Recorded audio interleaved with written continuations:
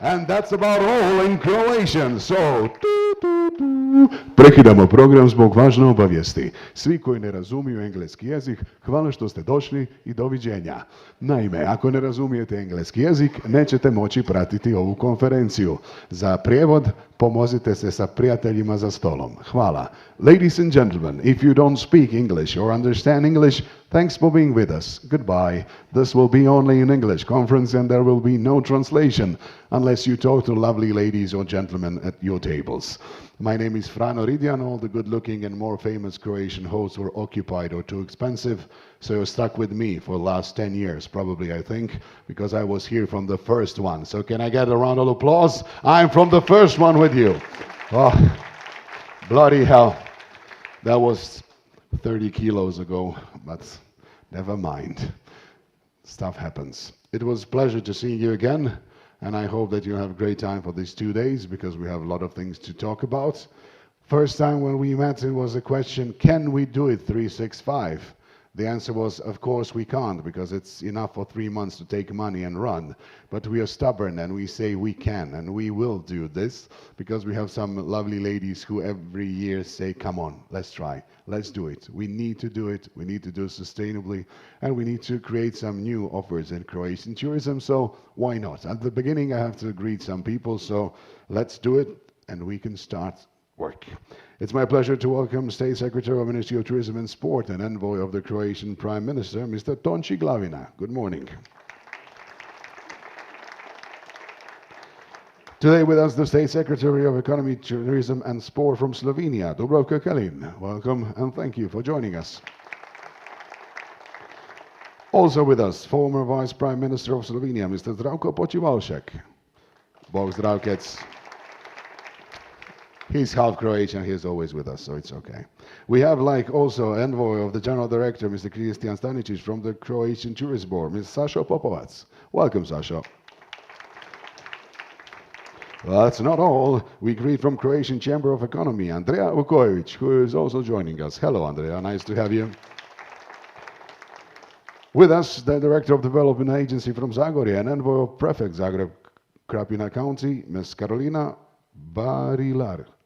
Bog, that's a nicer name. That's even harder than mine. I'm Ridjan, and everybody thinks that I'm Ridjan, which is a horse in Croatia. Lovely. That's something good to start with your career, especially on radio and TV. Now we have an opening ceremony. An opening ceremony is a lovely beginning of every conference, which usually lasts for about 45 to 50 minutes, and everybody has to say something lovely, and then we start with panels and talks. But this conference has a future. That's the reason, because you're always coming back, because we have coffee breaks, lunch breaks, cocktail breaks, party at a secret location. Everything prepared for you by a lovely lady who will be speaking first. I kindly ask Ivana Kolar, the conference organizer and CEO of Julius Rose, to join me on stage and to do her first speech and greeting every single one of you for a few years now. Welcome, Ivana.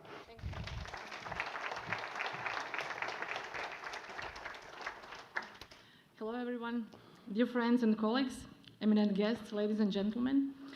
I'm delighted to extend a warm welcome to the 7th International Conference Tourism 365, focusing on trends and the future of tourism. Thank you all for your continuous support over the years. I'm aware of that some topics and even conferences worn off, so we aim to foster each year innovations. We gather each year leading experts to present fresh analysis, insights, and ideas. This year, Tourism 365 is kind of special. We expanded beyond one-day conference format, introduced several exciting novelties. In addition to discussions on year-round tourism, building destinations, strategies for further growth of the sector, and current industry result analysis, we bring smart tourism and workshops aimed to better understanding the needs and behaviors of new generation market under total digitalization. We will explore the design of destination experiences and the importance of storytelling in marketing. The significant highlight of this year's event is the first B2B marketplace with a focus on Tourism 365 that we organize in collaboration with our partners and friends, London, New Deal Europe. We firmly believe that it's time to act, not only talk. This B2B platform will provide an opportunity to showcase and sell products that attract guests through all periods of the year. Tomorrow, we will host more than 70 delegates from 19 countries to have around 500 meetings. Global tour operators, agencies, and travel advisors will meet biggest hotel companies, best agencies, and the DMOs from Croatia and the region to form new collaborations. We understand that discussing and planning is not enough. Actions are required now. We are involved in tourism in a very important period. If I would have to describe it in one word, I would use change. For a long time, tourism evolved slowly with constant growth. And in just a few years, the whole industry is under the pressure of huge changes, and obviously we have to get used to that. First, there was pandemic, and everything stopped. Then war in Europe. This year, we have all witnessed how strong climate change is, and we are under constant pressure of shortage of a workforce. During last years, we talked a lot about sustainability, resilience, digitalization, all major challenges for us that we will have to deal with in a more efficient and more creative way. Three topics I wanted to showcase in this conference is to shape responsible future. For that, we will need to think smart and out of the box, and we will have to get out of our comfort zone and start marketing tourism in totally new way. Those are three key topics of our two-day program. Hope you will find it interesting, attractive, and useful. I invite you to pull our heads together, exchange our knowledge, experiences, and ideas, and use this opportunity for valuable networking, today, tomorrow, and even after this event too. Think big and be bold to realize what you dream of. We need big steps now, and we need high speed in realizing that. Thank you for your presence. I wish you a productive and pleasant day with us. Thank you.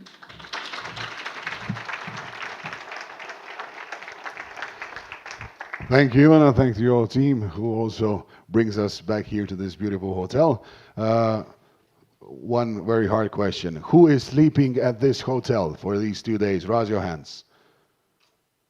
Good, tourist tax. That's good.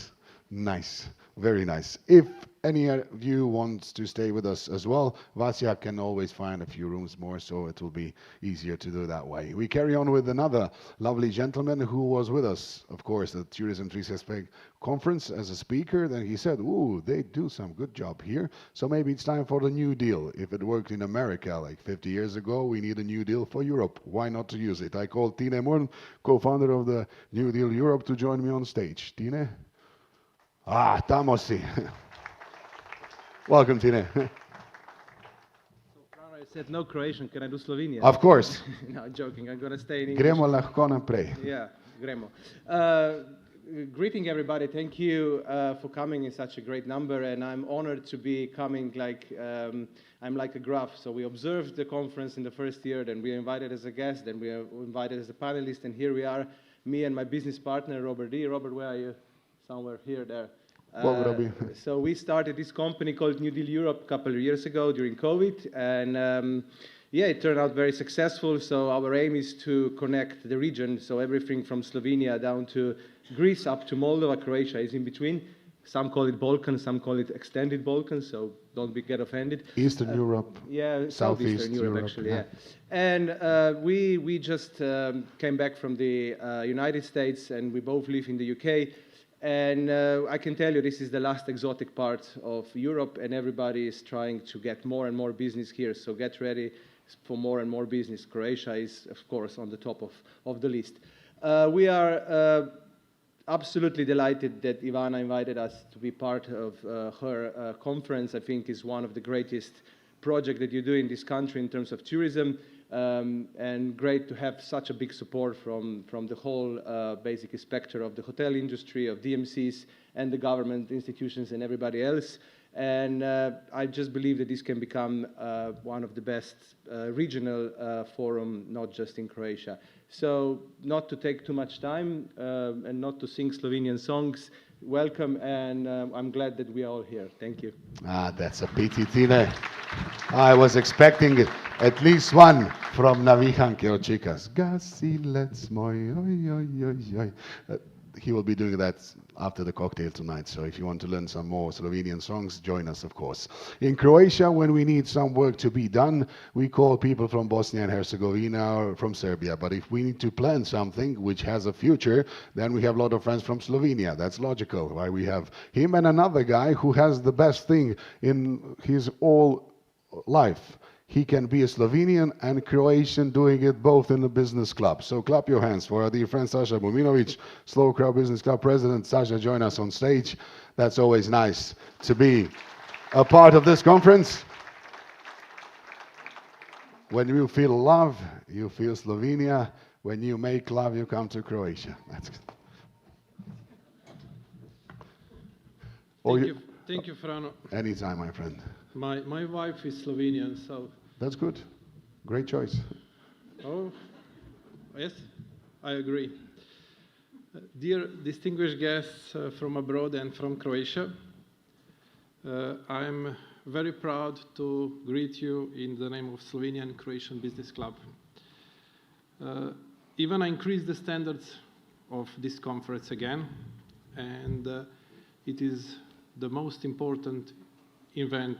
Well, it was for Croatia, then for region, and now we have exceeded the borders of region. Our Slovenian and Croatian Business Club, we are promoting Slovenian and Croatian business cooperation, but we are looking for the synergies toward other countries too, because we strongly believe that synergy will be the key success of tomorrow. I will not talk how tourism is important for the business, how it connects economies, people. That is everything that we know. Today, we are at the beginning of the October, and we are looking at the results of the high season.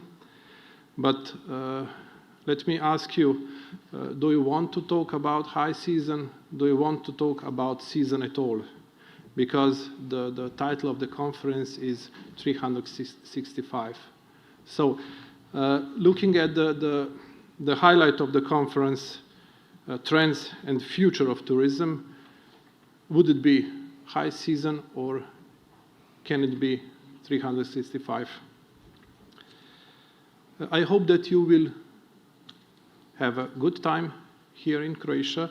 I hope also that you will visit Slovenia for those who are abroad, because it's very close and it's also very beautiful. And let me remind you about one local thing. In a brochure, in journal, in magazine that you all have, if you open the first page, this is something very nice. We are in Zagorje County, and Zagorje waits for you. Taste, live it, enjoy, and explore it. Thank you very much, and have a successful conference. Thank you, Sasha, for being with us all these years. Ladies and gentlemen, you have to sit nice, you have to smile, you have to put your good haircut, because we are going hybrid, live as well, so you will be broadcasted to all the people who could not make it today. So just do not type on the mobile phones all the time, because then you have to pay double cotization. Thank you.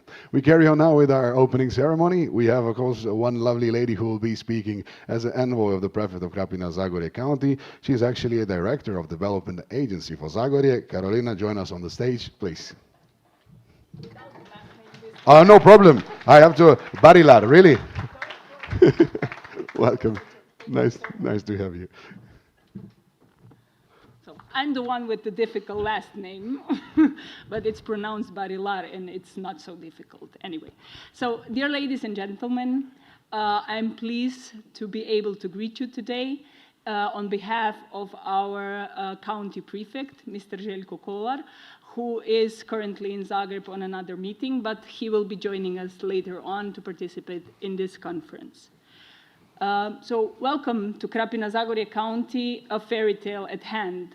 Mr. Muminovic already showed you all our attributes today, so we are very proud to live in a county that is green, that has preserved nature, that is able to show you its spas that are lying on our thermal resources.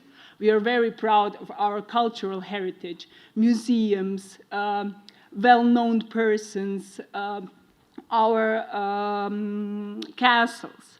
But of course, there is nothing compared to our gastro and eno offer. So if you're staying here, please do try našu puricu s mlincima and our štrukli. Please don't miss that.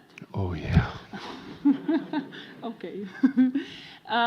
All those facts lead to the fact that we are the best continental tourist region in Croatia. Our county is constantly making efforts in improving our resources. Therefore, we have developed several grants that contribute to a larger number of private accommodations. So we are very proud that throughout the years, we have reached a number of more than 3,900 beds in our county, and that we have more than 138 registered private small houses, which is quite a large increase compared to the years before.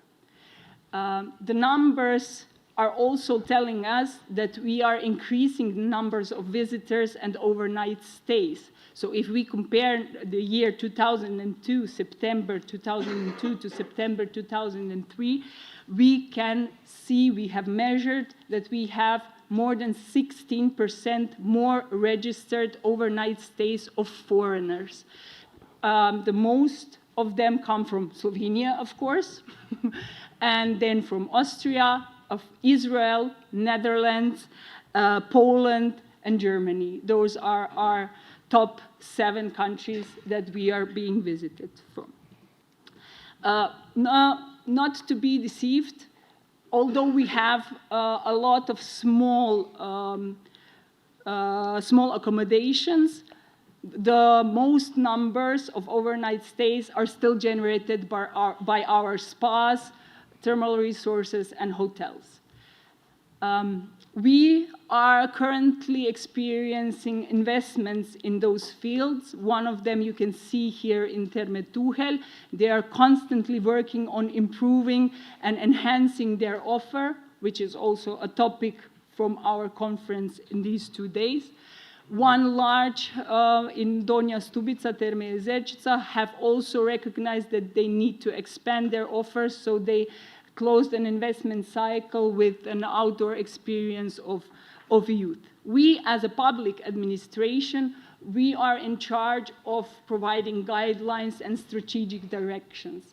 As in charge of special hospitals for medical rehabilitation, one in Krapinske Toplice and one in Stubičke Toplice, we have orientated ourselves in past couple of years on enhancing medical tourism or health tourism, since we are lying, as you already know, as I said, on thermal resources. Therefore, we have developed 2 big projects for those 2 hospitals that should furthermore contribute to developing and enhancing tourism in our county. Therefore, Krapinske Toplice should be a national center of health, brain, and heart, since they are capacitated for that part and are currently also having people from all over Croatia in the hospital. And Stubičke Toplice, we have already applied for a grant with their project. The director is, of course, a participant here at the conference, and we are planning to do 365 tourism there, because we have a beautiful, beautiful thermal riviera outside that we want to cover up, and we want to build a new hotel, 4-star hotel, to further enhance the capacities and enable the hospital to work furthermore on their expertise in medical rehabilitation.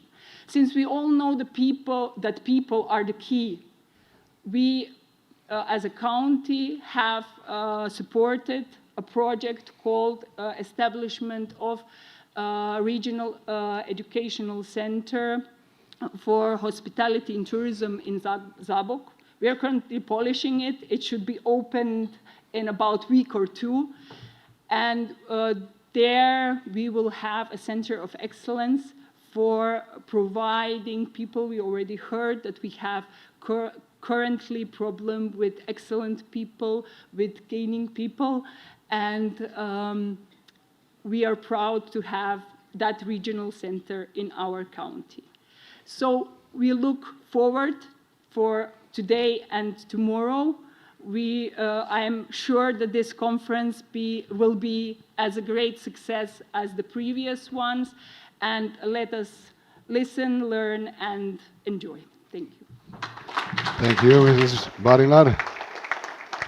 I always wanted to meet director of Zara. Now I know her, but I think you do not produce clothes anymore, so that's interesting. No, okay. Ladies and gentlemen, how many of you are from Croatians or understand Croatian? Raise your hands. Okay. She has a great surname for us who work in the business because there is L and R very close. So for all of you, just to practice, try to say Kralj Karlo I Kraljica Klara, Krali Klarinet. Try to do it a few times. It's good for practice. Now, ladies and gentlemen, we have only one lady separating us from going on with the program and with panel. She has a great pressure now to do her speech, and it's always great to have with us from Croatian Chamber of Economy, dear Andrea Vukovic. Please join us on stage, and let's hear what you have to offer and why you come to this conference with us. Thank you, Prano. Anytime. Ladies and gentlemen, dear guests, and everyone online, it's my great pleasure to welcome you here of the 7th edition of 365 conference. Thank you, Ivana, for your hard work, for your effort to organize this conference with the topics of the future of tourism and also the new trends. I hope we will all use this opportunity to discuss and highlight our shared values and strategies. Let's complement each other because we do the best results, the best financial result this year ever in tourism. So let's applause everyone to each other. Yeah, it was not easy. Despite the geopolitical challenges, high inflations, and lack of workforce, the tourism season recorded everything what it should be, the best results. Okay, I already do that, but I think it's very important. So we can take notes for the future. The tourism sector worked hard for this year's results, and I'm happy to congratulate. The future holds many more challenges for all of us. So conferences like this one are the perfect place to openly discuss all the relevant issues for one of Croatia's most successful sector and also the most recognized brand, that's tourism. We strongly support the direction of Ministry of Tourism in a strategies for the development of sustainable tourism 2030 that focuses on sustainability, innovation, resilience, unity, and year-round tourism. These are the crucial issues for the continued development of tourism in Croatia. We strongly support at the Croatian Chamber of Economy, we identify the weakest points of the tourism sector and support our members in overcoming barriers, minimizing the weaknesses, adjusting to current trends, and preparing for the future. Our role is to bring the business community together. We believe the future lies in niche tourism because it works toward the goals of year-round tourism and helps develop regionally more balanced tourism. That is why we recently re-established the Association of Health Tourism. It aims to become the national organization for the stakeholders in tourism sector, one of the greatest potential of our country's tourism, health tourism. The goal of the association is to support educational and also sales activities and to be a place to exchange the ideas and to make new connections. Health tourism is the right path to develop year-round tourism, 365. Also, the growing focus on sustainable, environmental, and social preservation, one hand drives us toward premium tourism. It brings economic growth, creates quality jobs, preserves cultural heritage, promotes sustainability, and develops a destination. It represents an opportunity for lasting progress that benefits everyone, the local population, the economy, and also our environment. The Association of Premium Tourism is in the making. The focus will be rebranding Croatian destination as premium on the world tourism map. The association will group all the stakeholders who offer excellence in their products and services. The Croatian Chamber of Economy will continue to support internationalization through study trips that allow our members to see the first-hand best global practices. Our many courses and workshops contribute to improving the quality of Croatia's tourism products. Our efforts are to ensure tourism reflects Croatia culture and tradition, protects our environment, remains modern and adaptable, develops across the country, and attracts investments. Finally, I would like to invite you of this year's Croatian Tourism Days. They will be November 9 and 10 in Rovinj. It will be also a chance to network, to celebrate excellence, and to make new plans for the next generations and for the next years. We will reward also the best hotels, restaurants, marinas, charters, travel agencies, and many more with the annual Croatian Tourism Award. Thank you for your attention. Have a great time today at this year's event, full of creative, new, and authentic stories leading us on the path of goal of Tourism 365. Thank you. Thank you, Andrea. Thank you, Ms. Vukovic, for joining us. Now it's time for revolutionizing tourism through bold strategies. Bold, in this part of the world, just refers to shaved heads, because of Balkans we love to have them, because Bruce Willis did it at the right time, so we enjoy that type of haircut. I'm going to that part quite soon, in a few years. But to be bold in strategy, that means that you need a guy who has about 25 years of experience, a guy who used to be a Secretary General in the tourism sector in another country, let's say Greece. A lovely gentleman who has very good influence to all the new generations because he done his job as a consultant, and he will be your MC for this part, joining some very important people. So clap your hands to that lovely gentleman coming from Greece, ladies and gentlemen. His name is George Salas. Welcome, and how do you say? Kalimera file. Kalimera file. Nice to have you. Dobro jutro. Nice to have you. Don't worry, it will not be my only Croatian that I know. Dobro jutro and hvala. No problem. Yeah. That's Although I've been parakalo. Parakalo, okay. Okay. So and don't worry, because I'm not gonna take your job. You can do it, because you only need to do this for 2 hours, and then you have to give them food and coffee. I cannot compete you. Yes. See you go, George. So dobro jutro. Good morning, everybody. It's a pleasure for me to be here. It's a pleasure for me to be. I've been many times when I was the state secretary. In fact, I was a state secretary in the Ministry of Tourism exactly just before your state secretary, Tonci Glavina, took over his position, his term in the ministry, so we didn't have the chance to cooperate. I hope we'll do it in different positions now. It's much interesting in the private sector. I'm serving the private sector for more than 25 years. So it's a pleasure. I would like to thank Ivana and all these people that always invite me, and I've done quite some consulting job in Croatia also in the past years. And now it's a great place. I understand it's a great place. The title of the conference about Tourism 365 is exactly what I was working for when I was in the ministry.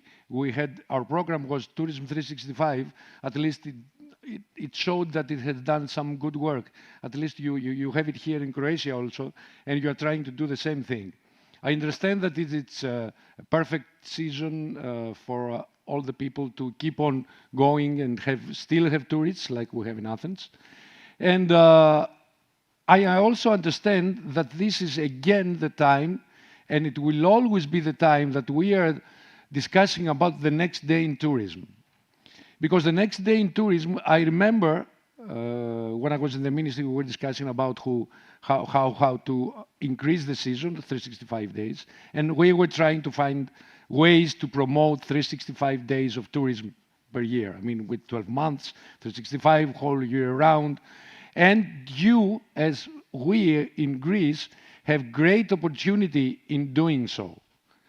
But then we were discussing about the next day that the benefits of digitalization would bring, but then the COVID struck. So, and it was a disaster. I remember that at that time I was working for UNWTO and then for WTTC in London, and soon afterwards it was a crash, of course, devastating period for tourism, not only for tourism, but the lives of people, the lives of young people, the lives of everybody in the society.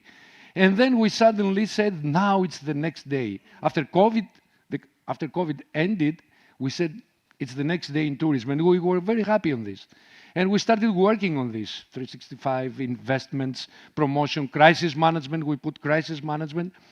And then we need to have another next day in tourism because there was inflation, it was economic crisis, the prices went up, the choices of the tourists about traveling have changed, so we need to find out the next day. And then the next day, it's the climate change, which, if you allow me to say, it's not a climate change, it's a climate crisis.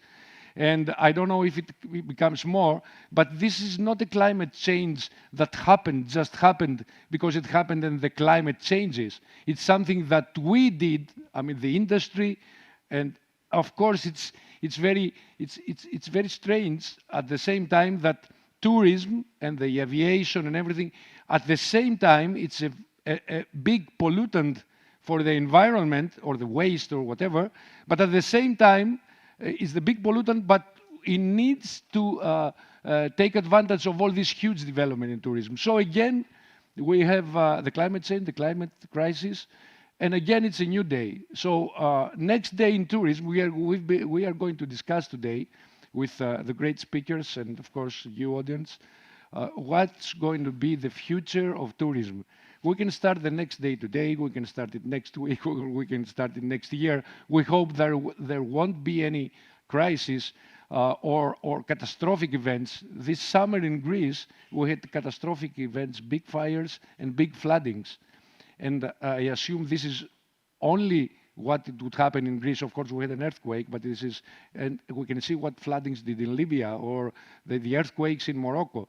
And tourism is resilient, but at the same time, tourism is very susceptible in all these changes that might affect negatively and have a negative impact.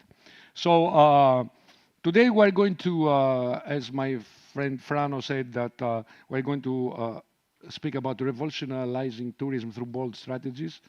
And I would like to invite the State Secretary, Mr. Tonchi Glavina, for having his keynote speech, and I'm pretty sure that the State Secretary will pick up some of these very interesting, very picky things, and your work you are doing here in the Ministry. Thank you so much. Thank you. Thank you. Good morning. Dear ladies and gentlemen, dear colleagues, State Secretary, Your Excellency, the Ambassador, ex-Prime Minister and Minister, representatives of Zagorje Krapina County, dear colleagues from the National Chamber of Commerce, from National and Regional, and colleagues from National Tourism Board and Tourism Board systems across Croatia, dear members of our private sector, dear moderator, colleague, ex-State Secretary, Mr. Tsalas, thank you very much for your lovely introduction.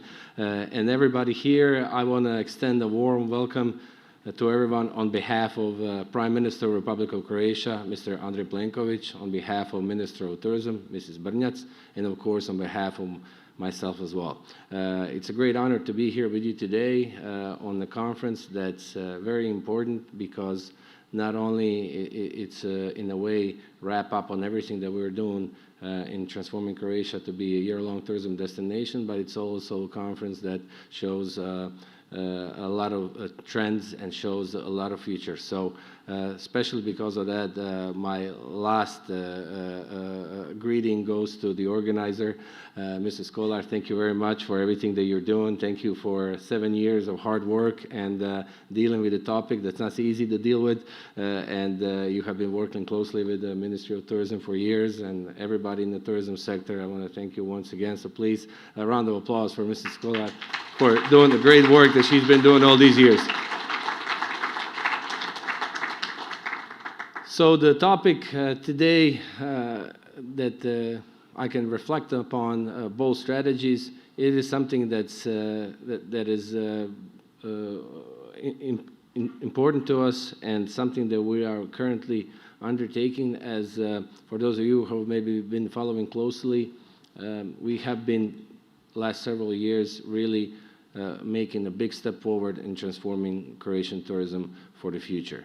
We are in the process of completing our complete tourism reform, and we have done this through several very important and major steps. So we have adopted the new strategy for development of Croatian tourism for the next 10 years in Croatian Parliament. Towards the end of last year, in the spring of this year, we have implemented our national plan, midterm strategic plan for development of sustainable tourism for the next for up until year 27. And then, of course, we're in the process of completing or executing, I guess you could say, National Plan for Recovery and Resilience, which is a reform process that is helping us create a lot of tools that we can control and measure tourism and everything that we're doing with it. And what's very important, we're granting now an amount of 2.2 billion Croatian kunas, so which is about 300 million euros, that we're granting completely to the tourism sector. Part of that is going to the public tourism infrastructure, and part of that is going, bigger part of that is going to the private sector. And our investments through these grants are very specifically driven towards building a tourism infrastructure that is 100% aligned with our strategic documents, that relies and puts major focus on sustainability, and also all the investments, activities, infrastructure, everything that's going to be invested has to be contributing to digital and green transition. This is very important because we have always known that we have a very great pool of projects in Croatia that we can implement a lot of new investments. But in these grants process that we have, that we're completing right now and executing, we only have less than 10% of money to grant compared to the volume of the requested grant amounts, meaning that we have more than 10 times capacity of investment that's happening right now in Croatia. And these are projects that are 100% completed and ready, all of them with all the permits that they need to have, and they're ready to start tomorrow.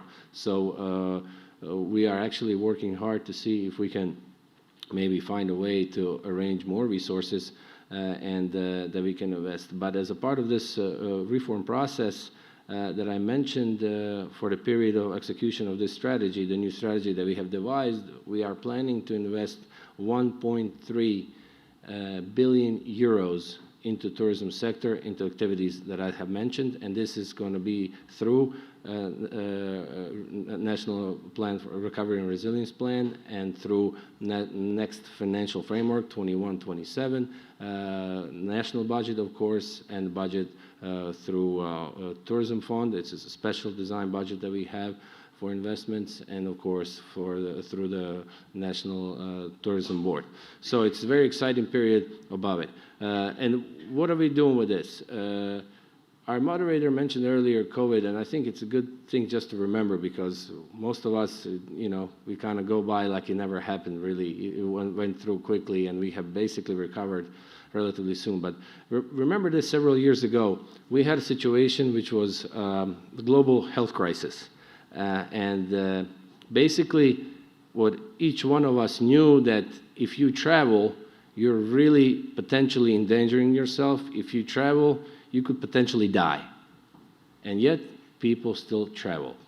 People still went, you know, nearby or far distance, and they travel. Why do they do that? Also, after that, economical crisis or inflation, from an economical standpoint, really tough. Maybe you should think about first things where you cut budget, maybe on your traveling. People still travel. Why? Now we have a war in Europe, which is a very difficult war and aggression that's without precedent, and it has sparked energy crisis. So everybody living around the world, the cost of living has significantly increased, the cost of doing business has significantly increased, and then of course also traveling, let's say to Europe, which is the most popular destination in the world, and the heart of Europe, there's war happening. You would think people would be like, well, maybe I'm skip traveling for this year. But no, people still travel. Why? Well, it's difficult to answer that question with a few sentences, but my take on that is tourism has been a privilege in the past. It has been maybe a want. But in the process of transition that we as a society are living through as a consequence of a fourth industrial revolution, I believe that tourism is becoming more a need than a want, meaning that people are willing and find it very necessary for either their own personal well-being or maybe for their business, of the way of life, of the amount of stress they endure during the year, so on and so forth. People have found a way that tourism is absolutely a necessity, which is great news for all of us who are in the tourism sector, right? It's a great news because it shows that no matter what's happening, how big the crises are. Remember, like the general way of thought from economical standpoint is tourism is a very, it's a branch of a economy that is susceptible to changes, that it's not so safe to invest in, and so on and so forth, because any changes really disrupt tourism fast. But all these crises that have happened over the last several years prove that actually tourism is extremely resilient. No matter what the crisis is, people are still traveling, which is great news for us because we know that we can really lean on and put our foot forward in terms of continuing to developing strong tourism destinations because it's a strong part of our economy. As you know, in Croatia, through direct and indirect contributions to GDP, tourism is over 20%. Many other countries are similar way like that. So it's important to us. But that brings us to the other part of the problem is how do we ensure that we preserve not just the environment, but that we worry about sustainability, not just of the environment, but that we worry about social sustainability, economic sustainability, that we actually preserve everything that we have, that we can continue to build and possibly grow, possibly if necessary, but at the same time that we can continue to provide great service, that we can preserve the beautiful nature, climate, and space that we have all the way around us in our destinations, that we can make sure that we provide great jobs, good paying jobs, and that quality of life, because of that tourism, has been significantly improved.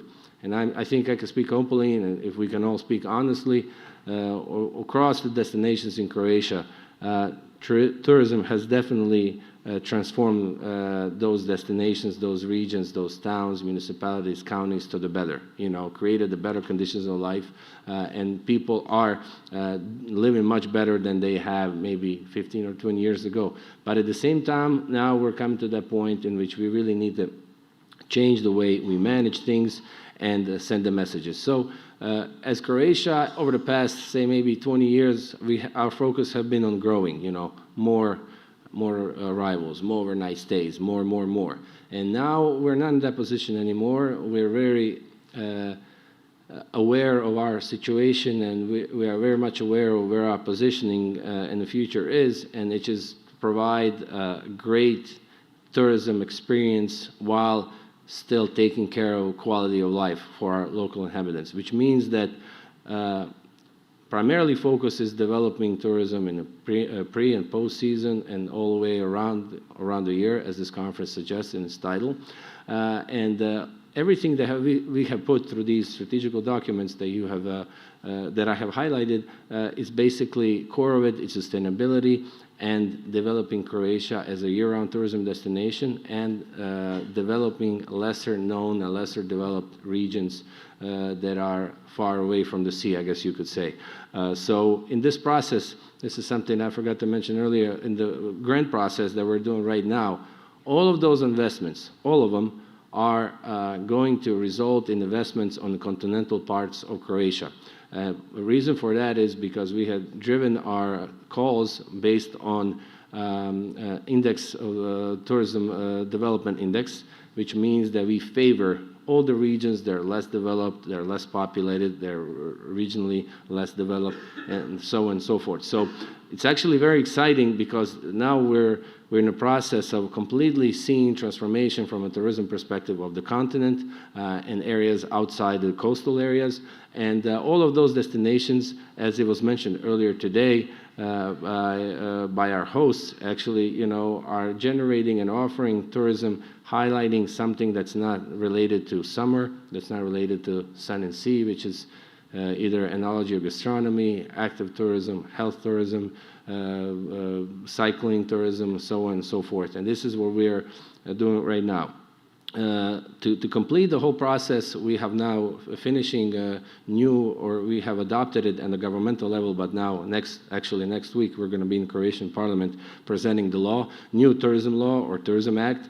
And now this new tourism act is a very bold move forward because it actually creates tools and environment in which everything that happens to tourism can be very easily quantifiable and it can be measured. That's one thing. The second thing actually gives very specific tools to towns, municipalities, and counties who are willing and to deal with potential over-tourism or really providing a sustainable market, meaning that they're going to be actually able, if the strategies and carrying capacity studies that they have to complete, they can actually at some point limit the type of either accommodation provider or maybe hospitality provider, meaning that if they think they have too many tourism beds in any type of accommodation, they're going to be able to limit it. If they think they have any type of hospitality, whether it's from bars to restaurants and, I don't know, fast foods or anything like that, they're going to be able to limit it. So this process is actually giving them ability to really profile their destination, because not every destination is the same, not everyone wants to be the same, and each one wants to be maybe specific for something. Well, now with the new Tourism Act, they have the ability to do so. Paired with Tourism Act is these significant new investments and money that we're going to grant in the process of the next 7 to 10 years. So for the destinations, it is very important for them to create their operating documents, and for all of them who follow everything that's in the law, all of them who follow the process, there is specific money put aside in the tourism fund, and they have to actually candidate their strategical projects, whether it's on a municipality level, whether it's on a town level, or city level, or county level, and as a result of it, it will be able to be financed through the tourism fund for next 10 years, and tourism fund replenishes and refills every new year. So it's actually very exciting and a lot of new change, and we're going to be talking a lot over a period of next several months about it. I think we as Croatia as a destination, tourism destination, we're ready for bold moves and statements like that.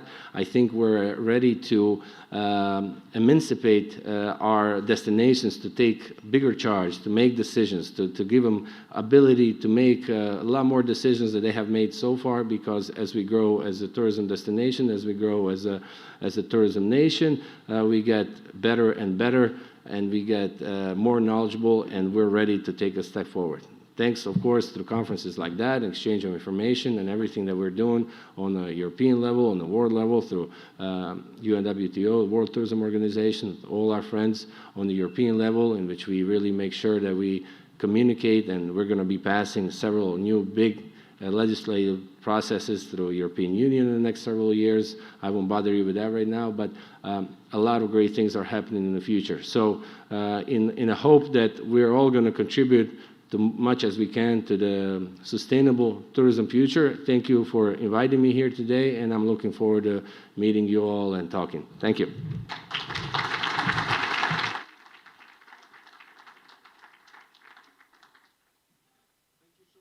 Thank you so much, Mr. Secretary.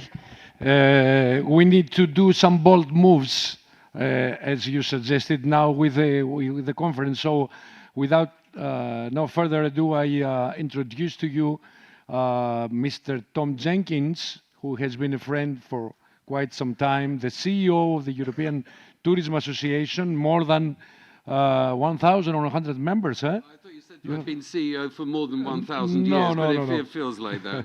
So he will tell us, of course, he will tell us interesting things. So the more you tell us now, the less you speak after in the discussion. So it's up to you. You're Okay? almost inviting me to speak over my time limit, which... Thank you. The floor is yours. The floor is yours.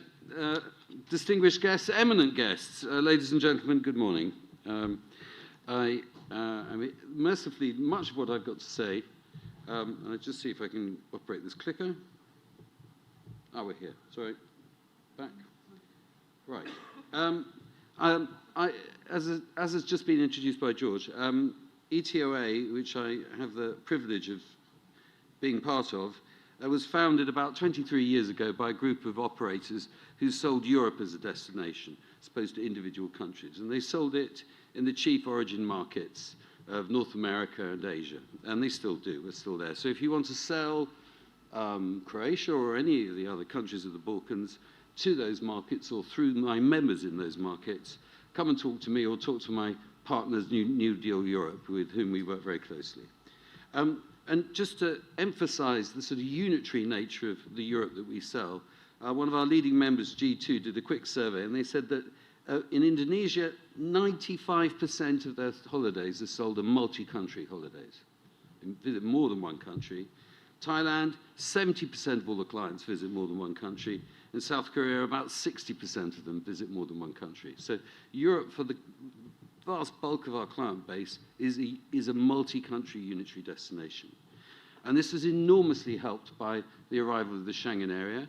And it's going to be enormously helpful to Croatia that they're now part of the Schengen area. This makes it much, much easier to feature it in long-haul origin market itineraries. I would emphasize that the members I've got, and they really fall into two categories. One are the scheduled, brochured, named tour operators like Colette or Tarok or Trafalgar or Globus. And then we have the wholesale tour operators like G2, Travco, and others. These people, they fall into two distinct categories, but both are extremely important. Now, I said that a number of the countries visit more than one country. What's interesting is the number of countries these people go to. And I just mentioned in passing that the US visits on average 2.3 countries, Japan 1.9 countries, and China 2.2 countries. So that's the average number. You're going to find that a lot of people do go to one country, but a huge proportion visit more than one country. So this is a sort of maybe a slightly inaccurate statistic. But the point is that the first-time visitors, who are precisely the people you want to attract, because you can't get a long-term visitor staying here a long time unless they've been here for the first time. The first-time visitors are precisely those people you want to get. So you want to be part of those multi-country itineraries. Now, as has been mentioned, COVID has been a hammer blow to the industry. I don't need to emphasize this in this room, but just to illustrate what happened is you'll notice that the pattern of recovery over the last 2 to 3 years in the long-haul sector, which is that light blue line, is noticeably slower than the short-haul sector. So the sector that I'm principally representing is slightly behindhand. But the good news of the most latest data is that if you look at this, the number of flight arrivals in Europe is almost up to where we were in 2019.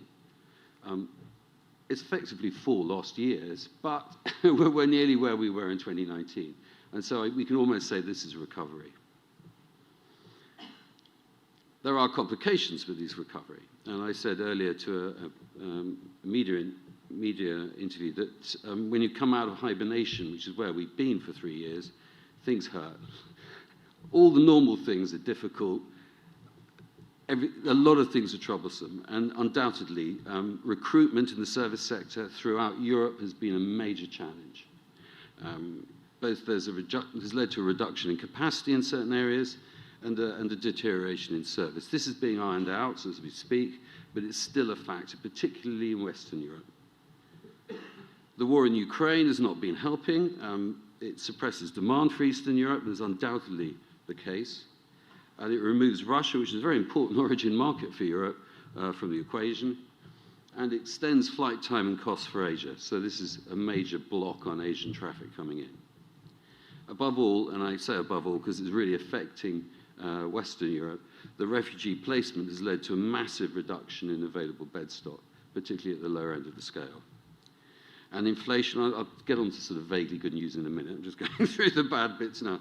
Inflation in both origin and destination markets is obviously causing concern. So interestingly enough, it's not having too much effect on chief demand. It's erratic, I say. In 23 this year, USA is just fully recovered. Certainly in my sector, which is obviously the intermediated tour operator sector, people are reporting numbers substantially ahead of 2019. And I think this is partly driven by a strong dollar in the crucial booking months of the year. I think it's also pent-up demand. People hadn't been able to travel for 3 years. And there's also the factor of people cashing in tour credits from 2020. In the United States, you weren't given a cash back if you cancelled your holiday in 2020. You were given a tour credit. Now is the chance to use it. Slightly different picture in Asia, as you're probably well aware. China and Japan are still suppressed. We're expecting demand to come back on stream really in the last quarter of this year. So 2024 will be the year when China and Japan come back. What that return looks like, we're not sure. USA is expected to grow by 10%. Japan and China, we're expecting, well, it's going to be back, but we're not sure what impact higher prices and reduced air capacity and longer flight times is going to have. It's going to be suppressing it. Just to put some pictures on the erratic nature of this demand, that's what the recovery looks like from the United States. This is a graph from my friends at ETC, and you'll see, and this is obviously a prediction for 23, I think it's better than that. You'll see that the right-hand bit of the graph and the bits you need to look at is everything, including the black line down, is Europe. You'll see that that more or less matches the left-hand graph at 2019. We're more or less on full recovery for North America. If you look at China, it's much more like a deflated balloon. We're looking at a fraction of what we had in 2019. So there's a real imbalance in the nature of flows coming from these markets. Now, I said when I was being interrogated as to what I might say today, that the chief things affecting us in the future are going to be sustainability, capacity, and tax. I'm going to tackle it in that order. Now, sustainability is featured really as being the single existential threat facing global society.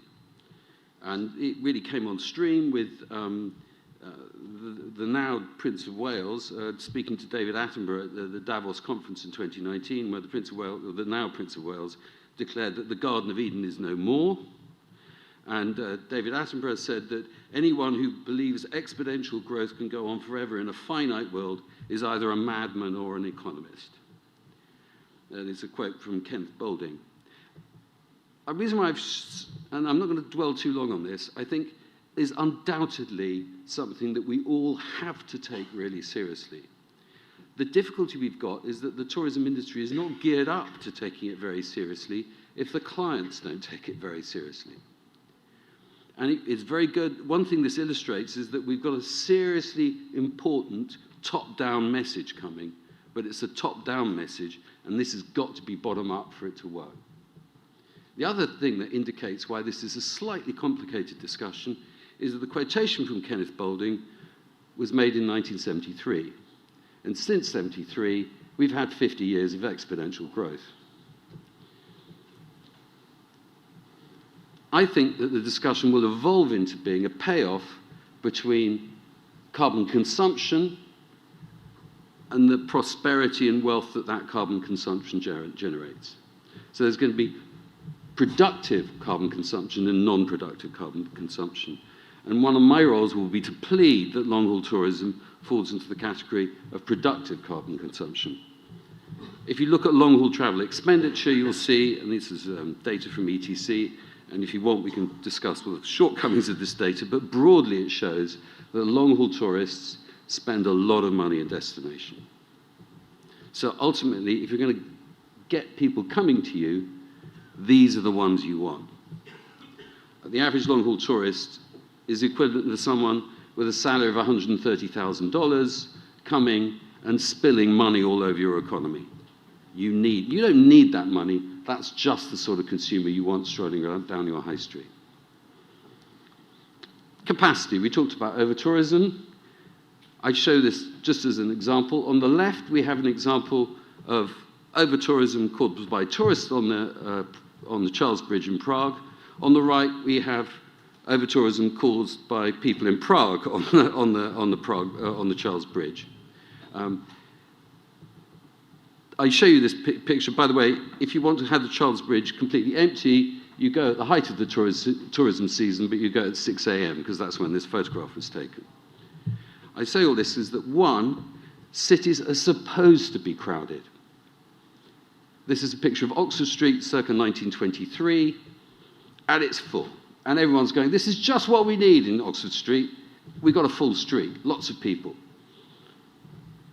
This is Oxford Street in Christmas, January 2023, so it's 100 years later. Same crowds, slightly less well-dressed.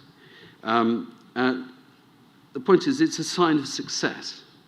And I would counter to people saying that over-tourism is a crisis, is that it affects 1% of destinations. Most tourism destinations in Europe would love to have over-tourism as a problem. And those people who are affected by over-tourism, they're only impacted 10% of the time. More seriously, and it was rightly raised by the minister earlier, is the impact on communities of tourism. And I just show you two examples. I think they're from Barcelona, but it gives you the general gist of the sort of graffiti you get wherever tourism is felt to be causing disruption. And the problem that it's causing is not so much overcrowding, but economic displacement. And what's interesting about the rows about economic displacement of tourism is it adopts exactly the same language that the rows concerning gentrification of urban areas generates. You saw the slogans about tourists, exactly the same remarks. You notice that just going back quickly, you notice on the right-hand side, someone saying refugees are welcome, tourists we don't want. Refugees don't cause any economic displacement, they cause very little. They haven't got big spending power displacing people. Tourists do, as do Yapids in an area. You notice that on the far left-hand side, there's a caption saying, deport developers, not Mexicans. Exactly the same message. And on the right, your luxury is my eviction, echoes exactly the graffiti we saw in Barcelona. Now, I said taxes.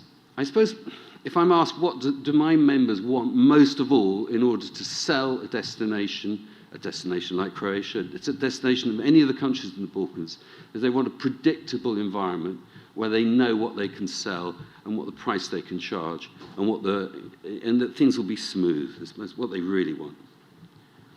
And I think partly as a result of the local pressure almost on tourists being unpopular, tourism taxes are almost easy for local councils to adopt.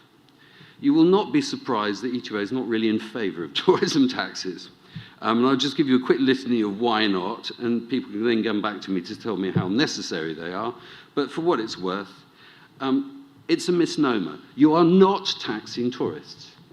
You say it's a tourist tax, that's rubbish. You're taxing the businesses that sell to tourists. You're going into the business and saying, your pricing that you've thought about very carefully, totally wrong, because we can put it up by another 2 or 3% and no one will notice. So it assumes the price set by these businesses are wrong and that demand can absorb a higher price. This is a very dangerous thing that any economist would look at with very great care. Thirdly, it usually targets overnight guests. And these are precisely the guests you want to attract. You want to have the people coming to stay in your area and spending money, but these are the ones you're targeting. If you try to target day visitors, which are the ones that are supposed to be the great baddies of the tourism firmament, you're missing them completely. Venice is trying, but even Venice is finding it very difficult to target those. It's very costly to collect. It's one of the highest cost taxes to do because it involves an awful lot of bureaucracy. And it's invariably a measure, not always, I have to concede, but it's invariably a measure of financial desperation from local councils. Some of the least tourism attractive areas in Europe have got a tourism tax, and it's not because they're suffering from over-tourism. Now, I just leave you with a quick cautionary tale on VAT. It's a great way to end a presentation, ladies and gentlemen, but if you can stay awake through this, you've earned your break, which is the way to go. I appreciate it. We've still got a panel conversation to go. But back in 2021, the German tax authorities declared that all non-EU operators would have to register for VAT, reclaim input tax, and charge output tax on German services. They said it was applicable from now. It came back, the announcement came out in 21. The implication of this, very straightforward, is, as I have just said, all non-intermediaries who sell German product had to register with the German tax authorities, irrespective of location. If you were selling a German product in China, you had to do it. Brazil, you had to do it. North America, you had to do it. It's a tax on the product at point of sale. The companies had to also apply this on the sales price. So it was the price charged to the consumer. The good news was that anybody buying directly from a German supplier could reclaim all the input tax before they charged the output tax. So, there was an input-output calculation like those of you who do VAT will be very familiar with.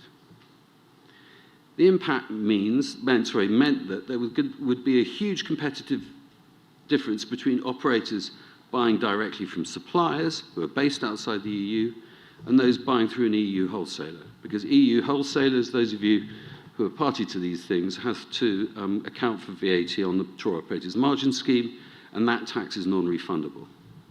So there was a huge competitive disadvantage to any EU wholesaler selling Germany as opposed to a non-EU body selling Germany. And the double tax meant that anybody who was in the EU selling this VAT scheme was rendered completely, well, not completely, but was rendered about 5% less competitive, which in the world of wholesale tour operation, those of you involved in wholesale tour operation, means you're uncompetitive. I mean, people are switch selling for less than 2%. The compliance burden was enormous. There was no de minimis level. So if you're a travel agent selling a hotel accommodation in Guangdong province for one night, you had to register. You had to file tax returns monthly, and it impacted every tour that went through Germany. And the rate of tax was then determined by proportionately by the rates applied to the components. Don't go there. It just made it really, really complicated. Sorry, seems to be going the wrong way. Here we go. Mercifully, I say mercifully, the implementation, when they realized what the problems were, they deferred it until the 1st of January 2022, after everyone's produced their brochures for 2022. They then, late in the day in 22, deferred it till 23. Then late in 23, they deferred it until 24. And then mercifully, halfway through 23, they deferred it till 2027. I think next year will be the first year that there are going to be more German tours appearing in North American brochures than before. It was a catastrophic intervention by the German finance ministry. I know there are certain sectors, certainly the student sector, dropped Germany entirely as a destination because of this. And it also rendered particularly the German wholesalers who are trying to sell Germany under this scheme completely uncompetitive. They are now in recovery. They're waiting for the European Union to come up with VAT reform. It's just the sort of thing that can wreck an inbound economy, I would have warned you. So I would just leave you one thought. This is a lesson on taxation. Those of you who are the historical knowledge will spot that there is an incident taking place in Boston Harbor where people are chucking tea into the water. Just a thought that do not tax the adding of value in the origin market. Selling is a perfectly valid service which is enjoyed in the origin market. This was effectively a tax on sales. And it imposes a sales tax that they think they should have the right to tax or not. And you are entering very dangerous territory when you do so. And with that thought, ladies and gentlemen, I'm going to leave you in peace. I look forward to the panel discussion. Thank you very much.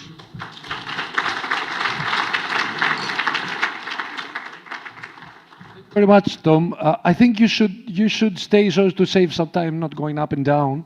I understand we talked a lot about German, and now we need to go forward. And I think that Andrea could comment. You can sit there. You comment better on taxation and on taxes about the things that you said. So during the break, I hope that Andrea will contribute to the discussion about taxation. Yes. Okay. Now I'm very happy to welcome, together with John, our first panel. The first panel will be unveiling the future of tourism as it was described briefly by Tom. And I would like to invite on stage Mrs. Dubravka Kalin. Dubravka is the Director General of the Tourism Directorate of the Ministry of Economy of Slovenia. Right? Did I say it right? Please give her an applause, okay? You know that I've been in Slovenia quite a few times, and I like your country, the best green country, tourism green country, yeah. And another friend of mine I would like to invite, and I'll start from the ladies, it's another Ivana Budin-Arhanic. It's in the management board. She is in the management board of Valamar Riviera.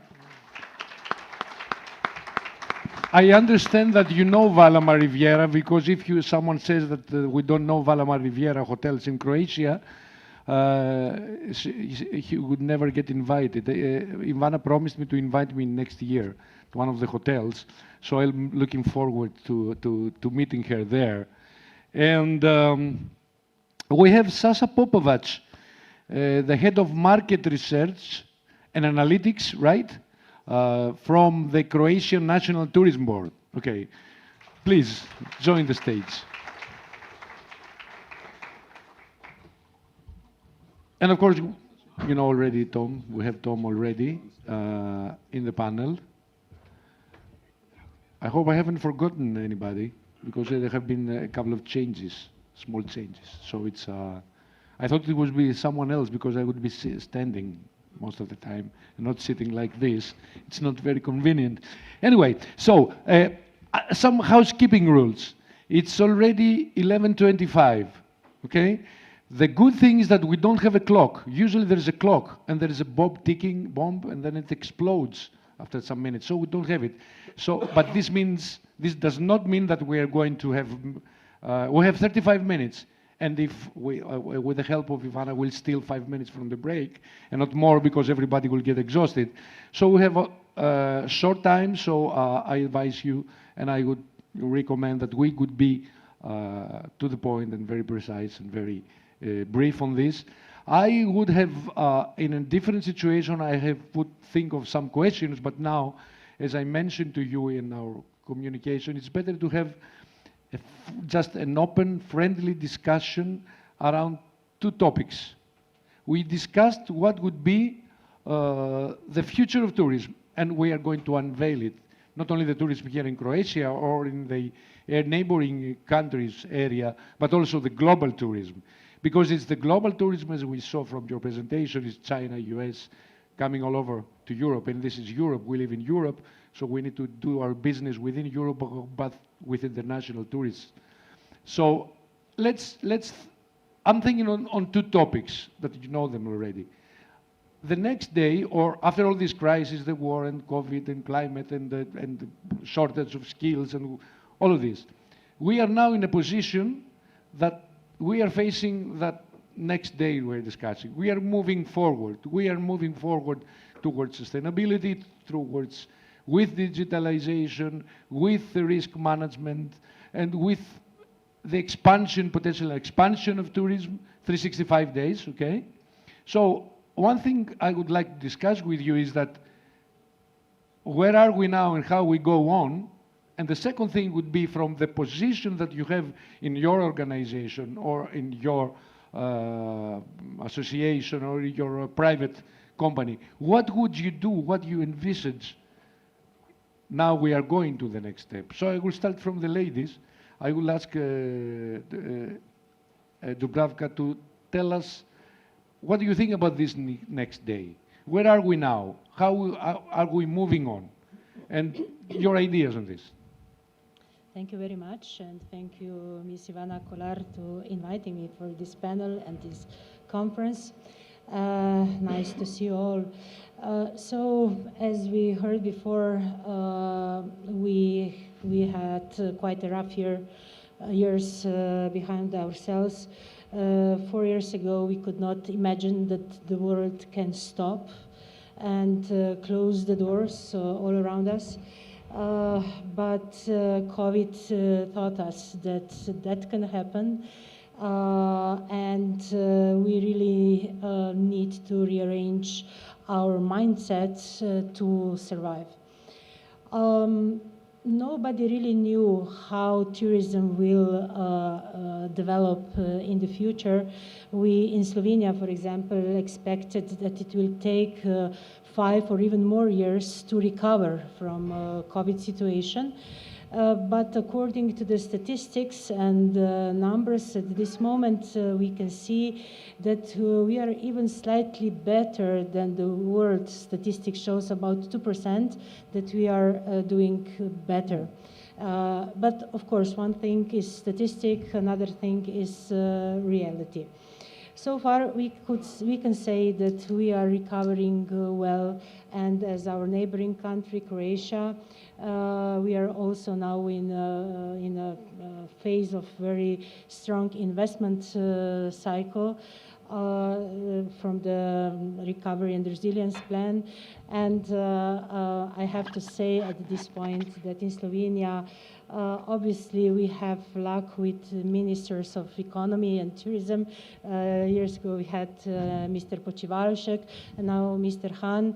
They understand tourism, and this is very important. So the previous government and the government now, I think they did and doing a great job now with those investments to even do more on development side of the tourism. And of course, in Slovenia at this moment is #1 topic, sustainability. It's hard to speak about over-tourism in Slovenia, though we have high numbers, and Slovenia is a small country with small cities, small valleys, and so on. We rather speak about over-tourism at some points. Not on the whole destinations. That's why now our focus is on sustainability. It's not only now after COVID, that's for years already going on. We have a very good tool called Slovenian Green Scheme, and we really now are developing the national information system to measure sustainability. Because if you do not measure, you cannot repair, you cannot do changes. It's difficult to manage tourism if you don't have numbers, and this is one of the big problems of Slovenian tourism. We do know arrivals, we do know overnight stays, but at this point ends. So we expect a lot from this National Information Center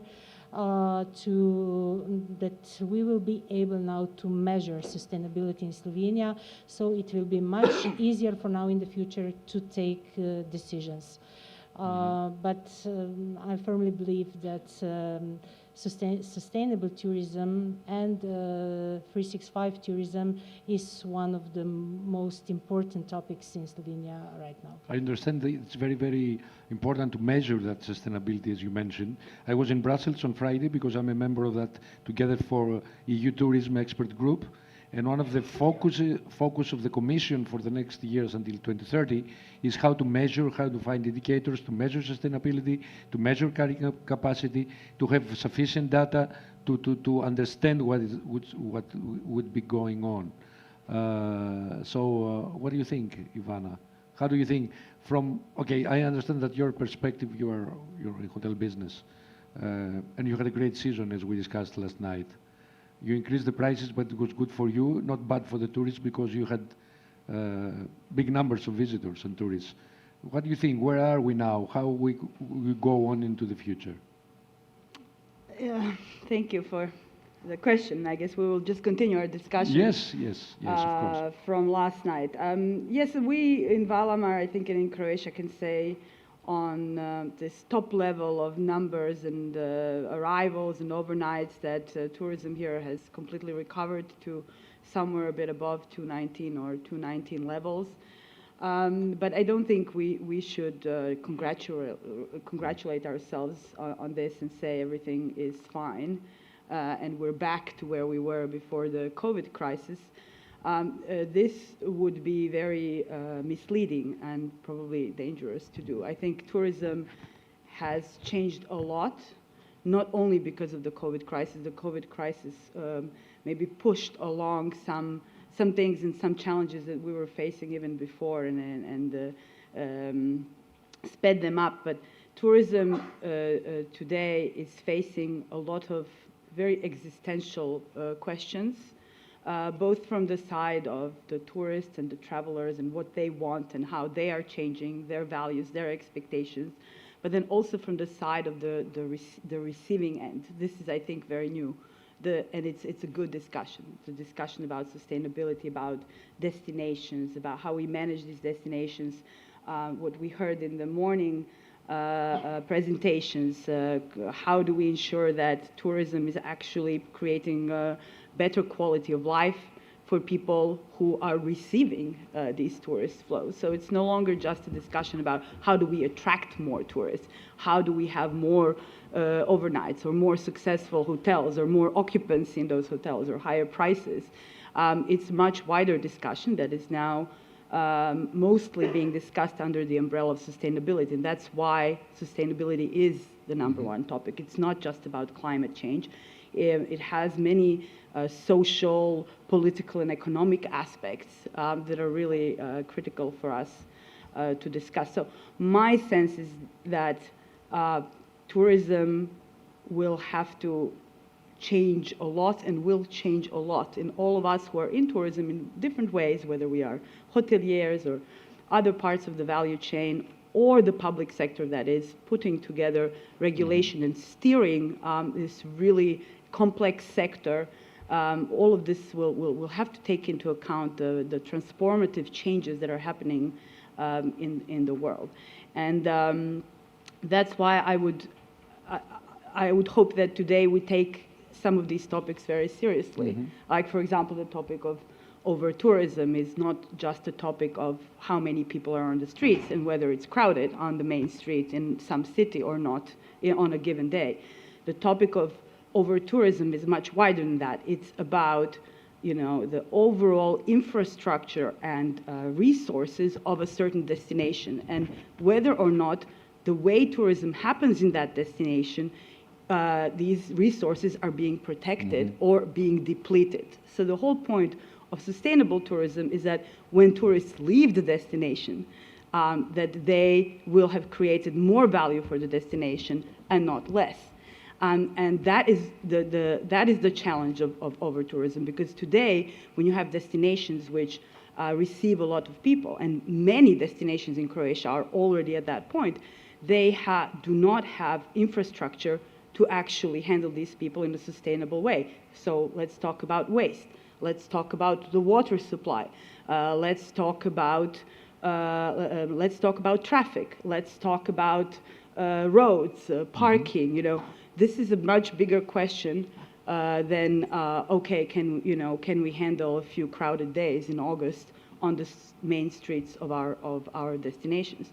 And so Then there are the economic aspects, which Tom rightly mentioned, which are very important to the local community. So we talked yesterday, 30 years ago here, or 20 years ago probably, let me think now, this was already out. So, No, you're young. I'm Don't young, say yeah. 30 years. Okay, yeah. anyway, Okay. so when I was When growing up, I'm you not were- so young, yeah. when I was growing up, you could go into almost any destination on the Adriatic coast, and people who lived there were happy that they were a tourist destination.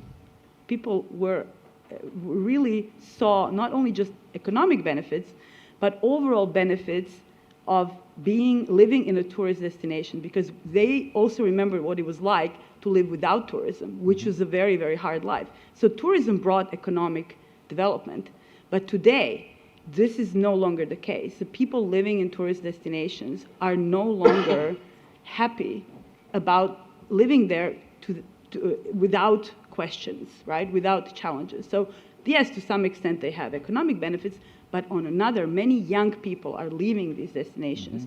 There is a lack of investment in other important parts of quality of life, like education or healthcare, or schools for children. Real estate is inaccessible for young families, etc., etc. So people are no longer happy that they live in tourist destinations. This is why we're at a crucial point today in tourism, in this industry, because we have to change that. So we have to change that. We have to make sure that where tourism happens, people who live there feel that it creates value for them. You said that you do not congratulate yourselves of what you have done. Do you congratulate the government? This was a question I wanted to make before the state secretary left. But now maybe it's easy for you to answer. Do you congratulate the government for what they did for the private sector, for the sake of the private sector? All the recent various strategies and laws that we are trying to put in place are in line with what I'm saying. Okay. I mean, they are trying to tackle the same issues. And that is great because we are aware. We're becoming more aware maybe than we were 5 years ago. 5 years ago here, before COVID, we were also talking about issues with, labor and not finding enough skilled labor. And we were also talking about some of these other things like energy efficiency and moving on to renewables, etc. But now we're much more aware that it is a systemic issue, that it is a strategic issue, that we're not just here to tackle, expand the season by 1 month or figure out how to give subsidies to, for rural tourism. It's a much more systemic issue, and I think the government is also aware of that. Many of the things that they're trying to implement are at least looking at the problem in that way. Yeah, I used to say that. But I think what we are lacking are actual specific tools to make it happen at every level. So for example, tax policy, which Tom mentioned, very, very important. That was just one example, one very small example. It was a good example of what an effect it can have. So, taxation in general, tax policies are not part of, for example, the strategic plan of tourism and et cetera, et cetera. So we need to look at it even at an even higher level. It's a kind of economic strategy, not just a tourism strategy. I remember when I was in the government, I always say that the government needs to be there to simplify business, to give incentives, to promote investments, to create tools and taxation, whatever it would be, but it's the private sector that puts them there. So, in speaking about government, I don't know if the Croatian National Tourism Board is a government, semi-public, semi-private organization doing the marketing. It's a non-governmental organization. Okay. But the head of Croatian National Tourism Board. Maybe you can have a little. Croatian National Tourism Board is Minister of Tourism. Okay. So what would you do? How do you perceive tourism? In Greece, it's quite different. It's a public. GNTO is a public organization, which is not very, flexible. It has public service, definitely. How do you think within the organization, what we are discussing now, what would be the next day for tourism? How you think that you could do steps in promoting, in organizing your work there? Of course, the Croatian Tourism Board is to make Croatia famous abroad, but you have to have in mind what is happening globally to implement. So please tell us a few words on this. Yes. Maybe to connect both Dubravka and Ivana, maybe I would like to reflect on the main impact of COVID, as I see it, because it's within my domain, and it's need for information to make data-driven decision in order to manage, to develop, and to monitor the tourism.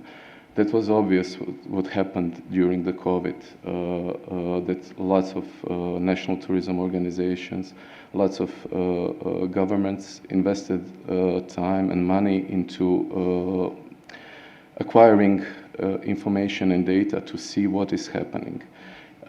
It's important of setting up such ecosystems because in the end, both sustainability, both digitalization relies on data, on making data-driven decisions. That's what I see as a major shift and something that will stick after COVID as a change in tourism. Here in Croatia, we have e-visitor system, which is almost real-time data on tourists in Croatia. It was easy for us to see what is happening with tourism, but I cannot imagine how decisions were made in countries where they had to wait for months or 2 months to see whether tourists came, where they stayed, what is happening. Especially then on the other side, regardless of tourism flows, what is happening with consumers, how they are reacting, how they are feeling, what are their attitudes, and so on. So this is just one part of this like platform and basis for managing a development of tourism that I can see both in EU policies, and it's reflected in our strategies. Ministry strategy of sustainable tourism development, and both in CNTB strategy, strategic marketing plan. And that's the need for tools and for information to be able to manage and to develop. So ministry is undertaking some initiatives to develop methodologies to better plan destinations, to help them such as carrying capacity studies, to better manage tourism. We are also in the next strategic period envision focusing a lot on data, on information, to be able to provide the whole industry tools to better develop their products and to better place them in the market and promote them. So you're doing campaigns and fairs, tourism fairs, and such kind of, I understand, activities, and I have seen you with pavilions in different fairs abroad. This is what you're doing, what you're planning also for next year and the years to come to open up, support, to do some good marketing activities. When we look at the strategy of promotion of Croatia, so far we try to raise the awareness, general awareness about Croatia as tourist destination. So we were in a way shooting very wide and just saying, well, Croatia is here, come to Croatia. In the next strategic period, we are setting ourselves onto a path to try to promote certain experiences, certain value for tourists that is segmented. So to really focus on certain segments of tourists and match the offer with the demand. In this process, information and data and research and analysis will play a crucial part. Okay. And now, Tom, I understand that you explained to us what's the situation today. We realize that, again, we are back in the pre-COVID situation, that people would like to travel. The flights, although they are expensive more expensive than in the past, and there are not so many offers in the airline companies. They cut down meals and they cut down things, the price of the fuel, whatever. So, but we are back. But what would be the future? I mean, is it safe to say that, okay, we are back.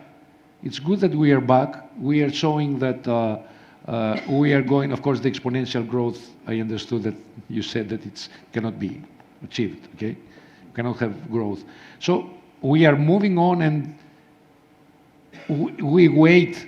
I mean, we don't wait. We don't believe that it will happen.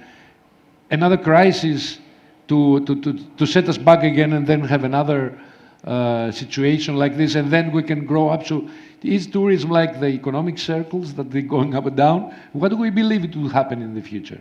The future of tourism, I mean. Help. I think help is the right reply to that question. I think one thing that you've learned over the last 3 years is that you can never be confident about the future.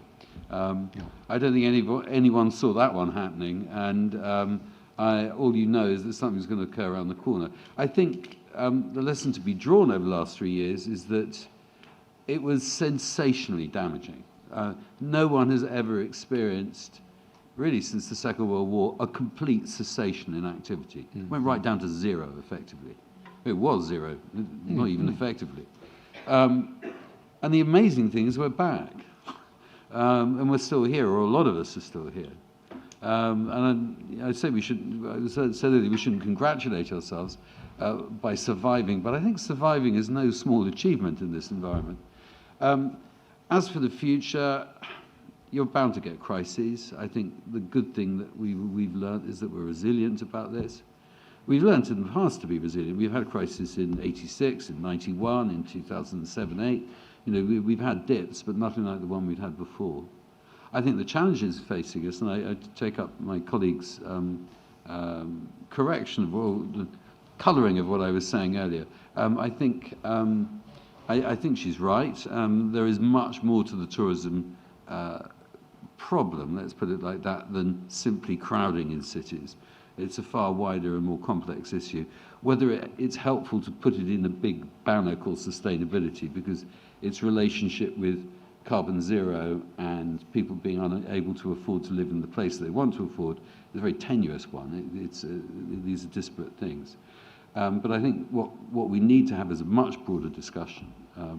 And if I had been given a few extra minutes there, I might have touched on the fact. I said that the discussion of the commercial displacement that tourism causes in an area is not dissimilar to that of gentrification. And gentrification in an area is a byproduct of the city being a dynamic commercial environment. And I would just say that if you're in a city, from my experience and many others' experience, particularly in a big city, it is totally normal to find that your parents could not begin to afford where their grandparents lived. It's impossible for me to afford where my parents lived, and it will be impossible for my children to live where I live now. They simply can't afford it. And so cities, and this is the case in London, it's the case in Paris, it's the case in New York, it's a global phenomenon and dynamic city. And cities are almost arenas of dynamic comparative deprivation. And tourism is just a factor in that occurring. And where you've got and so, I mean, we could go into this at length, but if you look at somewhere like Venice, where there's very little else affecting the economy, of course tourism is going to get the blame. But it's still an indication for the first time in 200 years, that Venice suddenly started seeing an influx of money in economic activity. You get displacement, you get problems. Partly because it was so static beforehand. So you think that we've learned from COVID, of course, from that, because it was a disaster. Are we now prepared? Have we, and this is something that I would like the rest of the panel here, we had some lessons learned. Have we understood what happened? And then have we prepared measures so as not of such things happen again, like risk management or assessment or I don't risk teams in the regional authorities or the municipalities, have measures put up in place, implemented? Are we ready to, hopefully not, for the next, I don't know, what kind of crisis would be? Sorry, I'll answer your question. I think that I don't think there is any way you can plan for this. All you can do is just to plan for it's very difficult. Somehow you've got to be, the people who've survived are the people who are sitting on capital, who are large and were resilient. The people who had fixed contracts went bankrupt. And so a lot of the lessons to be learned are not necessarily good ones. So I'm going to actually leave it to the rest of the panel. They may have something more positive to say than me. So Okay. Dubravka, you have to be positive on this. What are the things that you are going to... I think Slovenia, it's a very good case study, best practice, doing things in a more sustainable, of course, in a more positive, optimistic way. What are the things that you are doing and you plan to do from your position, from your organization, within the ministry for the coming months or years to go on with the tourism developments in your country?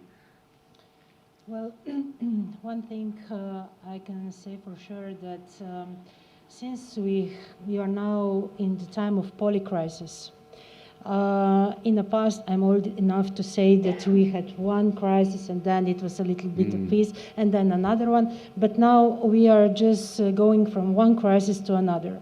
Changing crisis, yes. Combining crisis. Yes, so we have polycrisis now. So at this moment we are dealing with inflation, with Ukraine, we still have some energy crisis and so on. So it's impossible to tackle all the problems at once. On the other hand, what we noticed in Slovenia, we also have huge structural changes in tourism. What we noticed is, of course, COVID was very hard for tourism. We had to close our doors. On the other hand, other sectors were not so affected by COVID. Not all of them, but some of them. So now we noticed that we have around 60% newcomers in tourism. Small enterprises.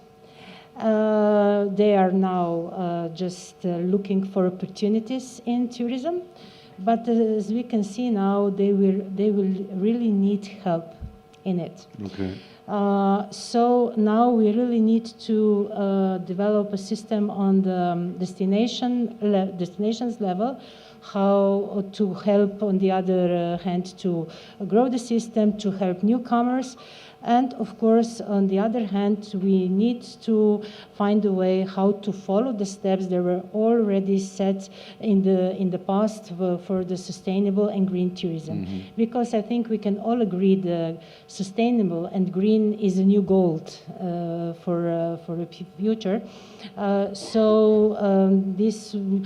And at this moment, we are dealing with many crises. So we are also understaffed in tourism. Though, at this moment, in tourism in Slovenia, we employ around 60% of the active population, which is quite similar with the numbers in 2019. But on the other hand, people are not ready anymore to work for 10, 12 hours a day.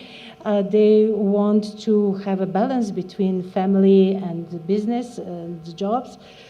So from day to day, we need more people to work. So now we are handling the topic how to attract young people in tourism. Because this is very difficult sector, and young people, they like to find opportunities maybe in the other fields, not in the tourism. And other thing that we are tackling now is also food waste. About that, we have quite big projects running around because we think that food in the future will be a problem. So we are trying to be a few steps ahead. Okay. So we are moving. Ivana is staring at me. We have 10 more minutes. we need to be very cautious about that, right? But we are in time, you see. I promise that. Let's do something before we end. So I would like to ask you, and I will start with you first. So on Thursday or maybe next Monday, you go to your office. What do you do then? What will be the first thing to do? Well, Get I mean, coffee. to make it immediate, yeah, get coffee. It's a very good question. Will that help tourism on this? I mean, maybe it will help your brain to work and find ideas and discuss with your boss. So what would be the next things that you do as Valamar? We are in the same. What would you do?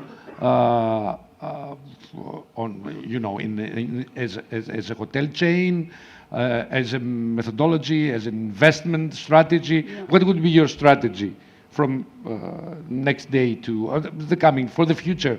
And how do you connect it with the global issues that happen? I think also... After the coffee, I mean, that you make in your office. After the coffee, yes. Yeah. I would like to answer your question by also saying that COVID provided some great lessons, which are informing our strategy going forward. Okay. And so, you know, Tom said maybe somebody has a better story. All of the things that we were doing before COVID that were oriented towards long-term value creation to all the stakeholders that we have, shareholders, local communities, employees, protecting resources, investments in better, higher value products and services. All of those things that we were doing before COVID hit helped us in COVID immensely. Those are, for me, the best lessons.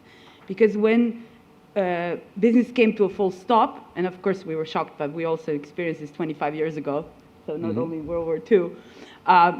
But when we came to a full stop, we went to our employees first. We went to all of our partners. We went to the local community. We went to our government. And we had these really trusting relationships with our banks, with, you know, you name it. And within a month, we had come to a kind of agreement of how to survive in this standstill situation where revenues came down to zero. And we came quickly to this agreement in a way that we did not lay off one single person during COVID, one employee. We honored ultimately all of our obligations to our suppliers, to our partners, to the government, etc. But we restructured that whole story until tourism started coming back up. Okay. The reason we could do that is because we had been nurturing these kinds of good relationships with stakeholders before, because we were investing a lot, innovating, and we were always trying to think, well, how is this going to make our destination better? Or can we also invest in bike paths and beaches and not just the hotel rooms, etc.? And so I think this paid back, so to speak, in the worst of times, but it also shows you that is the strategy going forward. We will keep investing a lot in people. I think this is the main, it's not a new thing in tourism. We've been saying this for years. People are the backbone of tourism. They are. But people are now the backbone that is becoming a little bit wobbly. So we need to go back to really seriously investing in people, in their education, but also in people in the wider sense of demographics and attracting young people and changing the jobs that we have in tourism, making them more interesting. We also need to keep investing. I think we should not forget when we're talking about sustainability and strategy going forward, and this all sounds great. It's not about standing still. It requires investment. More sustainable tourism, more innovative tourism, more resilient tourism is again about investment. Investments were fueling good growth and good transformation in tourism before COVID, and we need to continue investing. And the third area where we will pay more attention, which is also outside of the company, not just in Valamar, is to create a better regulatory environment that incentivizes the good things in tourism and disincentivizes the things that have that are just creating negative externalities. It will take you a large number of cups of coffee. Yes. To go on with I will us. do that on Monday. This is what I will do on Monday. Sasha, do you support what Ivana said? I mean, I think you are supportive in this, because you have to be supportive with the private sector, okay? Yes, I think we can support, and it's our mission to support, and even to, on this national level, to through our activities to guide and to show how. One thing that Ivana said is value. We are focusing in our next period very much on value. What is value for tourists? It is also value and experience that needs to be preserved. That we need to think about sustainability of it, because it's our hospitality. So it's human factor and social sustainability. It is our nature, so it's ecological sustainability, but also it is matching what we have to offer, what is unique about Croatia, and with the demand and supporting business sustainability of tourism. Okay, I think it's about time. Now we have some time, 4 minutes. I'm teased to ask, and I will ask the audience and you, just before we go to the coffee break and then to the next very interesting sessions, following to our very nice wine, whatever that Ivana has a surprise for us today. So just think of a word about tourism. One word, might be wine, might be green, might be sexy, might be music. And just one word to say, the future of tourism, and connect it with this word. What that word would be? One word. One word. You can raise your hand. What do you think about the future of tourism? Say one word. People. People. People, yes. This was exactly what I wanted to mention. It's people. It's sustainability. It is? Good wine. Good wine. One word. Kind of one word. Like I'm sure that we can find a lot of optimistic words. Customers. Experience. Yeah, authentic experience. Yes. Customers. Okay. Not taxes, I hope. Okay. And they are like death, inevitable, I'm afraid. Okay. In some conferences that I asked friends and that tell questions, I had different about sustainability. People, experience, green goes with sustainability, but I believe that people is the essence of tourism, and people is what brings us facing digital, artificial intelligence, digital issues. It's something that people would go on, and people would work in tourism, people would travel and be tourists, people would be people. Tourism is people, and I always have that question: if you go to the bar, and the bartender there is like a machine that makes the perfect cocktails, what do you prefer? To have a perfect cocktail by a machine, or to have a handsome barman or a very attractive barwoman to make that the best cocktail, but to be there with other people and discuss and be friendly and exchange experiences and talk about your countries, about your families, about your friends, your lovers, your wives and husbands, about places that you travel. And I think I would like, with this optimistic view from all the panelists, that would say people, and about people would be the future in tourism. Please, a big round of applause to this extremely interesting panel. And we are in time to have the coffee break, 1 minute before I promised. And there's food also. It's coffee and food. So please enjoy, and then Frano. File, it's always food and drinks in Croatia. Yes. We have to have it all. Thank you, ladies and gentlemen. So the future Thank you so much. Tourism is workforce. Unfortunately, we have a lack of workforce, so please eat by yourself. Be back in 30 minutes, okay? 30 minutes. Come on, I have a picture. And maybe a family photo, Tom. Yeah.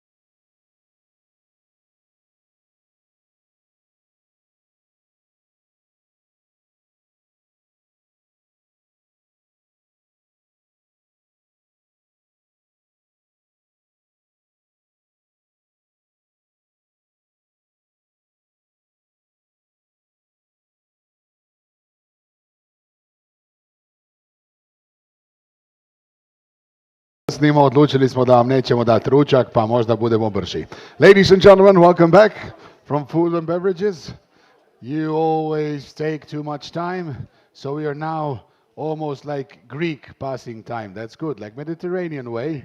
Few minutes later, which means that you will have no lunch if you carry this on, so be precise for this part, because we're going to talk with some titans of the tourism, shaping the future landscape, how it goes, ladies and gentlemen. First, we start with a panel discussion, when these lovely people will be trying to gain some more knowledge and share it with you so you can use it in your own communities. And I'm going to call them now to join me on the stage. We're going to have a moderator, so that will also be as present. She has a lot of experience doing this, so there won't be any problems. So I will ask you to clap your hands for the independent travel and tourism expert, former Vice Prime Minister of Republic of Slovenia, Mr. Zdravko Počivalšek, who will be joining us first on stage just when he re-enters.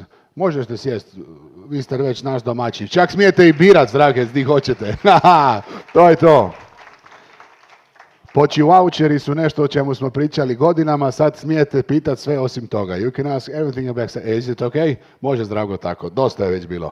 I can ask Head of Hospitality Advisory, Horvat HTL Croatia, Kristina Milin-Topalović to join us as well on stage. Kiki, are you here? Bog, dobrodošli, welcome. Eci, peci, pec, odaberite jedan stolac koji vam se god sviđa. To je to, gospodin, gentlemen, that's how you do it. Između ostaloga, zove mi co-founder of New Deal Europe, Robert D. Please, Robert, join us now. We met your colleague and Facebook friend earlier. It's now time for me too, in person. Senior Product Contracting Manager, EMEA, Geoadventures, Denis Ilic will be joining us as well. Come on, Denis. And now, last but not least, your moderator for this panel, Management Board member, Valama Riviera, Ivana Budin-Aranic, our moderator forever. Come on, join us, Ivana, please. And we're back after commercials.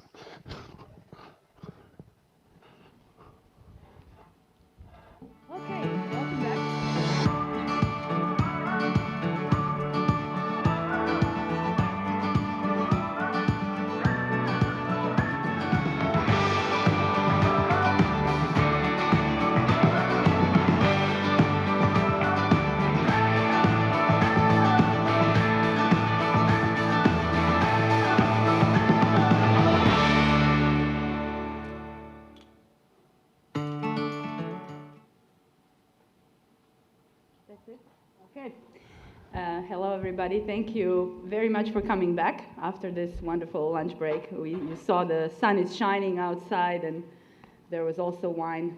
I'm sure it took some motivation to come back, and I'm very glad, and we're all glad that you are here.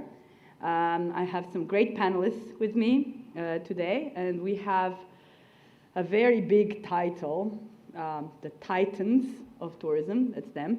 And the title is Shaping the Responsible Future. And I will try to lead us through this panel. I will try to also leave some time for questions at the end. So think about some good questions for the Titans. Okay, so anybody volunteering to start? Or maybe I start with Denis just to be just to go, in order of seating, in seating order. Is it the youngest first? The youngest first.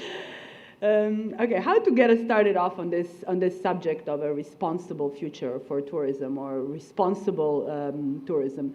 And maybe I think the best way would be for each of you to tell me a little bit how you think about responsible tourism. What is responsible tourism to you in your business, in your area of activity? And what do you think is responsible about tourism today? Not how it should be in the future. I think that could be our next discussion. But today, how is responsible, what is responsible tourism to you, and how do you see that in your area of activity?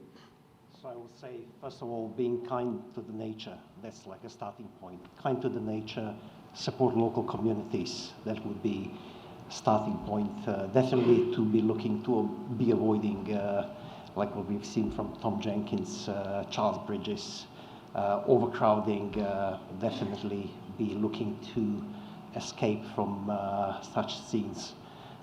Go and see the places in much nicer environments, like a nice time to go to see Venice would be, in my view, in January, February, when the weather is still nice and kind and you've got the whole place for yourself. So this is what our responsibility is, to educate our travelers and our customers to be responsible in that way. So definitely avoid high season and overcrowding places.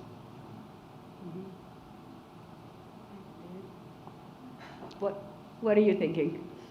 Well, I'm thinking a lot of things, actually, and I'm thinking over the last 25 years of my career.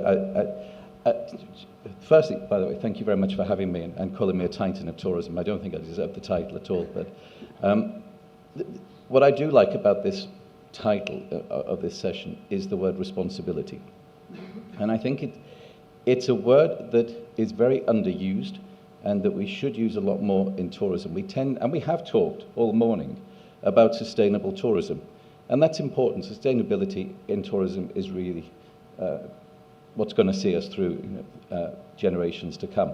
But I'm of the belief, and I think Tom Jenkins alluded to this earlier when he was talking about a top-down culture in sustainable tourism.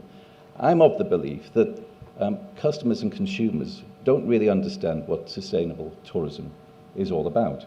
And I also think many in the tourism community don't really fully appreciate sustainable tourism. I've got many examples of why I think that, and I can back up that argument. But I think responsible tourism is something that everybody can recognize. And I'll give you an example from a party I went to a few weeks ago. And I did the same exercise a couple of years ago, and it was the same grouping of friends. They're around my age, some are retired, some are not. They've got lots of disposable income because they own their own homes. And I asked them all in this evening about sustainable tourism and what does it mean for them. And the vast majority of them talked about carbon emissions and carbon footprint. So for many of them, that's what sustainability is about in tourism. For others, if I got a different viewpoint at all, it was about plastic waste and making sure that you didn't leave waste wherever you went. But as we know, sustainable tourism is more about the economic, the social, environmental aspects of tourism. It's not confined to just carbon footprint. I then went and asked them all about what's a responsible tourist? What about responsible tourism? And each of them gave a very different answer. And it was all about their behavior when they got into a destination. And they started to think of themselves as a tourist interacting with the community, which is what we regard as sustainable tourism. So I think in many ways we're talking the wrong language. And this is really why, to answer Tom's point, we've got this top-down culture in sustainable tourism. And the more we can talk about responsible tourism, the more we will have a bottom-up culture in terms of engendering a responsible tourism attitude in the customers that we serve. Interesting.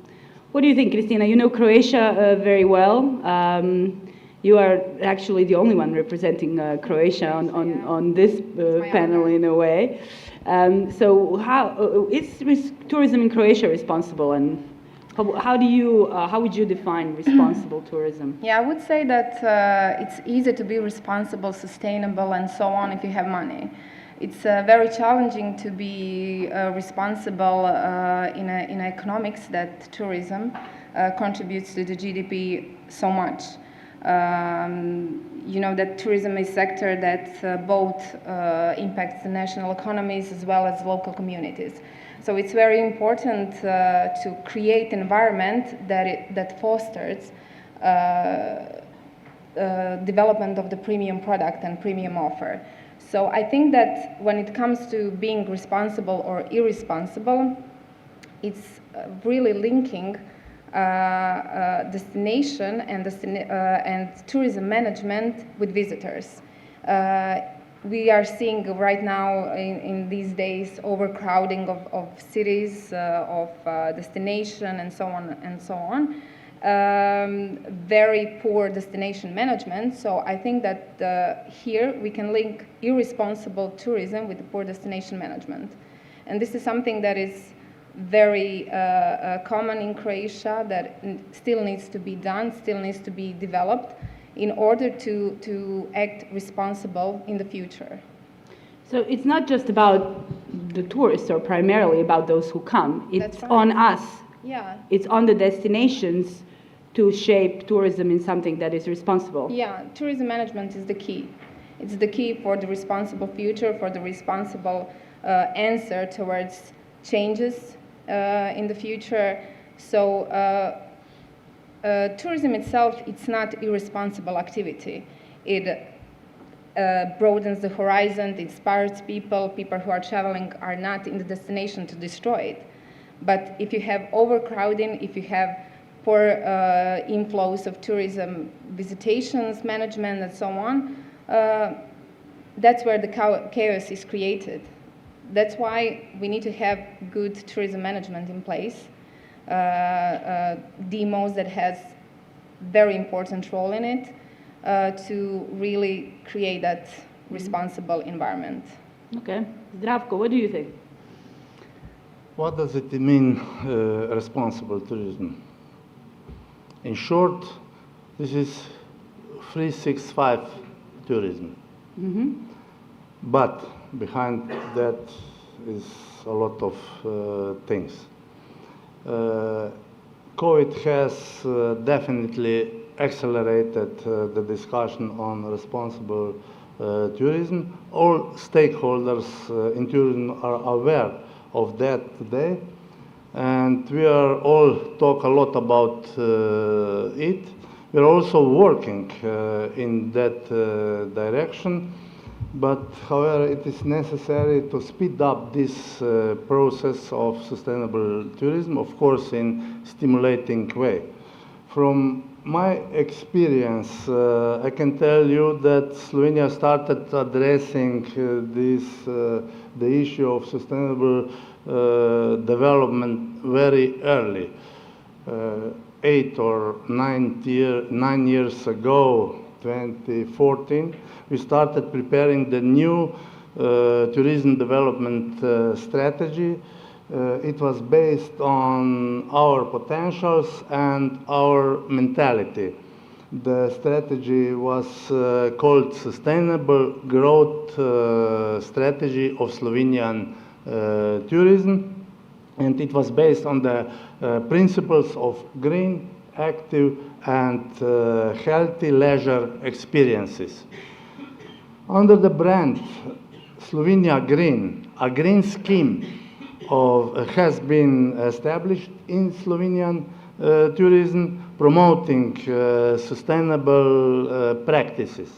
And we have many providers, accommodations, local destinations, parks, agencies, restaurants, attractions, and beaches, proudly displaying this emblem, Slovenia Green Scheme, Slovenia Green.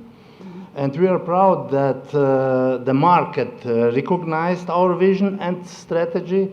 Even the European Travel Commission used the Green Scheme as a basis for preparing sustainable guidelines for European tourist destinations. In that period, the Slovenian tourism grew in 2-digit percentage per year.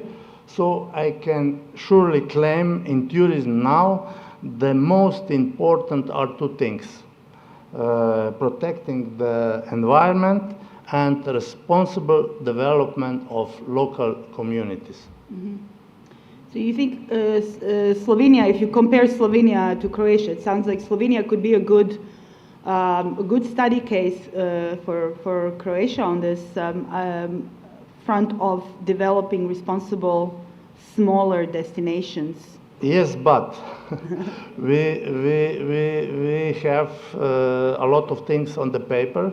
We started to realize it, but we have to do a lot of things to catch this train and to be successful on the field with the sustainable tourism, with the sustainable guests.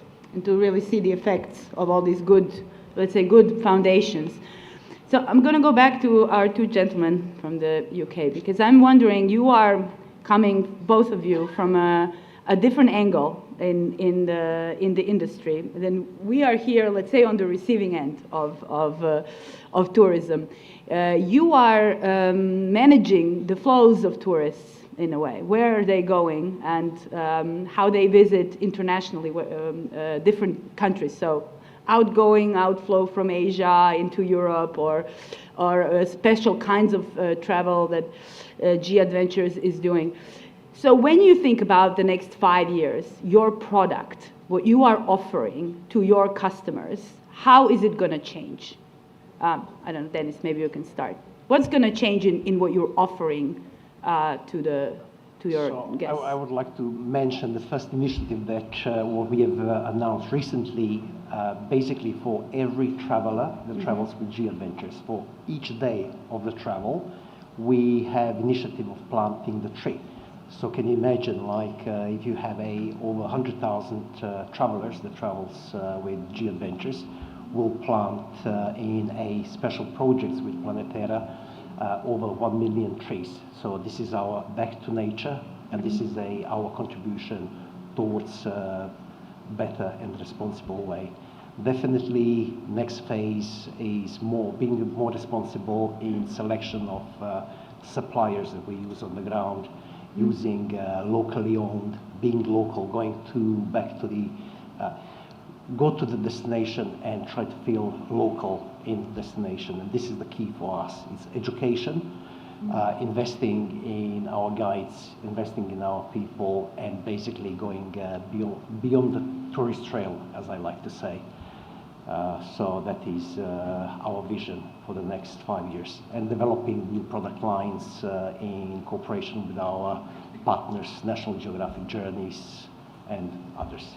So, and your partners on the ground, so your partners that really ultimately provide that experience to the guest, be that accommodation or maybe a restaurant or some great local food or some other local experience. How deeply do you work with them? Do you change how they actually provide their product and service? Do you try to influence that? Or you're just looking for the authentic and unadulterated local provider? We're looking for the local partnership, and there are all kind of regulated in terms of SOP, standards of operating practices.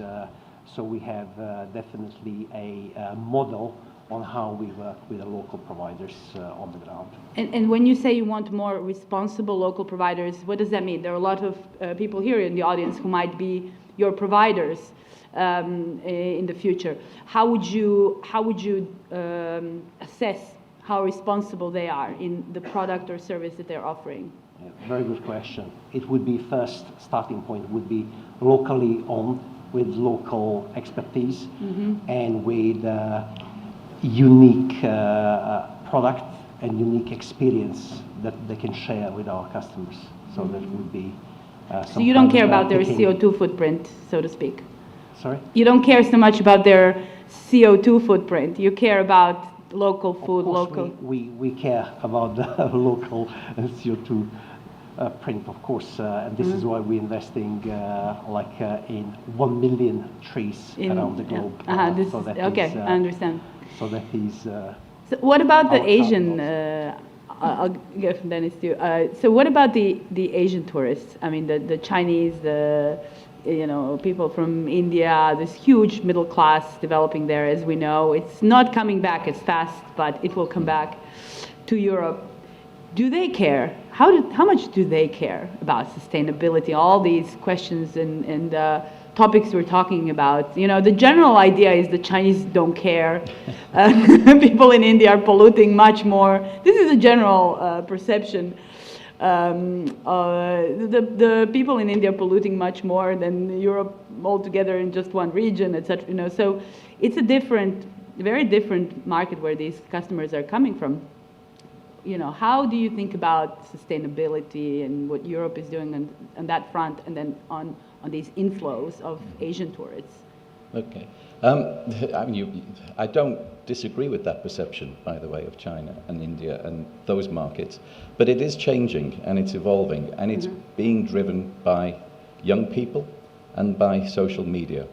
So the vast majority of young people who are traveling now travel independently. Go back 20 years and the vast majority of young people were traveling as part of a group tour. And those independent travelers are looking for different experiences. They're looking for exactly the same things that people in Europe are looking for. They want adventure, they want activity, and they want to feel part of the community. So I think investing in that type of tourism, from our perspective here in Europe, is the right way forward. And I know that that's the type of thing that ITOA is trying to encourage. So yes, you still have, the group tourism and the people who just want to come here and shop and don't want all of those immersive, cultural, sustainable, responsible tourism experiences, or they're not on their agenda. But certainly the younger people are changing that perception and changing it very quickly. Interesting. And Christina, what do you think? What's going on? What will be happening over the next 5 years in Croatia, in Croatian tourism? What are some things that you see from the projects that you're working on, and there are many I know, that you think are going to be innovative, different, that are going to push the envelope in different direction, more responsible, more sustainable? I mean, is that what you're seeing in the kind of projects coming in the pipeline in Croatia? So in 5 years, if you think about 5 years from now, what can you tell us will be different than today in Croatian tourism? The main difference will be that the hotel companies and, let's say, service providers won't be able to sell their product without the whole story. The main focus will be on selling experience, not just one part of the service. So what we are seeing right now from the development pipeline, from the hotel companies that are working with us, is that they are already in the hotel concept, including the experience, including the destination, including the authenticity of the destination, of the service providers, and so on. We have a couple of examples right now that hotels cannot extend the seasons because they are on islands, let's say.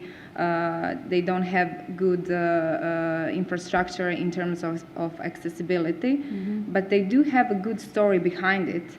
And this is, I think, their leverage.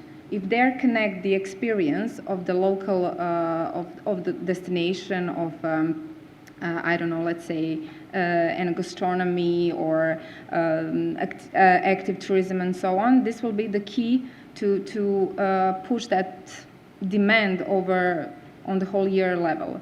However, this is still something that is in the air, that hotel companies are still thinking on and so on. Valamar and Maistra already done some steps forward in that direction with the DMO. You're working closely with destination organizations in order to provide such service. However, I think this is the key. The service provider has to cooperate with the local community in order to deliver the product that can attract demand in year-round period. And Croatia is right now in really competitive environment, and if the aim is to be on the market and to be recognized as a competitive set to Greece, Turkey, Austria, and so on, it has to think in advance and to create the experience of each destination. And I don't mean just by selling experience of Croatia in, let's say, some kind of general term. Each destination will have to cover its own story and to provide some individual experience in order to catch the demand. I think this is the way forward, and it's going to be the only way to cope with the competition in the next 5 years. Okay, very interesting. And Zdravko, how do you see Slovenia developing over the next 5 years in Slovenian tourism? Seems like you have some good foundations in terms of the story, what Christina is saying. What's next? Slovenia is not the island. It's surrounded with the tourist countries, and development will be so similar to neighboring countries. But for sure, tourism will continue to grow. I'm sure, but in the future it will be depend on development policies of each government, the development on the side of providers, and the development of tourist travel habits. It's crucial to aware that these factors influence each other, and development will surely go to in sustainable way. And I think that we have to manage three main challenges or opportunities based on UNWTO forecasts: workforce, digital transformation of the industry, and sustainable transformation of the industry. Workforce. The lack of staff will continue, and the problem will be a shortage of educated workforce. Generation Z is the workforce of the future. So we need to invest in promoting the industry to attract new talents and new younger generations. Also, it is necessary to invest in their education. Digital transformation of the industry.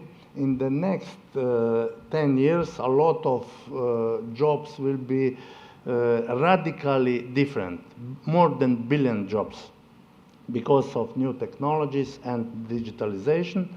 But digitalization will support the industry and must incorporate the human factor as a hospitality element. Investment in innovation, technology, and entrepreneurship will be essential. And the sustainable transformation of the industry, investment also have to be made in sustainable infrastructure as a support to green transition, with a focus on placing people in the center of a sustainable model. Without new generations on both sides, we will not change this model in sustainable way. I agree, but let's talk a little bit about regulation, and maybe I would start with you, Zdravko, because you are the only one here, as far as I know, who served in the public sector for quite some time successfully.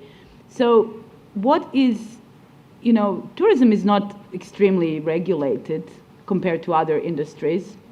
It's been growing, happening, welcoming the economies of the world are welcoming tourists and figuring out how to attract more of them. What are we looking at now in this next phase of more responsible, more sustainable tourism? What's the role of government? Should we have more regulation? What kind of regulation? Is this just going to happen by itself? All these good things that you're talking about just now, the transformation, the innovation, the education, the focus on young people. Are we just going to let the markets figure it out, or can we create a better environment from public policy point of view? At first, the governments in all countries and the ministries are responsible for better business environment for the companies in the countries. This is the main role and responsibility for the governments. In principle, I have a very liberal view on the economy, and I'm against the strong regulation. But last time we have to face the problem of over-tourism. Over-tourism becomes more and more the rule, and not the exception in more and more destinations. Barcelona, Venice, Dubrovnik, Bled in Slovenia. But we have also over-tourism in some seasonal-oriented destinations and countries in the whole. And in this way, we have to try to prolong the season to attract the destinations with new offer, to stimulate the tourists to visit these destinations in other parts of the year. But one way can be also creating or increasing the prices, but this is a way that can help. But in long term, negative consequences without increases the quality too can be bad, and especially is this danger from my point of view for seasonal oriented destinations. On the other hand, we have, as I said, some destinations under constant pressure of mass tourism, and here can be entrance fee maybe a viable option, as for example Venice announced that will do it at the end of this year. But anyway, I still think that problems of dealing with mass tourism are much sweeter than challenges of developing tourism and dealing with sustainability. What do you think, Christina? Regulation, what kind of regulation? Do we need more regulation? Do we need just this kind of regulation that Zdravko is talking about, which is motivating the private sector to do the right thing? Or do we need some kind of stick as well, not just a carrot and says, no, you cannot do this anymore? I think the regulation is key to maintain the sustainable tourism. Let's say one good thing that happened to Croatian tourism is data system e-visitor. That if it's utilized in the right way, there are so many areas that are still unexplored. However, if we connect the e-visitor system with other big data system globally, we can predict and really manage marketing activities to predict what is happening with the tourist habits and so on and so on. I think this is one of the points that can be used as a regulation system. Mm-hmm. Other thing that Zdravko also mentioned is short-term rentals that we have here in Croatia, problem with it. It overcrowds the urban centers. It completely, let's say, does the effect of the ghost town on the Dubrovnik, Split, Šibenik, and so on. It is very questionable how it's covered with taxes, with other politics. So it's incentivized from the side of politics. So I think there are lots of measurement, lots of regulation tools that can be used to really put that tourism under, I would say, under control. Huh? Under control. Okay. I think that this entry ticket for Venice is not a stupid idea at all. I think that Dubrovnik should use it. I think this is how the tourists offset their negative impact on the city. So I think it's a good idea to have it. Also, I don't know why we are so afraid to increase the overnight taxes in Croatia. I don't think that tourists will go to other destination if we have €1 higher overnight tax, and I think we can use that money to create more premium product, more developed products, more sustainable destination with that. I really think that there are some, let's say, areas to really easily implement the regulations to sustainably lead the tourism. So it always amuses me a little bit. Every year we talk about at this conference about actually the need for either more taxes, more regulation, more rules around tourism. We from the industry who are here today are, you know, requesting the government to be more of a government when it comes to tourism. It's probably a unique thing. I'm wondering what you're thinking listening to this, because I'm thinking you're probably on the complete opposite side. You know, less regulation, of course, less taxes. Why would you increase the overnight tax for my people coming from other countries and etc. So that's also what your colleague was saying. ITOA hat, whether representative of ITOA in the region, as Tom Jenkins pointed out earlier, with my ITOA hat on, yes. You know, yes. That's definitely, and Tom presented the argument very clearly this morning.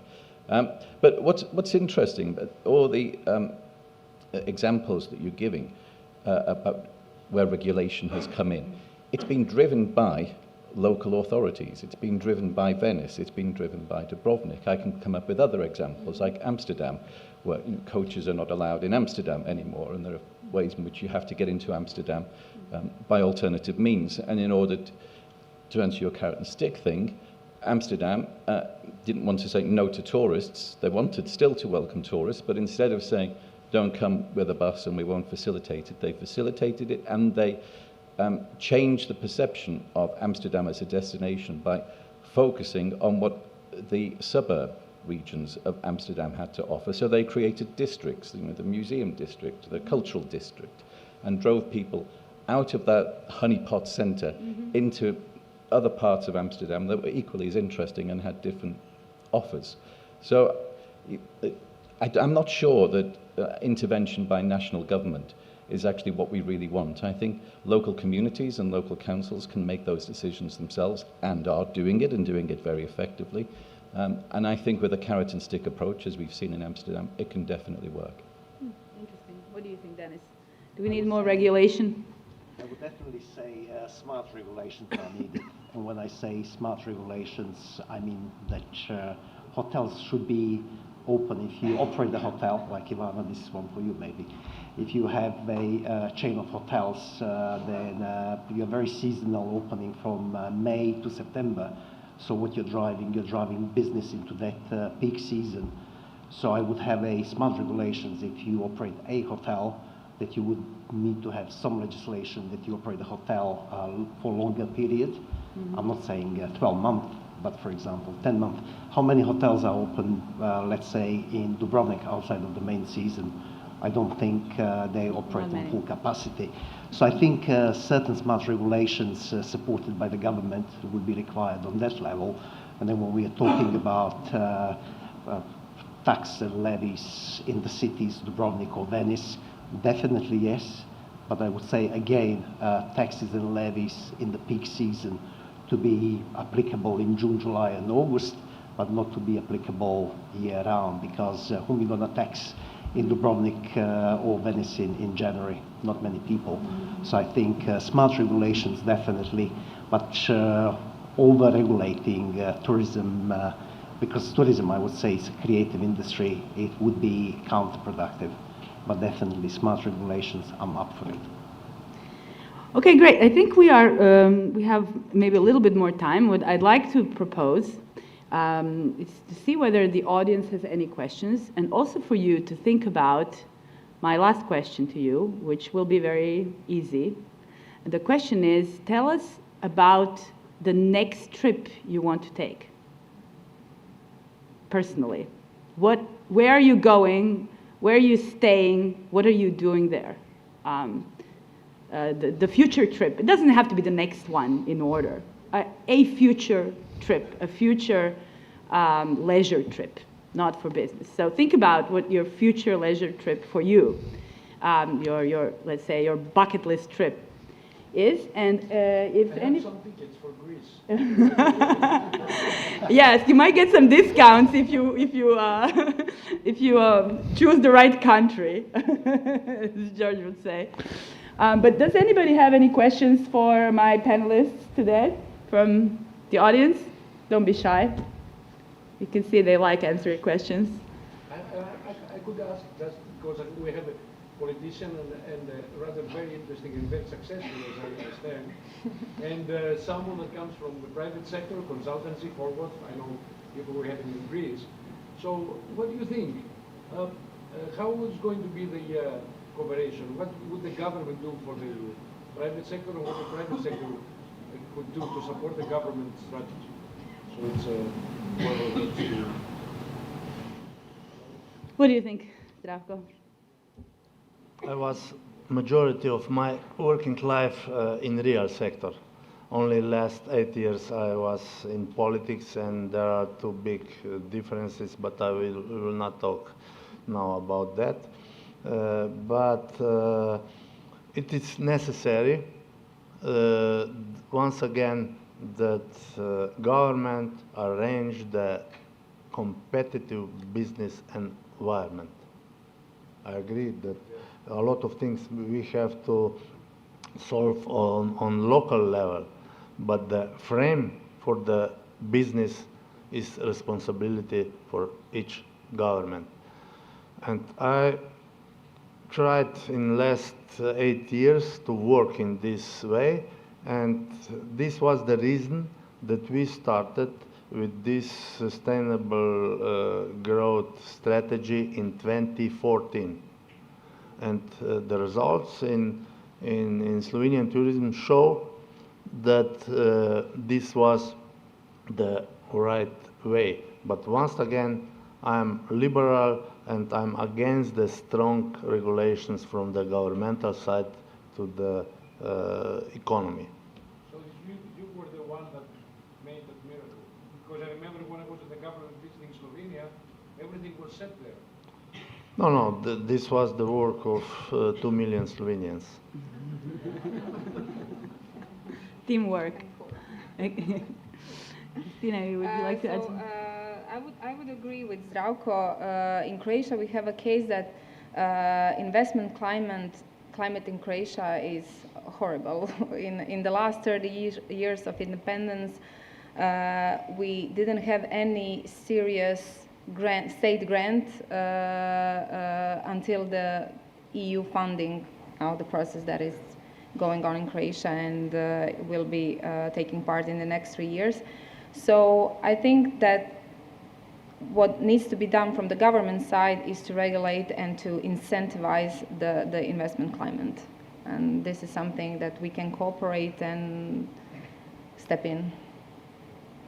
I would maybe add my stick, which I didn't mention by chance. You have to incentivize, I agree, but sometimes you have to disincentivize, and that is a stick. So when you see development that is not adding value, but creating all kinds of negative effects, like, for example, the real estate expansion in private accommodation in our destinations, which has, we have double the beds we had 10 years ago, which did not happen in hotels, is a direct result of a tax incentive that the government provided for the real estate sector. And they kept saying, well, we don't want to tax this because it's going to be a stick. It will be punitive to the entrepreneurs. But in that case, it was punitive to the hoteliers. So you always have to really look out, not only at the incentives, but for, sometimes you have to create a disincentive when you see that you haven't set up the playing field. And Croatia is now a destination that is completely grown, I would say, to start really paying those overnight taxes in private accommodation. I think the market is ready and it should be applied. Sure. Yeah. Okay. Any more questions from the audience? Let's see. No? Just to explain to our guests who are not from this part of the world, when Croatians do not ask questions, that doesn't mean that they disrespect you. We grew up in socialism. Questions were not allowed. Yes, please. You almost posed me a question earlier, and then changed it slightly to make me answer about Japan and China and India. And you were talking about the product and looking at the product externally. And I will say this, that During the COVID times, when we couldn't get out and travel, New Deal Europe, we did interviews with people in the industry, whether that was here in the region or overseas in the markets, and we looked at all different market segments: sports, tourism, activity, hoteliers, DMCs, ferry companies, and so on. And our product, when we go around the world and we connect buyers with suppliers, and when we're promoting the destinations, our product is essentially you guys. It's you who are sitting here in the room. And those 57 interviews we did over the COVID times, we asked one question that was common to all of them, and what was your sustainability policy and your responsible tourism policy? And every single one of them had a policy and an activity that they were doing. And essentially, in this room, there is a whole lot of really good practice that's going on. You know, in Yadrolinea, they were saying, we think green, Yadrolinea green, if you remember that, when we interviewed Mr. Matic. And you know, the use of responsible energy sources and changing the technology so that they become more efficient is a way in which they're sustainable and responsible. And DMCs are doing many different things, engaging, like you, Dennis, with the local communities and ensuring that the product stays local and that they're supporting projects which are empowering women in their communities especially, and supporting local crafts. All of these things are happening already, and we're just not making enough of it, I think. And many people don't realize just how sustainable and responsible they are. But your product here in this region is world-beating, and I think you should be very proud of it, and we're very proud to send that message around the world as loudly and as clearly as we possibly can. Thank you. That's a great piece of advice. So Dennis, when are you going to Greece, or or where are you going on your I would love to go to Greece future at trip? some phase, but I think my next trip is going to be to Peru, Machu Picchu hiking, staying in guest houses and staying in the tents on the way to Machu Picchu. So very simple, back to the nature trip. Bring your sandwiches with you. Yeah. That's an advice. Are you going to offset your flight when you go? Good question. I hope BA via Madrid is going Yeah. to offset this greatly. You're going to make sure the airline offsets your flight on the way to South America. Okay. So, your next trip. Okay, so we're very lucky that in this industry, we get to travel a lot and meet different people and go to different places. And as New Deal Europe, we've got a project with the European Union, Visit Europe, to promote the southern region of the Balkans, from Montenegro across to Romania. And we're in the USA doing that in a couple of weeks' time. But it's a 2-week trip. So we're very lucky we get the weekend in between to do something and do something different. And this time around, we want to go to Alaska, which we've never been to. We want to, we will stay in a family home, so that's the responsible side, a home exchange, which is the most responsible way of traveling these days. We will stay there and we will eat local food and have wild Pacific salmon and go and see the glacier while it's still there, because global warming might mean it's not there in the future. So that's our plan. You're also flying there. Sadly, yes, Yeah. there's no other option. Okay, Christina? So my next trip will be to New York with my daughter. She's 5 years old and she passed the test in London recently. So I think I will be going with her for Christmas break. But what's on my bucket list is definitely Japan. I adore that culture, food, everything that involves the Japan experience. So I think my bucket list and something that I will be doing in a 1 year period is Japan. I would love to see my colleagues from Cornell again. Great. So another long haul. Yeah. Long haul. Go to the to another continent trip. I mean, Zdravko, are you staying in Slovenia, or is No, anybody going to I stay have, here? Me as tourist, I have also to be sustainable. And this is the reason that I decided 2 years ago to travel also with the trains. And I can say that it was for me excellent experience in terms of time, comfort, and also enjoyment. And our next trip for family will be from Graz to Vorarlberg in Austria by train, Alpine train. Zdravko, I challenge you to go by train to Croatian destinations. I think this is a real experience. This is the reason. If you have This is the reason why you use Austrian. That we use trains in Italy, Spain, and Austria. Okay, great. I think we're out of time. Thank you very much.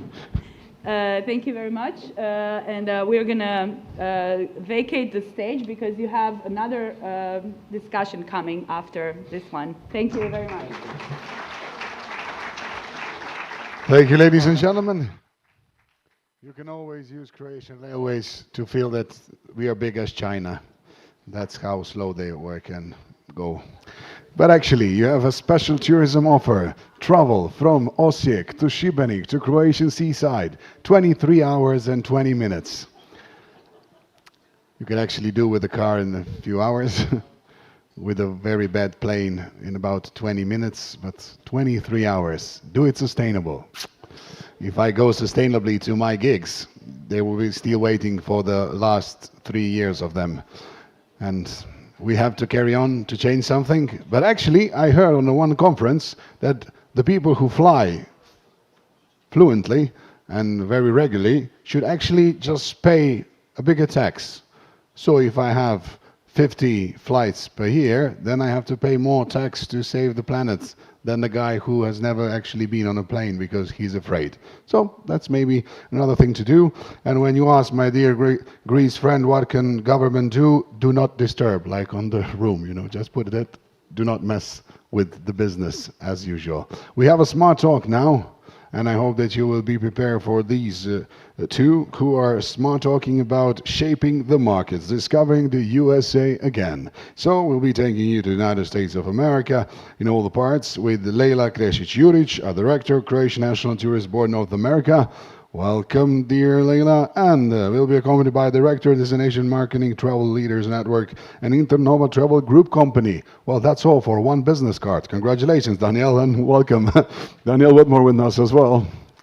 These two lovely ladies. Shall you come on this side as well? We're talking about my fellow Americans. Welcome to United States of America. Just do not be a tourister while we have elections, then it's very bad. Been there.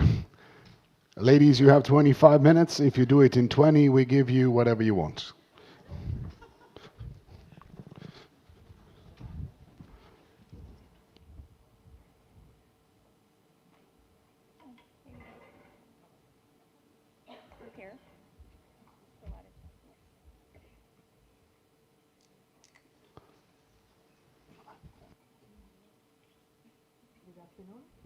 And thank you for staying so long. I know we are all hungry. We'll try to make it interesting at least.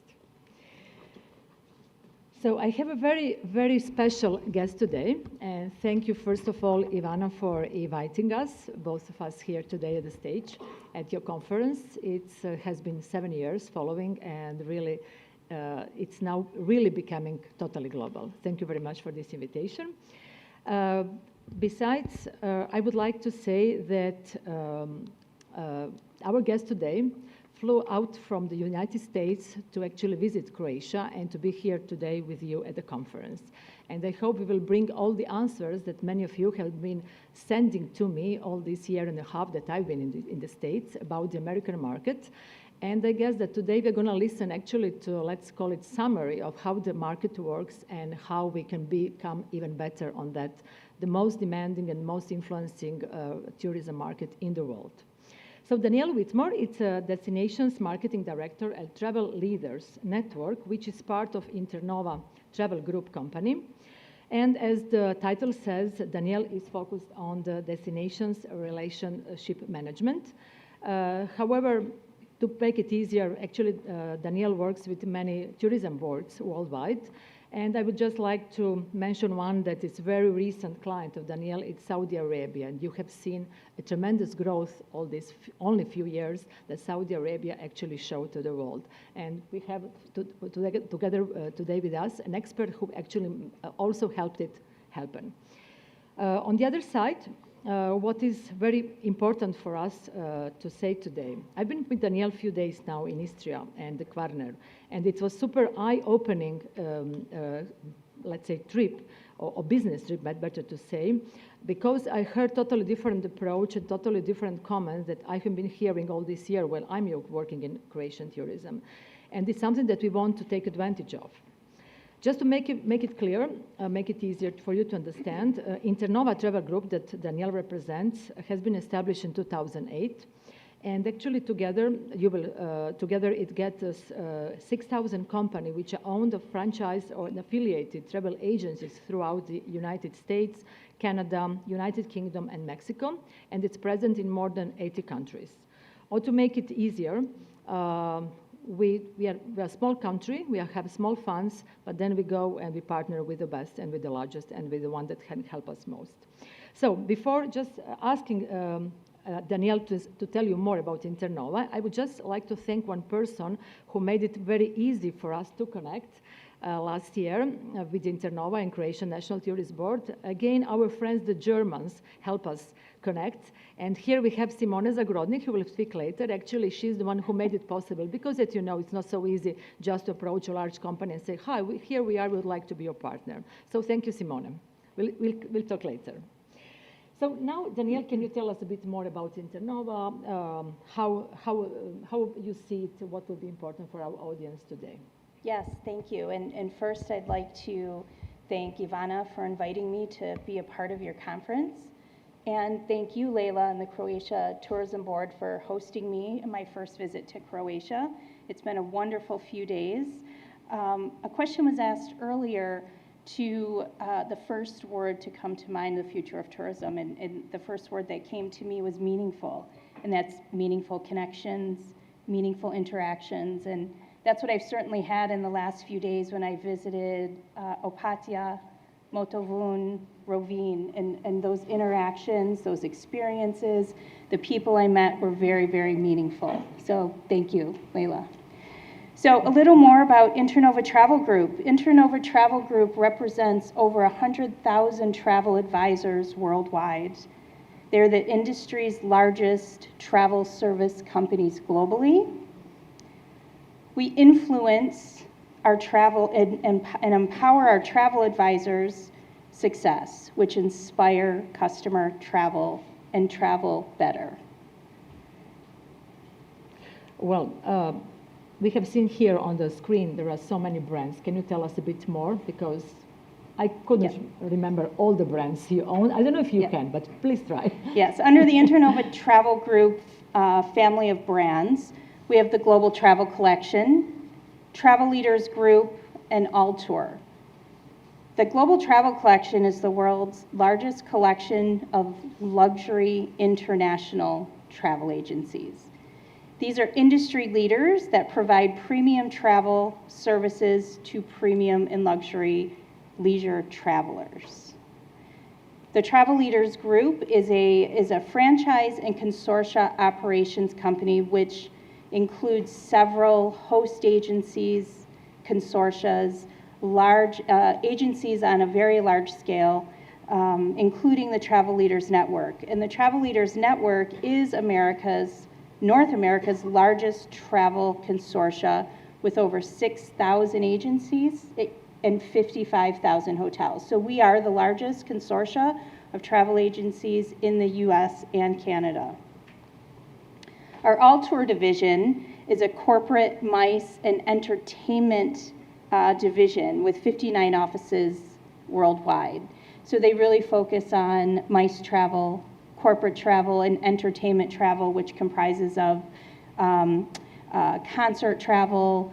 They do concert tours or entertainment tours, Broadway show tours, global music tours. So it's a very interesting company as well. Great. So actually, we can say there is a premium segment, there is a leisure segment, there is a corporate segment. These are the Yes. major categories. But actually, what kind of partnerships could be useful for, let's say, hotels or DMCs or any Yeah. other suppliers? How So it we works? really value and are grateful for our partnerships worldwide. And those partnerships are what makes us and our travel advisors successful. Those partnerships include airline partnerships, hotels and resorts, cruise lines, destination partnerships and other DMOs, DMCs, and more. And we know that our tour operator partners, our cruise line partners, we produce some of the largest production to our partners globally, and we know this because they tell us, and we know that we are their number one, so we have a very significant impact in some of the world's largest cruise lines, tour operators, hotel products. Okay, thank you. Actually, may I just intervene? I would like to ask the audience, how many of you are already working with the American markets? Can you just raise your hands, just more or less? Okay, not so many. Well, okay. Yeah. How many of you would still like to work, or much more, or practically do not work but would like to work with American market? Are you considering? Okay, so in total would be like half of the audience. Okay. What actually programs would be available for these colleagues who are now here with us? We have a few programs that support our travel advisor community, and they are for hotels. We have a select program, which is the premium, highly vetted, often invite-only program. We also have a global worldwide hotel portfolio. So this is a global portfolio of direct connect, even agents, where it gives the opportunity of advisors to connect or to have the API connection to book directly through our Internova technology to over 50,000 hotels worldwide. So it's a wonderful program to be a part of and connected directly to our network of advisors. We have, for the DMCs, we are very proud of and thankful for our in-destination partnerships. We call them our in-country partners, and they are preferred partners that we promote throughout the network. And for destinations, we are also very proud of our preferred destination partnerships, such as what we have with you, Leila. And right now, we currently have over 50 destinations in our portfolio that are preferred with the Internova Travel Group. Mm-hmm. So, as I know, here we have one DMC which is belonging to the Internova Travel Group, Via Tours. Anyone else that I missed maybe to mention or just to meet today? No? For the moment, just one here today, but there are a few more in Croatia. So what would be then the benefits of becoming a partner? What are, for example, the benefits of Via Tours, just from your side? Well, we certainly believe in long-term collaborative strategies, and those strategies that reward our partners' investment into our travel advisors through training, through education, through marketing solutions. So all of those integrated strategies, they really reward the partners who are part of our Internova family of advisors. And we also have a very significant consumer reach through this advisor network of over 10 million existing loyalty customers. In addition to those 10 million customers, we are always actively seeking new customers through acquisition marketing in collaboration with our partners. Thank you very much. Any experience from your side? Before we move on, I'd love to ask you a question, Leila. So you've worked with us now for about a year as a preferred destination partner. And what do you see as the most impactful benefits of being our partner to you? Well, first of all, for us, for the Croatian National Tourist Board, we would like to raise awareness in front of those who are actually actively selling on the market, who are travel advisors. And I learned very well with you primarily, and also with the other being on the market with partners, that actually these B2B connections are the most valuable. We are a small country. We don't have money for all these banners, all these, consumer marketing, TV streamings, etc. But we can still can afford to actually have great partners who are bringing the clients to us. So this overall visibility is super important for us.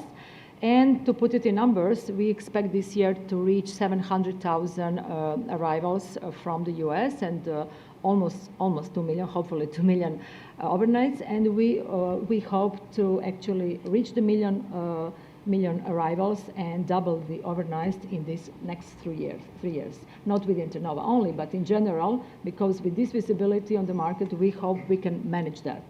And not less important to refer to the conversation to the panel just managed by Ivana lately.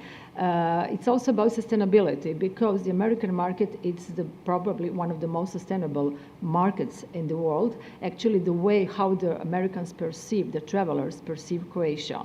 I love hearing, oh, Croatia is for travelers, not for tourists, and which means that also these travelers want to explore, want to mingle with the local culture, try the local tastes and flavors and local wines, and want to bring local memories, not just be in a Las Vegas style hotel like they can be anywhere else in the world. And those are all really good themes to introduce to the network. And our network is very large with over 100,000 advisors. However, we have the capabilities, data, and technology to be very segmented and make sure that we speak to the right travel advisor, the right customer, with the right message to achieve the goals that you just mentioned. Thank you. Actually, how can become possible for the suppliers to enter, to join as a partner the Internova Travel Group programs? How it works? Yeah, we're always seeking new and to grow our partnerships portfolio. For hotels, DMCs, and tour operators, we do have dedicated teams and account managers who manage those partnerships and relationships. And annually, they do have an open membership for new member process. I'm happy to share that link with you and the contacts, so you can apply to be a member through the right channels. And actually, the application process is, I believe, going to open in October for the next few months for 2024. So if you're interested, please let me know, and we'll make sure to get you the links and the contact information for the teams who manage that. And for destination partners and DMOs that are interested in working with us and reaching our travel advisors, I'm happy to have a conversation with you to understand what your needs are and to collaborate on the best solutions that we have with the resources we have to support your goals. Thank you, Danielle. I would like now to talk a little bit about the U.S. consumer travel. So first, maybe you could tell us about what's about traveling to Europe for Internova customers, how it is perceived today. Yeah, right now, Europe has a higher share of global leisure travel in the last 12 months compared to 2019. Europe travel demand is strong from the U.S., from the Internova Travel Group, but from the U.S. overall. 2019 was a record year for travel to Europe for the Internova Travel Group, and 2023 has already proven to be better. So we're doing really, really well, and we see 2024 doing equally as strong. So optimistic Very. forecast. Okay. And what are the top trending destinations in Europe, and where is Croatia there? Yeah, travelers have returned back to Europe in high volumes. They've returned back to Europe to destinations they are familiar with France, the UK, Italy, Spain, and Germany leading the way. The contributing factors there are those were easily accessible destinations. We saw the flight capacity come back in those hub-to-hub markets first and in higher volumes. So that made the accessibility and ease of travel to those country hubs much easier. However, we're also seeing the smaller cities in those European countries a significant rise, such as Porto or Seville or Strasbourg. We saw those types of secondary cities also increase significantly. And it's also notable to mention that we've seen an increase in long-haul travel to the Middle East this year, and Jordan, the UAE, and now Saudi, that it is open. So the presence and accessibility and the interest in the Middle East is getting stronger and stronger. And where is Croatia with this regard? Just to make a comment, we are at this moment 33% above the level of the last year, 2022, which was actually very good, you know. Yeah. But the arrivals by now are 33% higher. How is it going with Internova with this regard? Croatia is Internova's number 8 European travel destination from Internova, so that's very good. It is following the visitor growth to Europe. I don't know if it's 33%, but it is definitely an increase over 2019. It's following the same patterns as the other European destinations. But being number 8 for Internova in Europe is quite good. And in Croatia, the top destinations visited currently is Dubrovnik and followed by Split from our Internova customers. Yes, we have been seeing the same trends, of course, here. Let us talk a little bit about the U.S. travel advisors, because it's something that as a topic has been less known actually here, unless those who are really work a lot with the U.S. market. But can you explain us the concept? Because for me, the advisory actually equals influencer. Mm-hmm. These are the guys who can tell you, oh, go here, no, don't go here. So can you tell a bit more? Yes, you know, as I mentioned, we represent over 100,000 travel advisors globally. In the U.S., especially with the Travel Leaders Group and the Global Travel Collection, that number is about 70,000 travel advisors. Travel advisors are the true influencers. They have significant influence over where their customer choice of destination. We ask that survey question often to our travel advisors, and they overwhelmingly say that they absolutely have the influence of where their customers travel to. We know that 75% of U.S. international travel is booked through a travel advisor.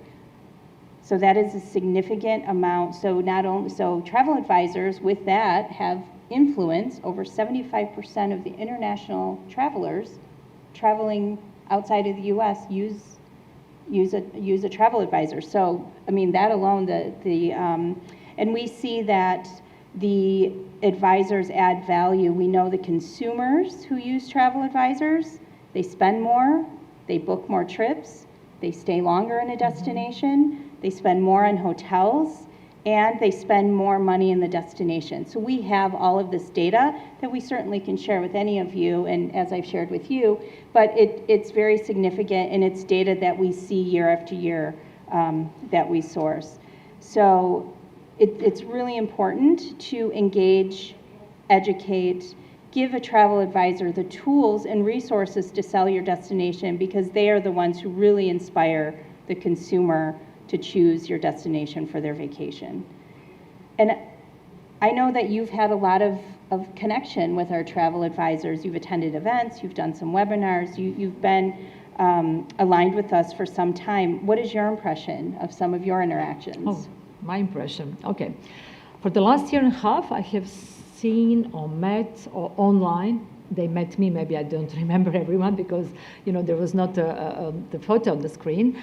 But more than 3,000 travel advisors. Not all were alive, of course, not all were in the same room like we are now, but many, I would say almost 1,000 were really live version. And my impression is that actually if I were the small agency, I would be very picky into picking the travel advisors, but I know that each dollar invested into the fam trip with the proper travel advisor, it pays off immediately there back home. That's actually my experience. And when I have to level the different approaches of different consortia, different affiliation programs, or different events I have been, I must say that the International Luxury Forum that was organized last year with Internova, it was a small boutique forum with only 100 advisors. I got to see, I think, 25 or 30 of them. This was the most productive. And it was really the moment that you feel, wow, someone is listening and knows about Europe, knowledgeable. They have been to Croatia or not, even doesn't matter, because they were all very, very keen to hear and to actually become our partners. And later I've got follow-up questions, and you see when someone is asking you over the mail, oh, I got this Croatian company to work with, do you know them? I know they are sold and they are selling Croatia, I don't even have to ask anymore. So these are let's say, my views. Travel advisors, definitely, I didn't understand how, I knew they were important. I didn't understand how important they were until really I spent, hundreds and hundreds of hours actually with them. Okay. So thank you very much for this session. and for being with us. I would like to take the occasion to get some questions from the audience, maybe someone who would like to add something. I wanted before to ask Zvonimir from Via Tours, maybe you would like to add and meet Daniel later as well, as you are working already, but maybe you could share with us some ideas or impressions.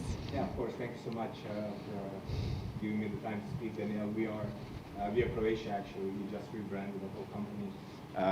And we are part of Internova for 2 years now. And I must say that, you know, your whole team, the marketing team, it's extremely helpful. And we actually grew about 40% since we became part of Internova. 60% of our whole sales are actually coming from GTC group that you just had on the screen. So we spend, like you said, it's all about the education of the actual agents, and we spend 80% of our time and efforts to educate agents about Croatia and the other destinations in the area. And we do fam trips every single year. So those are very, very important. And I think we brought out about 2,000 agents in the past 10 years in Croatia and the area. So the business is great. The only thing that we are missing, and I would like to ask you, how is that impacting actually the whole tourism of Croatia, is the lack of flights. I mean, we do have direct flights in Dubrovnik, but we are dealing with constant setbacks with the flights, not only because they're not direct, but because of the costs. And people are just, you know, shopping around, and if they compare, you know, whether should I go to Croatia or should I go to Italy, they'll pick Italy because it's easy flight and easy back, it's no hassle, and we all know airlines in the past couple of years are just a mess. So what do you think Croatia should do, and what can we do to actually bring more flights into maybe Zagreb or even Istria directly from the United States? Because I think that would just skyrocket our whole tourism in Croatia from the U.S. market.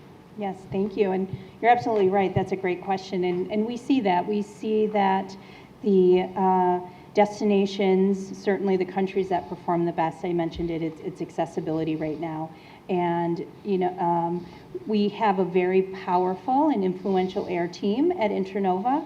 So we certainly can liaise with you and help elevate those conversations with airline partners. So I'd love to continue that conversation with you and make sure that the right people in our executive, our leadership team from our air side is also connected in that conversation to help increase the flights, capacity. What are some of the roadblocks that are increasing, why the costs are higher? So that's a great question. It's a great conversation to continue and bring more people to the table to have, and we can certainly help facilitate that. So we've seen in some other destinations some successes there, leveraging our air team, our leadership, and partnering with airlines. We have great airline partnerships with the major airlines in the U.S., but also international carriers. So we can continue that and make sure the right people are connected to have that conversation. And you're right, we see that as well, and we see that as an opportunity. We had that discussion before I came because the costs are quite high for an American to visit Croatia, even on the flights that are nonstop. So they're quite high.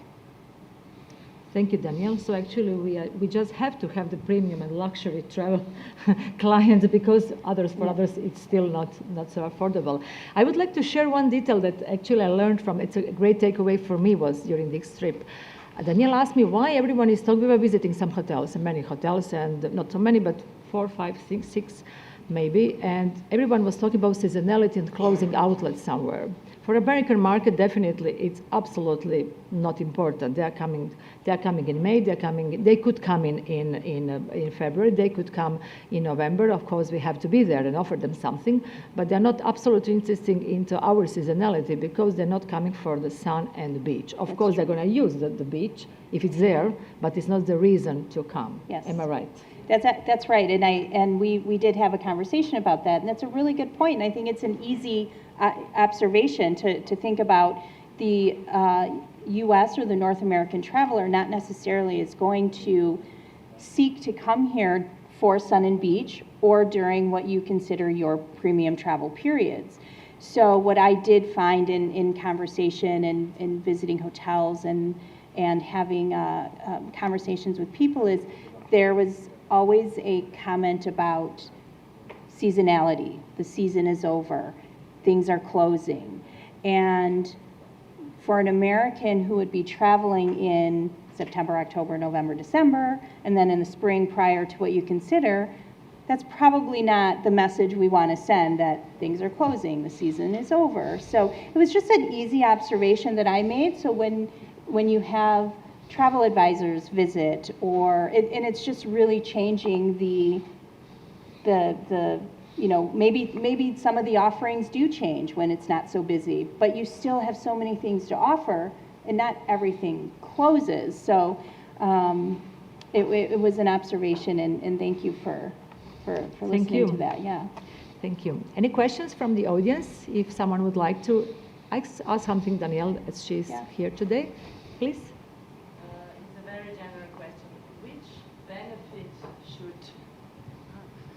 Which benefit should partner or supplier, as we are, bring to your group, to Internova? So which is kind of a selection criteria, or what is the added value that you are expecting from the local partner?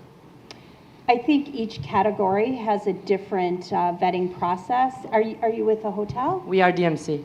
DMC. So I think each category, if it's a hotel and resort or a DMC or others, there are teams that manage that and really focus on those. I don't have the specific criteria, but I can share that with you, and we do have the information available that I can share with you right away. No, I've seen okay. it, but in general, for example, should they be more sustainable?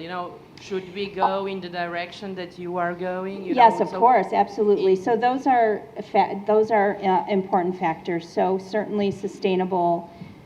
We definitely want to have unique experiences, custom-tailored experiences, premium travel, premium vehicles, premium excursions. So we want to, make sure that you're servicing the customer that we intend to bring.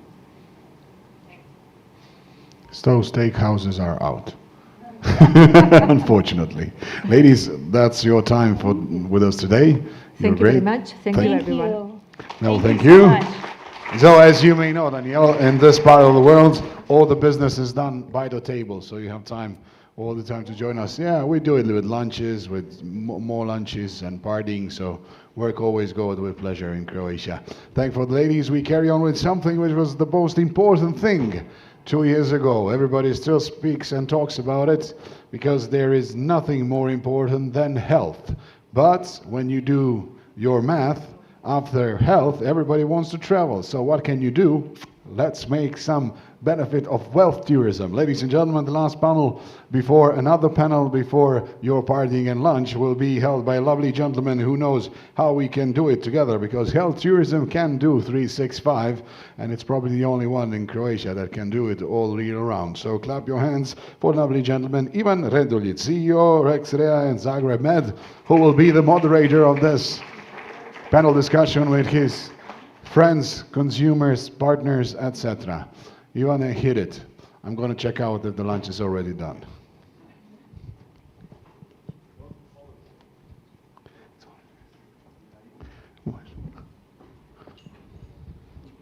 Ladies and gentlemen, dear friends and colleagues, fellow health tourism enthusiasts, welcome to the panel on health tourism, where we are discussing the undeniable connection between health tourism and tourism, which is available all year round. And before we start with the panel, I would like to thank Ms. Ivana Kolar for first giving me the honor to hold this panel, to moderating with such distinguished speakers, and also usually when Ivana asks me to hold the panel, it's just before lunchtime, so I'm always nervous that the blood sugar is quite low and that everybody wants to finish as soon as possible. Luckily now we have a different situation. So, joining me in this effort on discussing the health tourism, I would like to announce the following distinguished panelists. First and foremost, on behalf of European Historic Thermal Towns Association, EHTTA, we have the Executive Director, Ms. Simona Zagrodnik, Each TTA has 50 members in 18 countries in Europe and 2 international partners, and it is a certified cultural route of the Council of Europe. In the context of both identities, EHTTA has developed quite impressive activities and events in the last 3 years related to health tourism and specifically thermal and spa tourism. Simon, welcome.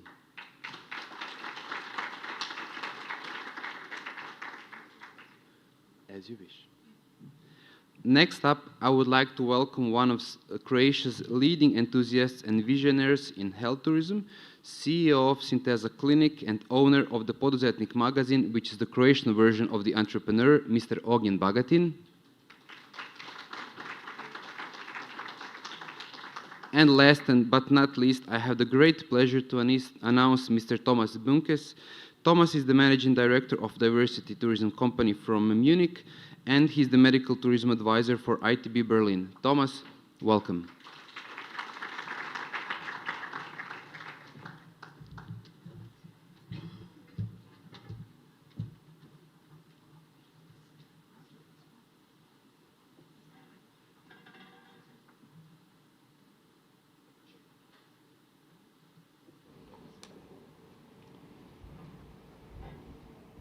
So, through our discussion on integration of healthcare and tourism, we aim to show that health tourism is not a seasonal endeavor, but that is definitely an industry which is available all year round, and it transcends basically through borders and calendars.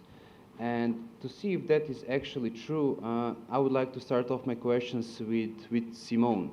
So Simone, tell us, as somebody who is involved in promoting historic thermal towns, could you share examples how have these towns successfully integrated health tourism as a all year round activity, and what unique historical aspects bring to the success of health tourism? Okay. Let me allow me first one sentence of a thank you to the organizer and the host and a hosting destination, actually, and you can remember, I imagine it's a great honor for me as a representing thermal towns to be in a thermal destination, so thank you. Talking about history and spa towns, thermal towns, it's quite easy to look back in history, actually, and you're asking about the historic assets. Did you know that the first tourism packaged tours went to thermal towns? Did you know that the first packaged train tours in history, Thomas Cook, mid-19th century, went to spa towns? So the historic asset of spa towns is actually the root of tourism, and we are even talking about mass tourism in the 19th century because people traveled to the waters, to the sources of Europe to seek health. So if you look at a thermal town and a thermal destination, and it was beautifully outlined this morning, you have the water, the waters you can drink, you can swim in, you have the heritage, you have the culture that has developed in the history in the 19th century. And of course you have the landscape, you have the gardens, you have the parks, and these are all assets that bring, since history, in history, let's say the frame for a successful health destination. And speaking about the culture, you know, today we talk about health destinations and that travelers are seeking also experiences and culture in the combination, and I think this is really what the thermal towns bring. The cultural offer in spa towns was created to entertain the guests. The theaters, the festival, dance, literature, everything you can imagine was created to entertain guests, and that is for centuries the combination of a health destination. And what is now today is that what history has brought is now the challenge to turn the health destination from curing the old and sick to being good young destinations of prevention and well-being. So for thermal towns, it's not anything new. It's a long period already in the culture, in the core of tourism of such destinations. Exactly, with new challenges, of course. Well, okay, speaking of new challenges, Ognjen, how would you address this issue as a owner of a private clinic So from a private perspective, how can you tailor healthcare services and how you can meet the expectations of modern health tourists?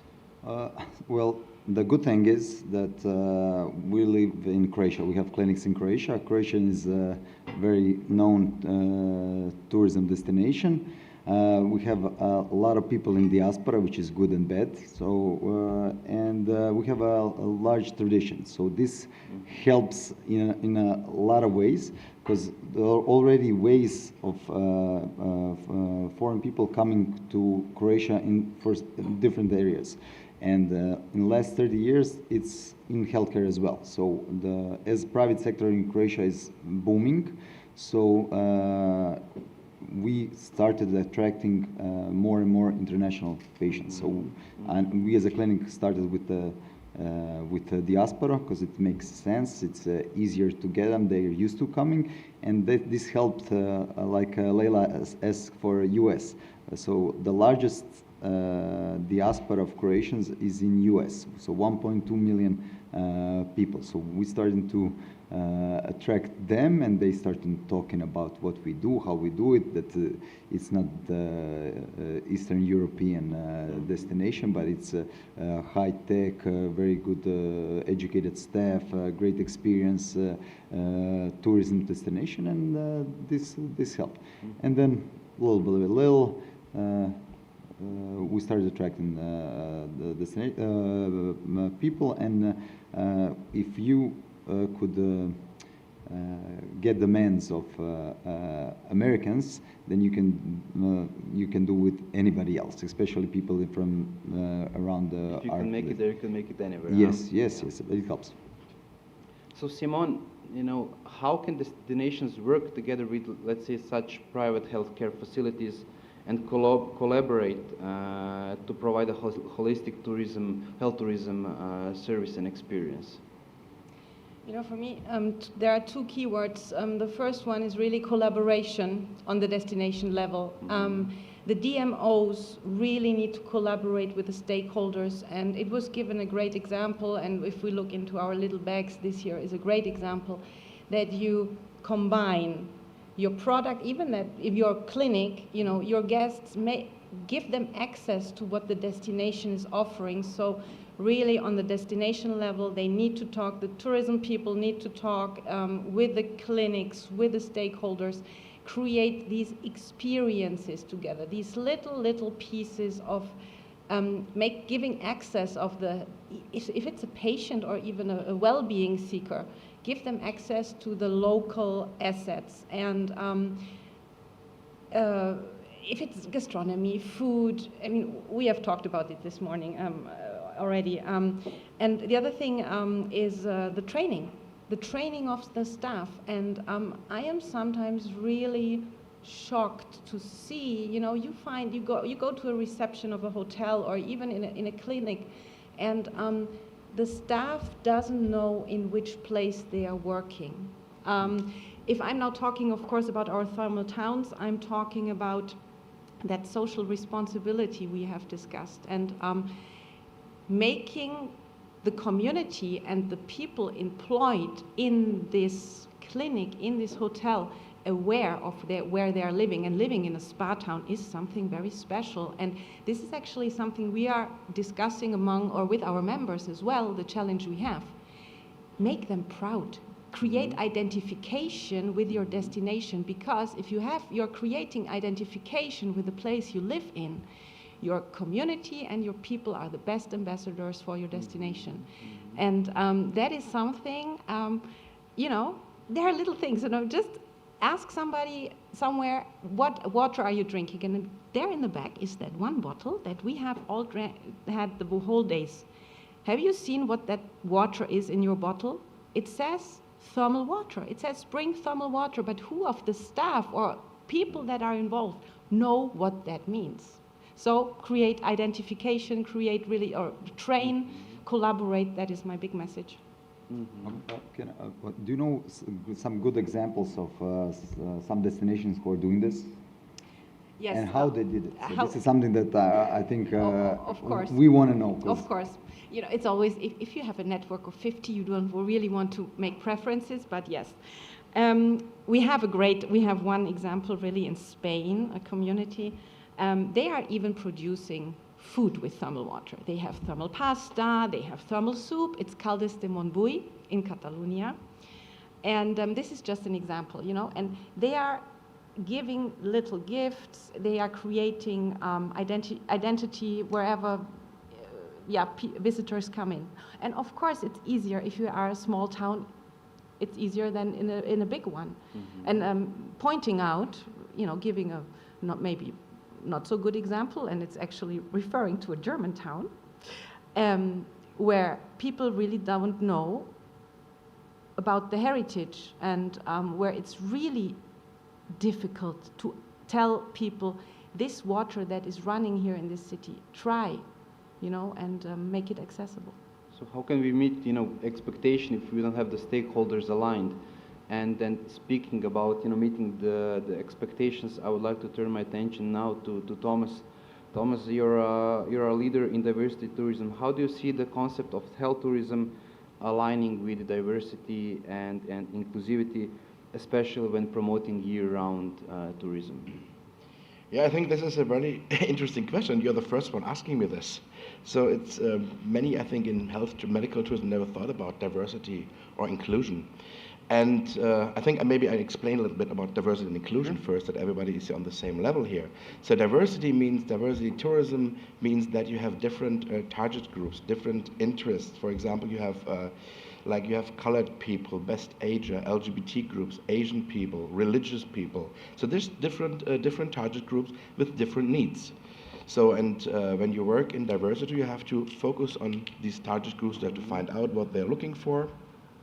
And when it comes to inclusivity, we talk about that you include those diverse target groups into your general marketing, promotion, product, and communication policies. And this can be very helpful to you to reach new markets, because when you talk the language of your clients, well, you talk to these people before, but never specifically.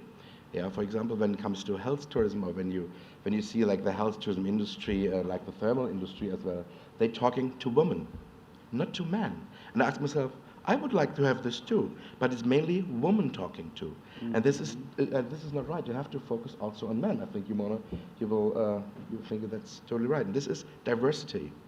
And when you see, for example, also when you see the cosmetic industry in the last decades, they increased their sales into male products for male cosmetics. So this changed a lot. So this is diversity, and we have to focus on. And I think with this example, to see it's related to health and medical tourism already. So I think when you focus on target groups, you can be getting much more success in medical health tourism. Very important point, as you mentioned, you know, having the right promotion and targeting these groups. So this is like, you know, talking the talk, but let's talk about walking the walk. So maybe, Ogin, this is the question for you. You know, you're setting the promotion to specific target groups, and then, you know, through your marketing messages, but then you need to deliver. So how do you, you know, deliver to people seeking personalized treatments, and can you give us some examples? How do you provide tailor-made experiences, which we know that in health tourism are the basis? Yes, so a lot of things is important here. So first is health tourism is a marathon. So I know when I started, I wanted to do everything in 2 years, but sometimes it takes 10 years to position yourself. It's very important to not just targeting. So you need to position the destination. If we don't collaborate together and everybody's working on positioning destination as Croatia or Southeast Europe or something, then it's very hard to do just mark. You need to invest a lot of money, a lot of effort, extra effort. But if you have a good destination that everybody knows, like Croatia is, so I can say from our perspective, so we have 20 million people coming to Croatia. So it's like everybody comes into our store and we don't sell them our products. So this is something that we as the destination need to tackle this challenge. So first we have people who went to Croatia and we didn't talk about health tourism enough, or or very little, or I don't know. So this is I think more important than just the marketing strategies, digital strategies that we have. And marketing is great, but good collaborations with partners like from Zagreb Med, like you or QNO Medical or something like this will help even more. And then together with these partners who have big group of their customers, then we individually tailor the products they can sell to their clients. So this is the, let's say, easiest way how to do it. And it takes time. 2, 3, 4, sometimes 5 years to do it. Yeah, it's a marathon. It definitely takes time. Now, speaking of destinations, I would like to ask my next question to Thomas. Which global trends have you observed on the global market related to health tourism, and how can, what can destinations do to be aligned and meeting the global trends in the health tourism industry? Yeah, what we saw at ITB in general, I think that after COVID, people focusing more on health and medical issues, they think about more, and they are also willing to spend more money on this than before COVID. So this is really a new, not a trend, but it changed the mind of many people around the world. It reminded us of something. It reminded us of something, yeah, that there's something very important, and that is our health. There's nothing important than this. Yeah. We only have once, and we never get a second one. So it's maybe sometimes we can get a second one, but yeah, but the original one is the best. Absolutely, I would say.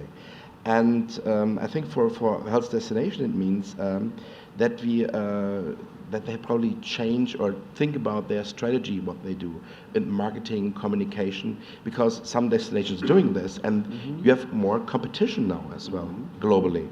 And so when you want to, but the market is expanding. Yeah. So yeah. although the competition is the market is expanding, but when you don't do the right strategies and your competition is doing this, you don't get nothing from this bigger market. That is the point. Yes, yes. And that is why, I mean, you really have to think about this. And there are so many new tools what you have to think about. We heard this today already, that storytelling is very important, yeah? You have to social media, it's like, for example, vertical videos is totally important today. 20 years ago, nobody said out vertical videos, I don't like it, but we don't have it. People don't see it on their iPhone. And that is the most important thing. Podcasts, or whatever you mean. So this is things what you have to do now today, and this changed this a little bit, yeah. I think. And there are no shortcuts. I think we would all agree on this, especially in the health tourism industry. There are no shortcuts. As Ognia said, it's definitely a marathon. And also, as we heard today, the Garden of Eden is no more.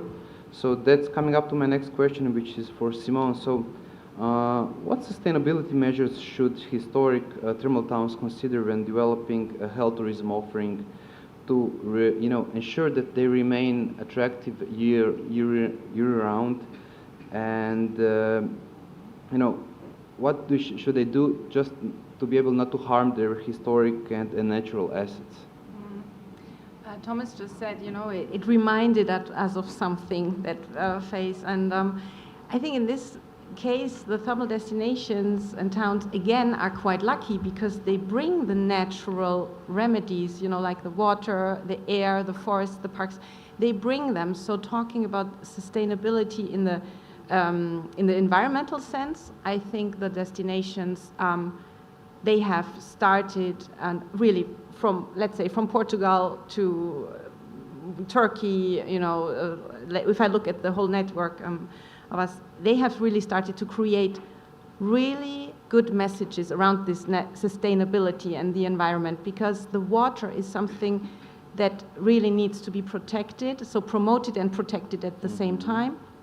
The forest, I think it was last year at this conference, people learned about forest bathing and forest therapy. This is all what we call therapeutic landscape, and that is sustainable. You do not need anything but the nature, and just get the message over. So that is probably very lucky that the destinations have.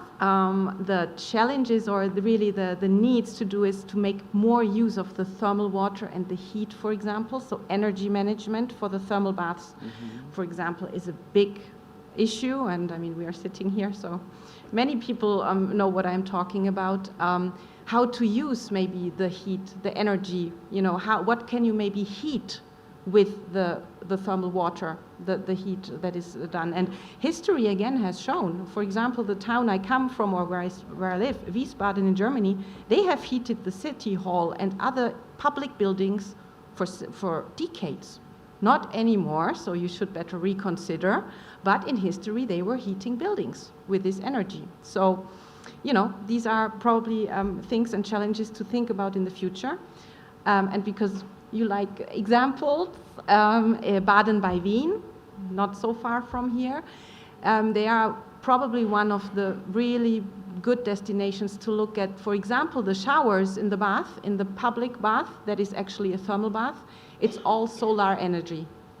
Or they are now heating their historic buildings and they are putting photovoltaic, to really have a better energy management. So that is something that definitely the destinations have to discuss. This is not specifically now for thermal towns, but when it comes to the water, for sure. And maybe just, to come back what I said before, talking about sustainability, of course, the social sustainability or the sustainable treatment of our heritage, if I look again at our destinations, is very important. And we have among our 50 members now, we have 11 that are actually a UNESCO World Heritage Site. So you see that at least the Great Spa Towns of Europe, and that is a group that is definitely now a leading group to look at the sustainability of the heritage. Did everybody get an ice cream? No, I don't. I just want to ask, is it okay? I'm just around. kidding. I have seen that as well. Yeah, nobody's asking us. Yeah. So we have discussed the importance of the historic heritage. We have discussed the importance of natural resources. And Simone mentioned one word, which is the future. So we know that healthcare is fast evolving, always developing. Let's talk a little bit about the future and, of course, the importance of technology. Ogin, how do you see that we can incorporate technology developments in the future, especially related to healthcare, to improve this or to bring a seamless patient experience and to improve the overall experience of each customer related to health or medical tourism? Okay, but technology is a must. So the healthcare is evolving. It's getting more cross-linked with the technology. But a great question. But I think we need to focus more in this technology time on our people, our training, our staff. Our staff needs to be happy and working with this technology and what they do if we want to have a great experience for our patients. So although the technology must help us, so take all the jobs that to improve the outcomes and everything, but in our business, everybody's business, we're in people business, so we need to have we need to work on our people. So if they're happy, then you'll get the better results, better outcomes, better communication, and happier patients. So to me, technology, yes, you need to implement. We implement a lot of new technology every couple of months now. But if your people don't want to work with this, they don't understand it, you don't train them, you don't listen to them, they're not the ones who are leading this technology innovations. So they're saying what they want. So it's very, very hard to run any business, and especially healthcare. But everybody's here is in tourism, understand this. So technology, yes, but people first. Yeah, absolutely, fully agree. And these things take time. You need to have people get used to new tools, new processes, new procedures. And when you have some new technology coming up, you immediately raise the expectation, and you you know the technology that you're implementing, let's say within your clinic, and then you think that the patients will immediately accept it. But no, you know, we are bombarded with so many technological advancements every day that basically it's too much for a basic human being to take on at once. It simply takes time, you know. We must not be too aggressive. People have habits, so you can't just switch. Absolutely. So you need to do it slowly, and yeah, exactly, exactly. And speaking about being pushy and choosing the right marketing, Thomas, you know, could you share some successful marketing strategies that have been, you know, effective in attractive health tourism year-round, especially in terms of diversity? Yeah, I can. So I think diversity and diversity targeting groups are perfect for health tourism when you think about all year round, because when you think about diversity for the LGBT market, you have DINKs, you have double income, no kids household. They travel primarily not in the vacation time. They're traveling like in fall, in spring, when it's much cheaper for them because they don't have to take care of the kids. So these target groups are very for many destinations very good to go into the niche month, and they're especially also for medical health. And I think for these target groups, what is very successful is when you combine these with other tourism aspects, like what we heard already. It's like culinary, shopping, culture, everything what you have there. You can combine this because people travel not only for health and medical in these, but you can combine this, and this is very successful in some destinations already. I don't have one especially for diversity, but I heard from many people from these groups, for example, traveling to Turkey. That might be surprising you a little bit, but also diversity groups like LGBT people think about their health.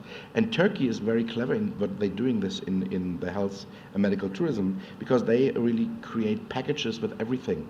Yes, when you do dental treatments in Turkey, you don't only do your teeth, you do shopping, culture, you go to the beach, you can bring a family member, you do a 2-week vacation there. And yes, you go to the dentist, but it's a vacation you do in Turkey. And when you see the market, how the Turks doing this is they have support from the government, they have support from the airline, they have support from the hotels, they have many associations for everything. And the way you think the entire country is working on this to give the tourists a great time when they're coming. And it's not only medical health. And I think this is the success, to combine everything. Yeah. And this could be a good example. I'm going to use this opportunity just to say big thank you to partners of Zagreb Medical Network, and that is the travel agency Obzor Holidays. They are supporting us in delivering the experience, as you just mentioned. You know, we are combining the medical network brought by Zagreb Med and the tailor-made treatments, and our partners, Obzor Holidays, are basically, you know, making sure that patients have all of the needs met in terms of booking travel, accommodation, transfer, whatever is needed. So basically we say when a patient boards the plane, he has nothing to worry about. We have such valuable partners taking care of it. So thank you once again. Thank you once again for that. Thank you, Thomas. Now, coming back to Simon. Simon, could you highlight some of the challenges and opportunities that you see in promoting health tourism 365, especially in historic locations, and how is EHTTA addressing those challenges? So the challenges are certainly the national differences we have in Europe. Most of the countries do have the 365 health tourism, but I just would like to point out what it surprised you last night when I mentioned and told you in France, and not many people know, in France the thermal season is from March, April to October. They are closed over the winter, which is a totally shocking news for Austrians, Germans, because that is, you know, when everybody goes to and in countries like Croatia as well. I mean, it's full year, and winter usually is even the time where you like to go to the thermal waters. So that is a challenge, let's say on a national level, to see, you know, we are promoting a European phenomenon, and we are encouraging this European product, and so the national differences are really a challenge. And then, of course, let's say also how the different countries are treating health tourism in their strategy, because if I look at the destinations and we go again from the, top-down approach, if the destinations are not really encouraged by maybe the national strategy, of course they are more struggling in countries than in countries where there is an absolute national strategy or even ministry supporting, and there we go back to one of our panels before. So that is certainly a challenge. The big opportunity. Yes. The big opportunity is absolutely, it is a European phenomenon, of course a global one, but understanding, and this is also the opportunity to understand, even we are here in Croatia, we are in another country, we are part of something bigger. It is something, a story or something, a part in health tourism that we can tell together. And what we are trying is to encourage and really promote and get the word out about these thermal destinations as an association. And we have done this quite successfully in the last 2 years, especially with the European Travel Commission, I have to say, because as a European phenomenon, as a European product, we have done promotion campaigns, and we organized also FemTrips, and talking about a promotion campaign, we called it Thermal Travels, and immerse yourself in the spa culture of Europe. And that was when we were running it mainly in North America, so for Canada, North America and US. And at this point I have to point out that we really had a great FemTrip organized with the European Travel Commission this year in May, and it went here to Croatia. We have 3 member towns here in Croatia: Daruvar, Lipik and Varaždinske Toplice. And peeking around the room, and with a really great support of the Croatian National Tourist Office in New York, Leila, we really encouraged our 3 towns. And at this point, I also need to thank my 3 Croatian member towns, because they had the courage to really say, we go for this American FemTrip of travel advisors, and we invite them, and we show exactly that there's more than only the waters. There is health tourism, there's cultural tourism, and it's up to the customer. And this is, at the end, my big message, about the opportunities. You can pick as a customer and as a consultant, a travel advisor, what you offer. Be it cultural tourism with a little bit of health tourism, or, while we are sitting here, health tourism with this cultural aspect. And this is something that is really great, and I think a fantastic opportunity. Ognian, as Simon said, we're part of something much bigger. So how can businesses such as yours work with local authorities to develop a seamless patient experience which will be available all year round? Otopit će se sladoled. We don't have any ice cream, so we don't know what you're talking The about. words are not coming out of my mouth, sorry, regarding the question. I'm just kidding. So I think that we have a responsibility, especially in the private sector, to push the government to work with us more, with the locals and so on. So because they have a lot of things on their mind, and we're pushing our interests. So what we need to do, we need to collaborate with each other, and then stronger go and work with local authorities and the government. So collaboration, and without the public sector, without government, there will never be a great health tourism sector in Croatia or any other country. So only together you can get ahead.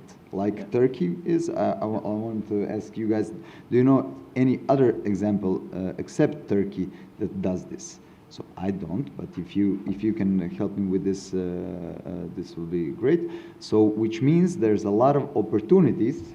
Somebody can be second, so first after Turkey, and with government supports it. So we have in Croatia amazing stories, like here in Zagreb, what Ivana is doing, but Kvarner Health, Zagreb Med, so something that is we're working on for years. We have a Croatian Chamber of Economy, which does the association with the 30 years of experience in health tourism and so on. So we need to combine, be a little bit louder, more have more arguments how to get from here to there. So this is what I see, and it's a big opportunity, but it takes time. I started 2016 very actively, and now it's 23, and I know it takes time. And thank you. I think big applause for a gentleman here. Nema na čemu, ja sam naručio samo da prestanete. Okay. I ordered it just to stop. One more question. No. Before we start clicking. So, Ognjen mentioned Turkey, and when we look at ITB in Berlin this year and the Medical Tourism Pavilion, I think that around 95% of exhibitors there were Turkish clinics. So, Thomas, how does ITB... I think we have 60 seconds left, so Thomas... Be quick, yeah. So how does ITB's partnership in medical tourism contribute to the promotion of year-round health tourism, and what insights can destinations gain from such collaborations? Okay, I do it very quick with ITB. Sure. ITB Berlin, the leading travel trade show in the world. I think we have three important things at ITB why should be there. We have promotion, we do education and networking. We have promotion with our exhibition, we have education with the ITB convention, and in the medical health pavilion we have also the medical health conference where we have 3 days full of panels and best practices, expert interface from people from around the globe, and we do a lot of networking parties because I think also believe in collaborations. So you need to meet people, you need to know them from around the world, you need to check what they do, you have to see what your competitors are doing, what you see is new in the world, and I think this is why you really should be part in the medical health pavilion, or in the segment at ITB Berlin, because you have to really be where the global medical health tourism people and industry is. Yeah, this is the most advantage when you come to ITB Berlin, that you really get the global development. Yeah, and you have the visibility, which is the most important thing. Yeah. Now, I know that Ognjen has an exercise with which he wants to finish up the panel. Before we do that, do we have any questions for some of the speakers? A quick question. Or do you have a question for the audience, maybe? No? Okay, then with that, I would like to thank my speakers, and I would like to give it now to Ognjen to lead the exercise for closing up the panel. Okay, this is one thing we all need to do before lunch, and it's very healthy. So can everybody get up? Get up, stand up, don't give up. No, not us. We worked. So, yes. So first, hands. Who ate the ice cream here? Hands up. Okay. So now I need you to do something. So can you spread your arms like this? Can you then push it? Like this, and now do it fast. Thank you very much. You earned your lunch. Thank you very much. The only problem is that the lunch is still not yet prepared because we have another panel. So go home and open a new Synteza clinic next week. Thank you for the panelists. Vi siete dole, sit down. Still have some work to do before food. Go in peace. Now, dear patients from the health tourism, I have to announce another panel session which will last 7 hours more, just to have some more fun. But before that, commercial break. Reklame.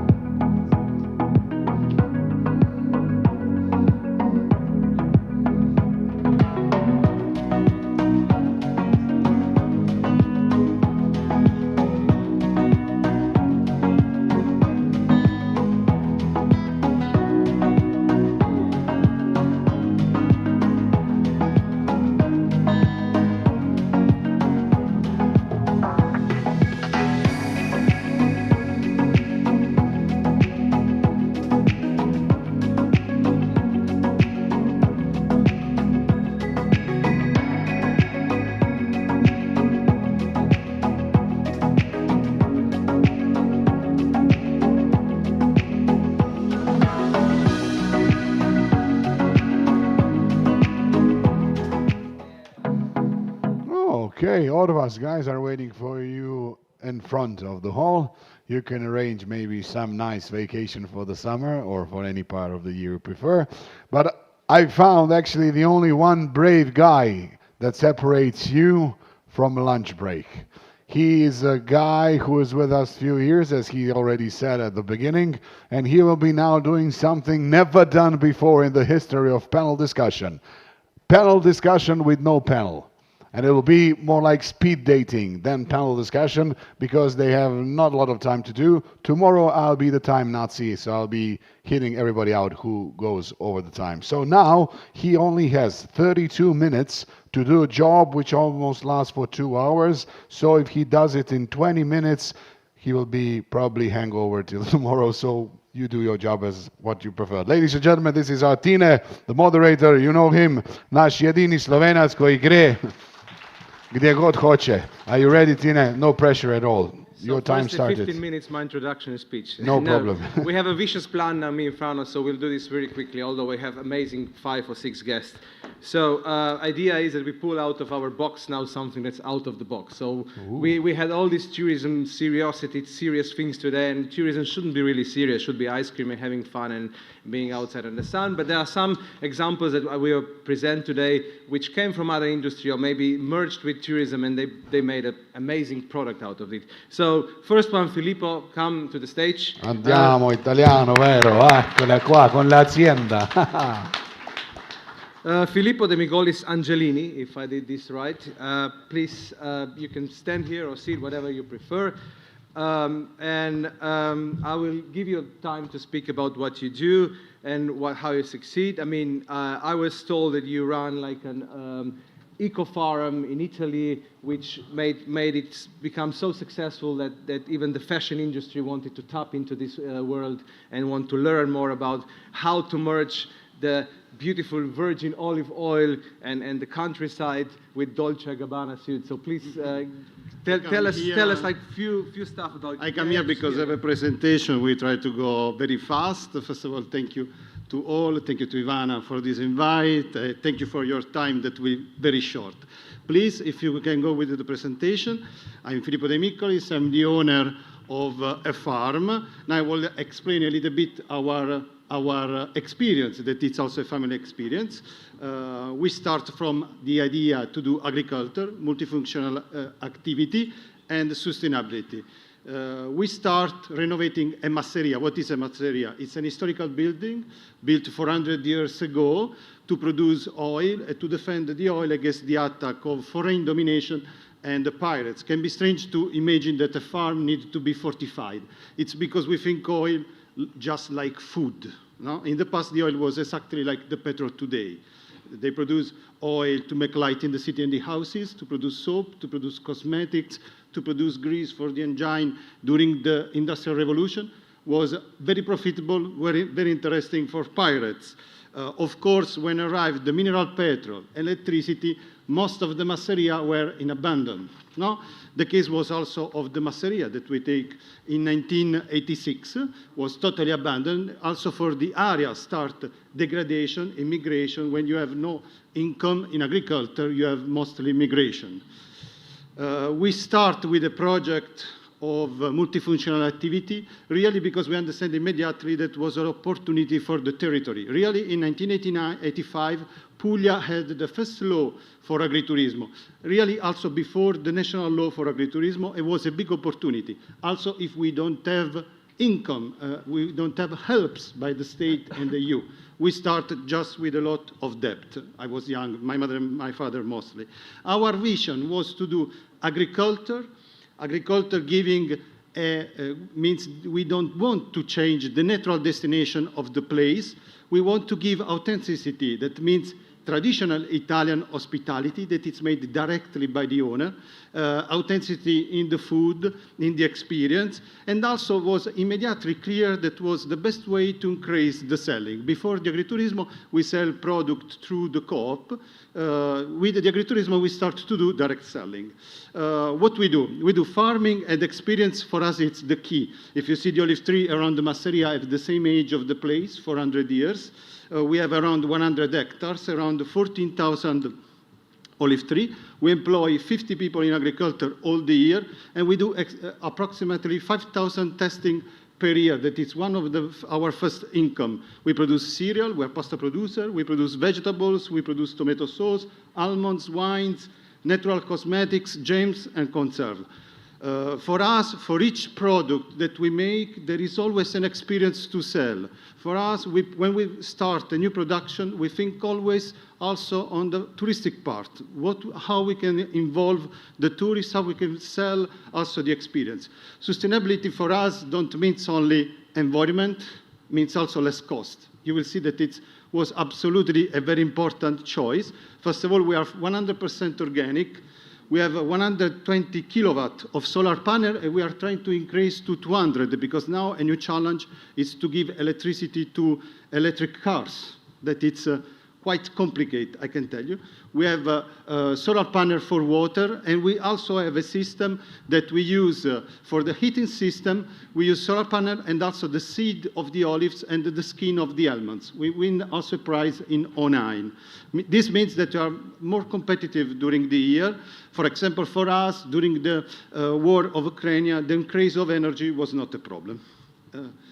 Hospitality, we have in total 20 rooms. We are open close to 7 months per year. We have 2,200 guests per year, around 8,000 stays for 48 beds. Where people come from? If we see April, September 23, people come from the 24% from Italy, and after we have from UK, from United States, from a lot of countries. But if we go to see June and September, we see the difference. People come mostly from UK and the United States. If we see the income, because not always have people means that you have more income, April, for us, June and September, the income is 30% more than July and August. For us, July, August, it's not high season. This year, in May, we have the same income of July. The restaurant, you see the difference from when we start. Of course, the restaurant, it's an important part of our offer. We are Italian, we love to feed people, of course, how you can see. We have around 100 seats, but really our strategy is not to have a lot of people, because we like to give an experience, very Italian, very Masseria style, a place that you go to relax, enjoy food. We have around 12,000 guests per year, and we always have minimum 70% of the food, it's auto-produced or from other farm of the area. 100% it's Apulian. We have 3 different restaurant areas. For us, marketing and innovation was always a key point. One also very important, especially when we have troubles like COVID, like Ukrainian, like we have, because we are open from 34 years, we had a lot of crises. Lehman Brothers, we can make a long list. For example, we had an important collaboration with Ferrero for Poland, Czech Republic, and Slovakia, and for us was the first way to open to a new market, the market of East.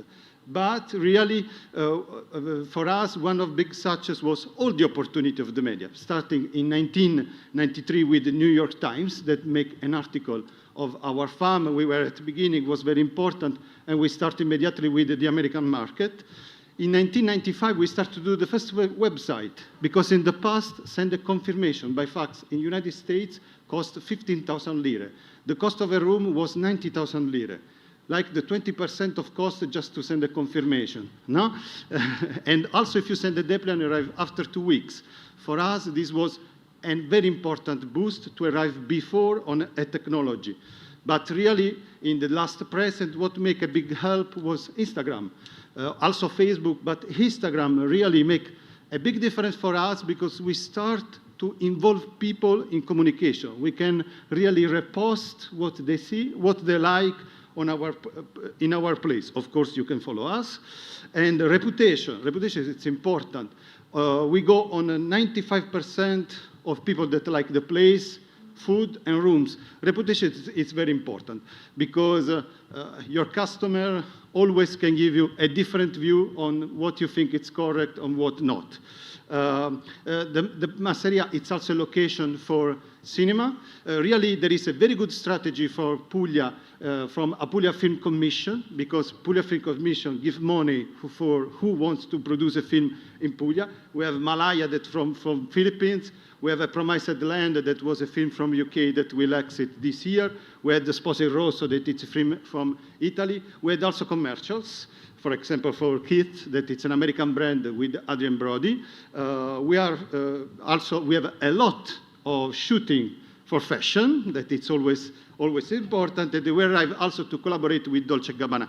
With Dolce & Gabbana, of course, was not for a catwalk-like model, but was an important collaboration because was focused the fashion show starting from agriculture. Really, they start from the olive tree. The olive tree of Puglia can arrive to 2,000 years ago. It's the symbol of our country.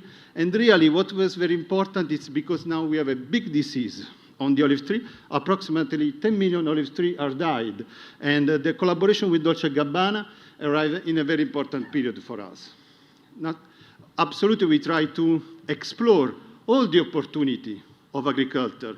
And I think this is the key point. Make agriculture, it's not make the museum of agriculture. It's very important to do innovation. We are always sure that agriturismo is the correct synthesis of two different souls of Puglia, that it's tourism and agriculture.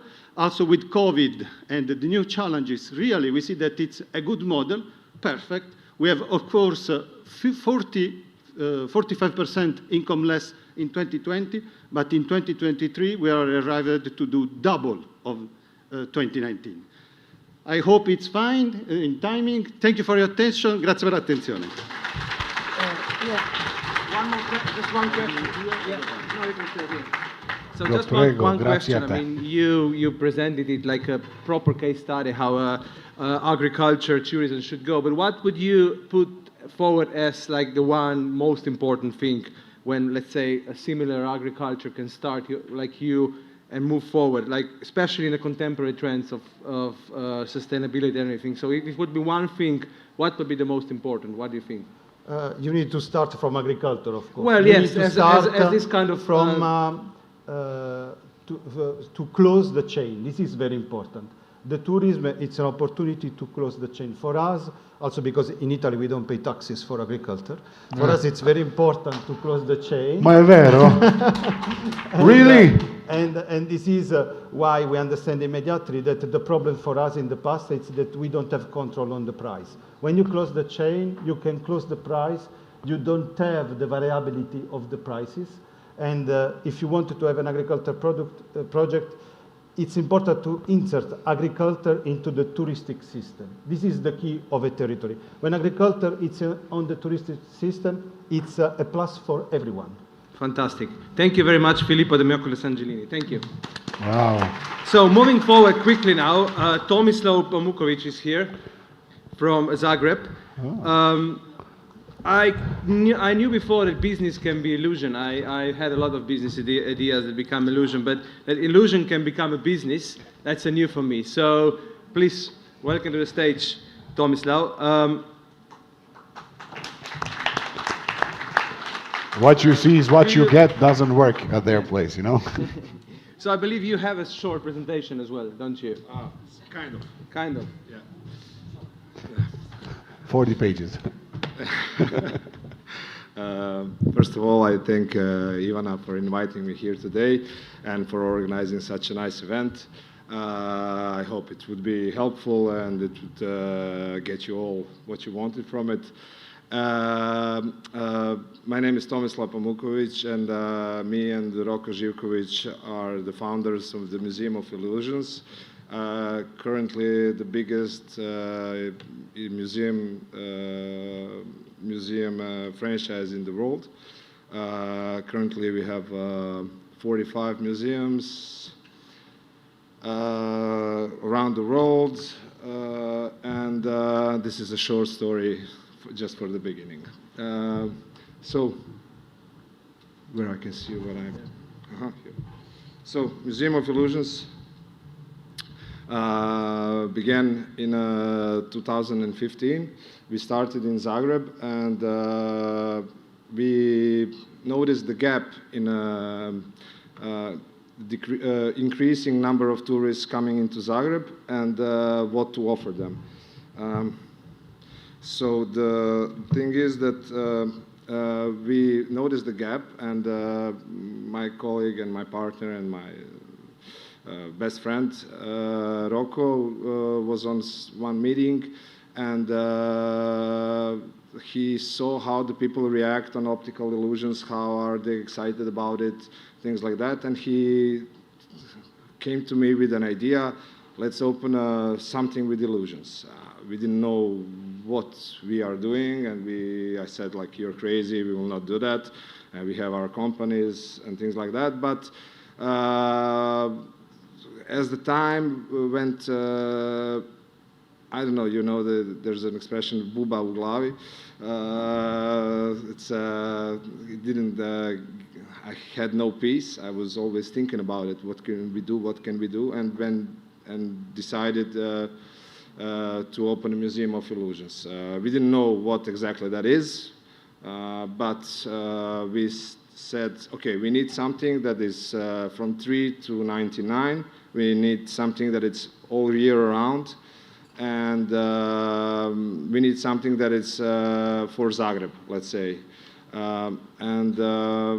We started to developing the Museum of Illusions. It started by travels all around the world. We went from, I don't know, from Hong Kong Science Museum to Museum of Contemporary Art in Prague, whatever, you know, like millions of museums. We wanted just to see how to do this, how to explain to people what they need to see, and that was a really long process, around a year. And then we started to opening museums. So the first one was in Zagreb. It became a great success because, I don't know, we got into the people. We always wanted to be a people museum, of course, with a backup in tourism. But I don't know, the boom that we provided was something out of the space, because we never thought that it will be like that. We did that like just for a, how to say, džeparac, pocket money. We wanted to be a pocket money. And we started the first one, and as the people came in, other people were interested in collaborating with us. So they asked us, what kind of collaboration do you offer? And then we thought, okay, let's start with the franchisees. Because the franchisee is the easiest way to expand, easiest way to get into, how to say, into countries and into the markets that you will never be without a local partner and without a local investor. So we decided to move fast, and we opened till now around 40 museums, 40 franchises around the world. Some of them were open, but they're not working right now. But this is not a product fault, it's usually a management fault, and choosing the wrong, I would say, not adequate venue for the business. So in general, we have like 95% of big success. It's good for business. Also, the tourism part of that is that we became like from like small business in Zagreb, we became something that people from Zagreb and Croatia are proud of, because now we provide something that it's unusual, that we invented, that is basically from Croatian minds. We have done everything locally. Our designers, our architects, our providers for the furniture, for the exhibits were done in Croatia. Now we're trying to develop that kind of business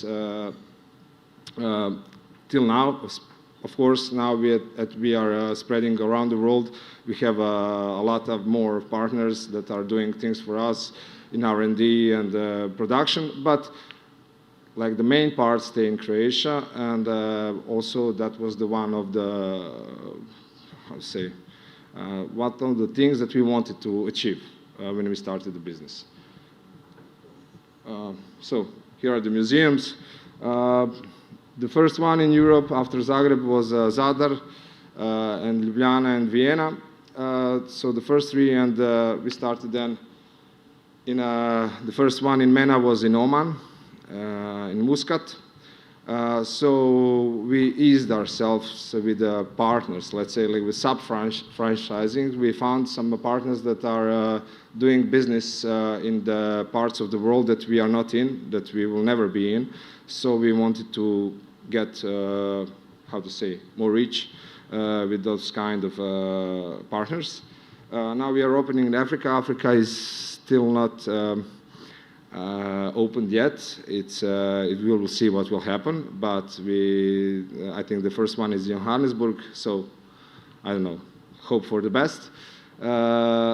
In Asia is a tricky market because it's different than European and Anglo-Saxon market, because it's different approach, different exhibits, and you need to, how to say, if you have a clear design and a clear way to present your stuff in Asia, in Southeast Asia especially, you need to, how to say, to do something more, maybe more flashy, more different colors, something more catchy to your eyes.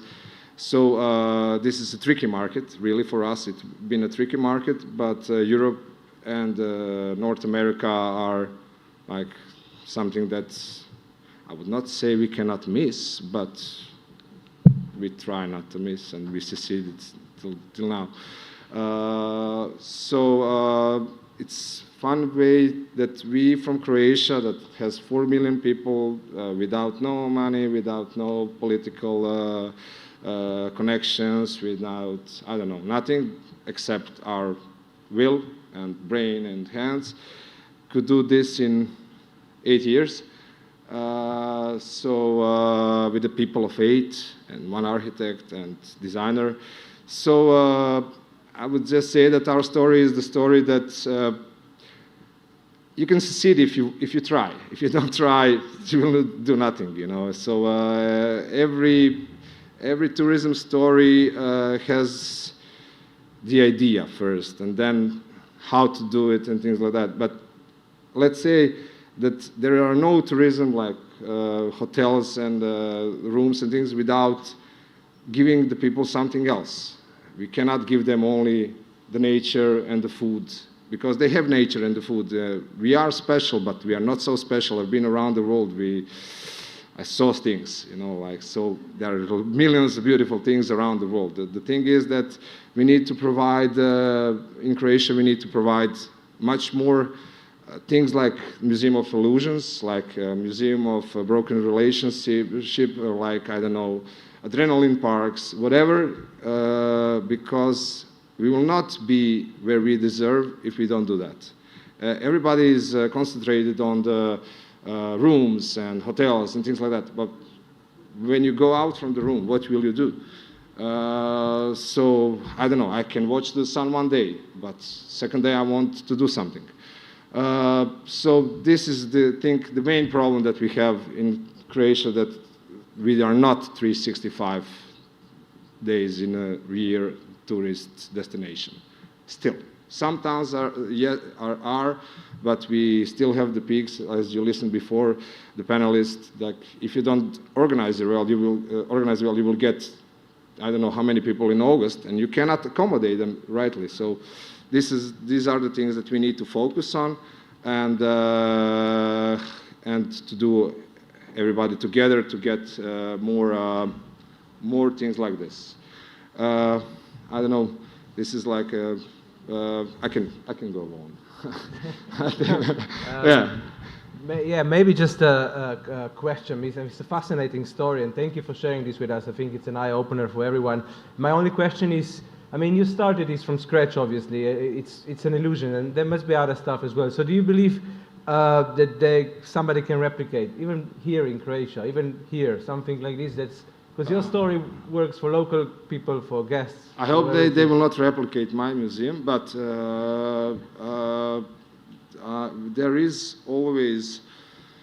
So what's the most important? Like most important thing is that you have an idea.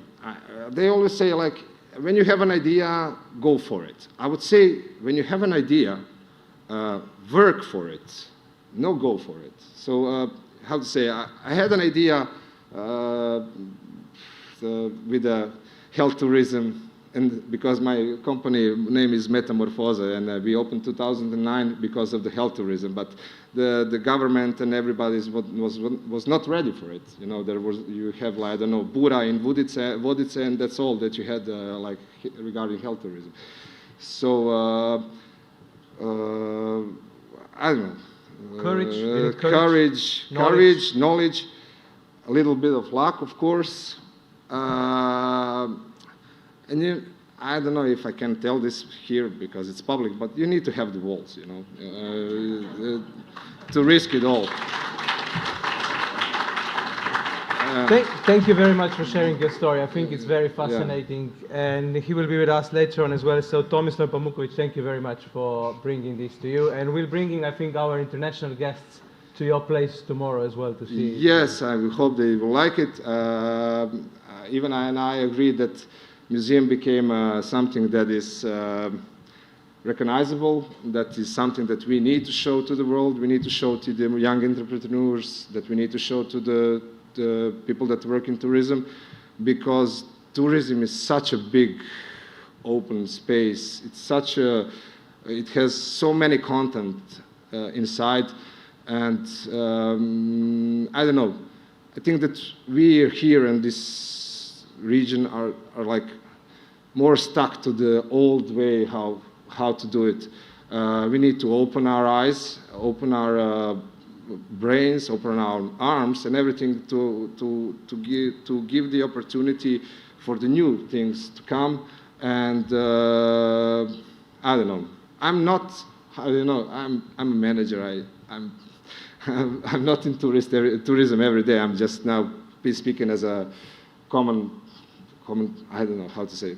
Common man, but this is something that we see every day because we have 4 museums in Croatia, and only Zagreb works for a whole year.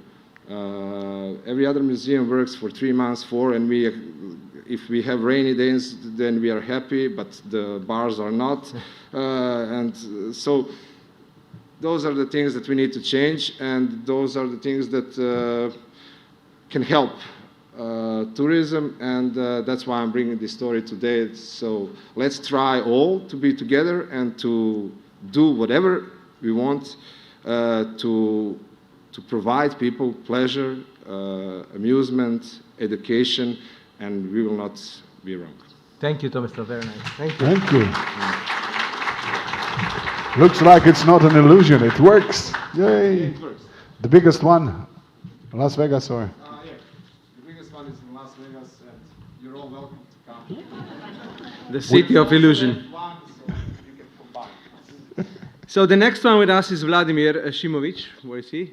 Oh, here. So Vladimir is a strategic partnership manager at a Good Game. Good Game focuses on e-sport community development. And what is e-sport actually? Let's learn.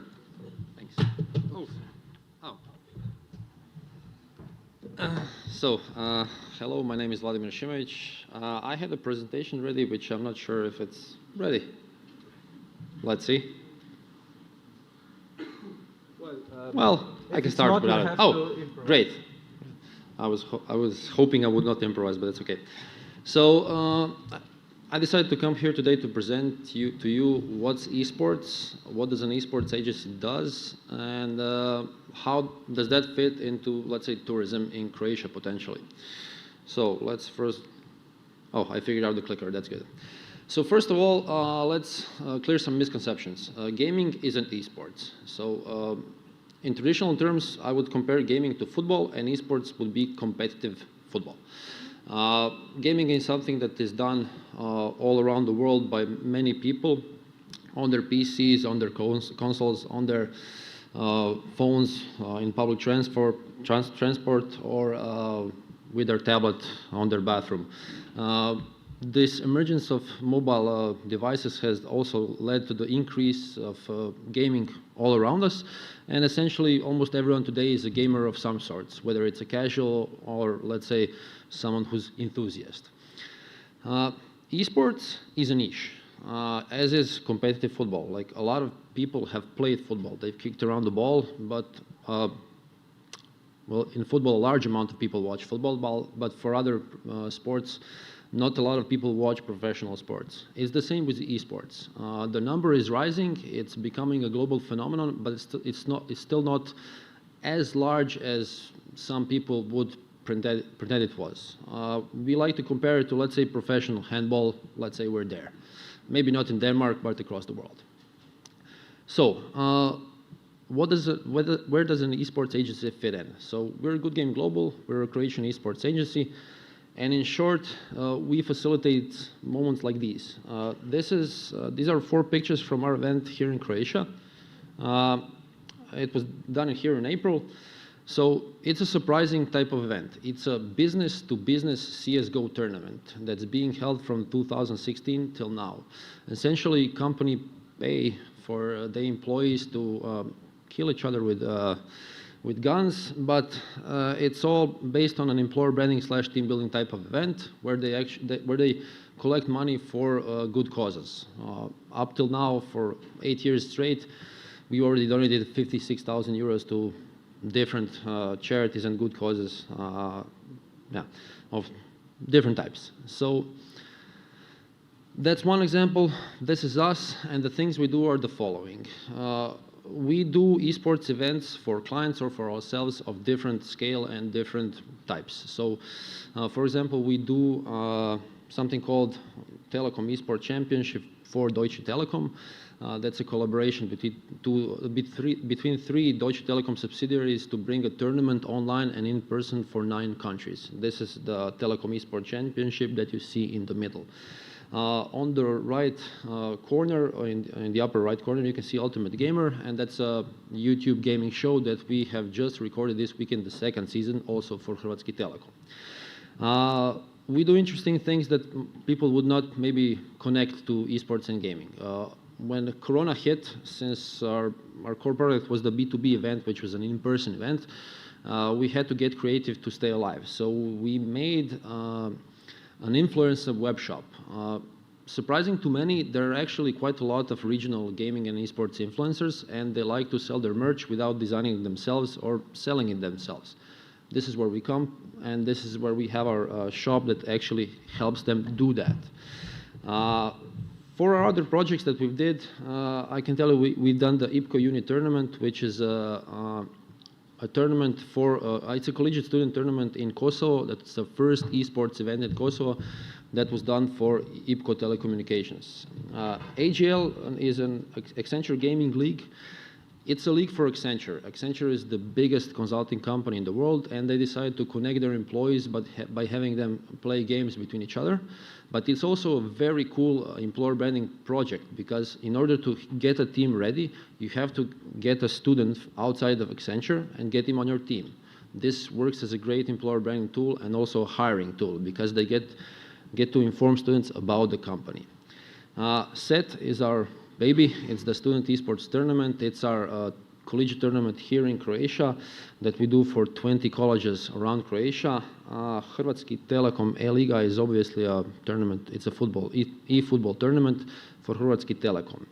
Samsung Odyssey Masters is an example of a tournament that we did for a brand, Samsung obviously.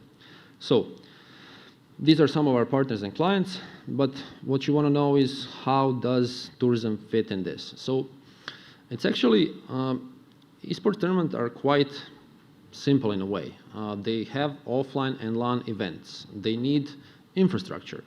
So I'm going to go through a short example of a Polish city called Katowice, which in 2010 decided to, let's say, brand itself and put its development on the track of, let's say, IT, and one of the aspects were esports. So this is the picture of the Spodek Arena, which exists from 1972, and it's a venue that they used for esports event. So once they made the decision, already 3 years later, they held their first major esports event in 2013. It's called the Intel Extreme Masters. So it featured 12,000 in-person visitors for the event during the day, 170 visitors during the 2 weeks that it was held with the expo that was combined, and also 40 million viewers across 19 digital platforms and 10 languages that was broadcast around the world. This has been such a successful example that this is how it looks in 2018. It's a full-packed arena, and the example is so successful because they managed to pivot that, and they have 3 to 4 these types of events every year. So this is a city of 290,000 people. So let's call it double of Split, I think, if I'm optimistic. And they have around 150,000 visitors 3 times per year for an esport event. The esport event uses the existing infrastructure, so nothing additional is necessary. So it's a great opportunity for cities that are looking to expand their, let's say, offer during the year. What's interesting, this is a February event. So this is, for example, from Croatia, an off-season event. In 2024, on 26th of September 2023, they sold out their event in about half an hour. I know because I tried to get a ticket and failed. So yeah, I'm going to try to celebrate my birthday differently. So where's the potential? So esports visitors are, let's call them what they are. They're male young professionals, usually connected to IT, either by work or some other connection. They have a large disposable income, and esports events don't have riots like some of the typical events. They don't do vandalism like some music events. They're just good spenders. They come here, watch their event, and go home. So I think there's a large potential here, and we as a company are trying to work to one day, hopefully in the next few years, bring this type of event here in Croatia. We see it as an opportunity for a city that's not Zagreb maybe, because everything currently is in Zagreb, to host something like this. And we aim to be a part of that story. So that's all. If you have any questions, you can ask now or later. No, thank you very much. It was very, very interesting. I mean, I had a question, why esports and why should we take it so seriously, but you obviously answered all the questions with this, and maybe my question would just be, so will the next generations Luka Modric be from esports? So we already have those types of players in Croatia, but the goal is to, let's say, broaden There's that only base. one Luka Modric, man. So. Okay, yeah, we have a taller guy, Prex. He plays League of Legends, but that's okay. I think he earns a bit less than Luka, but still earns good.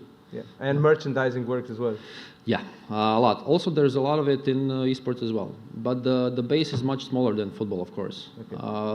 Our whole goal is to, as I said, expand that base. For example, I mentioned the collegiate tournament. We became experts in funding these types in interesting ways. So, for example, our collegiate tournament is basically mostly funded by tech companies, because we saw a chance last year that if we connect them with technical faculties and universities, we could get tech companies to do employer branding through that. So some of the students that actually won the collegiate tournament also got employed and won our B2B event. So it's a nice full circle. This is how we build the base for when we are ready to make a big event, because the goal is to have a healthy base. Excellent opportunity for tourism. Vladimir, thank you very much. Thank you very much. Thank you. So, let me look here. So next one with us is a lady, finally, so I don't think I have only men guests. Tina Kolovrat. She is the CEO of IVA Blue and Nikola Tesla Electric Vehicle Rally. I think it was called the quietest rally in the world, if I'm not wrong. And the idea that she had was for the rally, and was on the beginning called Brave, but today everybody considers it is very original. Ladies and gentlemen, Tina Kolovrat. Thank you. And I think we will sit down and have an interview. Yeah. Thank you. The sound of rally. So, Tina, to the general public, tell us your story. Like, where was this e-mobility thing born, and how did you get into this rally industry? You probably start with proper engines first, and then move to the e-engines. Well, no, actually, before organizing this type of rally, I've never participated in any rally or other sport event. Yes. Okay. So actually, the idea came from falling in love with electric vehicles. As you know, we have two electric vehicle producers in Croatia. One that everybody knows, of course, it's Rimac, and the other one that not a lot of people know, but it's Docking. In Croatia, in such a small country, so we had two electric vehicle producers, and that was like in 2009. So we got to know the owners and Mate when he was a kid, and kind of my husband and me, we fell in love with electric vehicles, and we decided to organize a rally. But our rally is not like a sport event.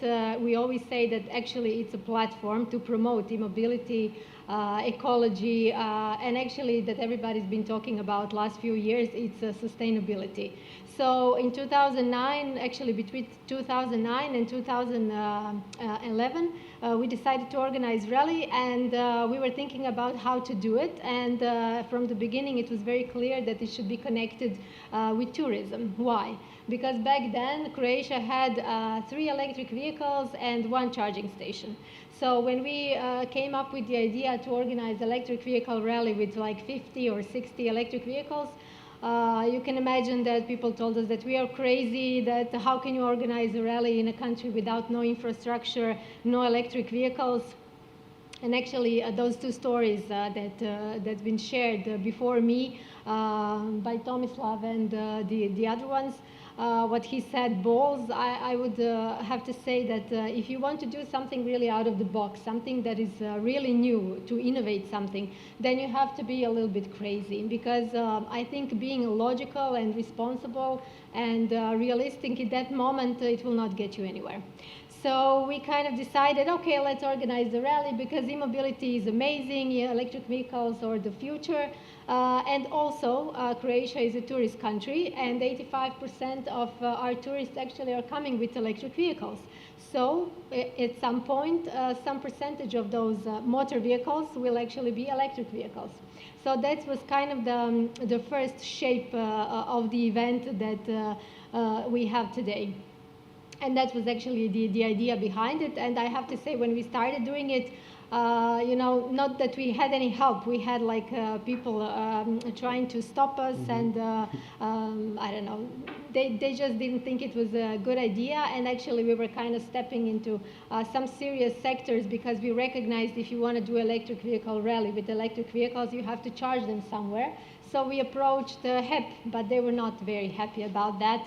And they were like, oh, what are you're meddling in our sector. And it was really difficult in the beginning, those first 2 years. But I have to say, Tina, you are from Slovenia. Yes. We had great help from Slovenia, actually. And if it was not from our Slovenian partners, yeah, in 2014 and 2015, I would dare to say that maybe I wouldn't be sitting here today. So the help came from Slovenia, from our neighbors, and actually Austria.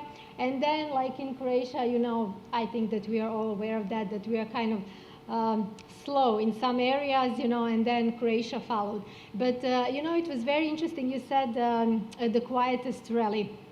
Like, we like to repeat that we are the quietest rally in the world.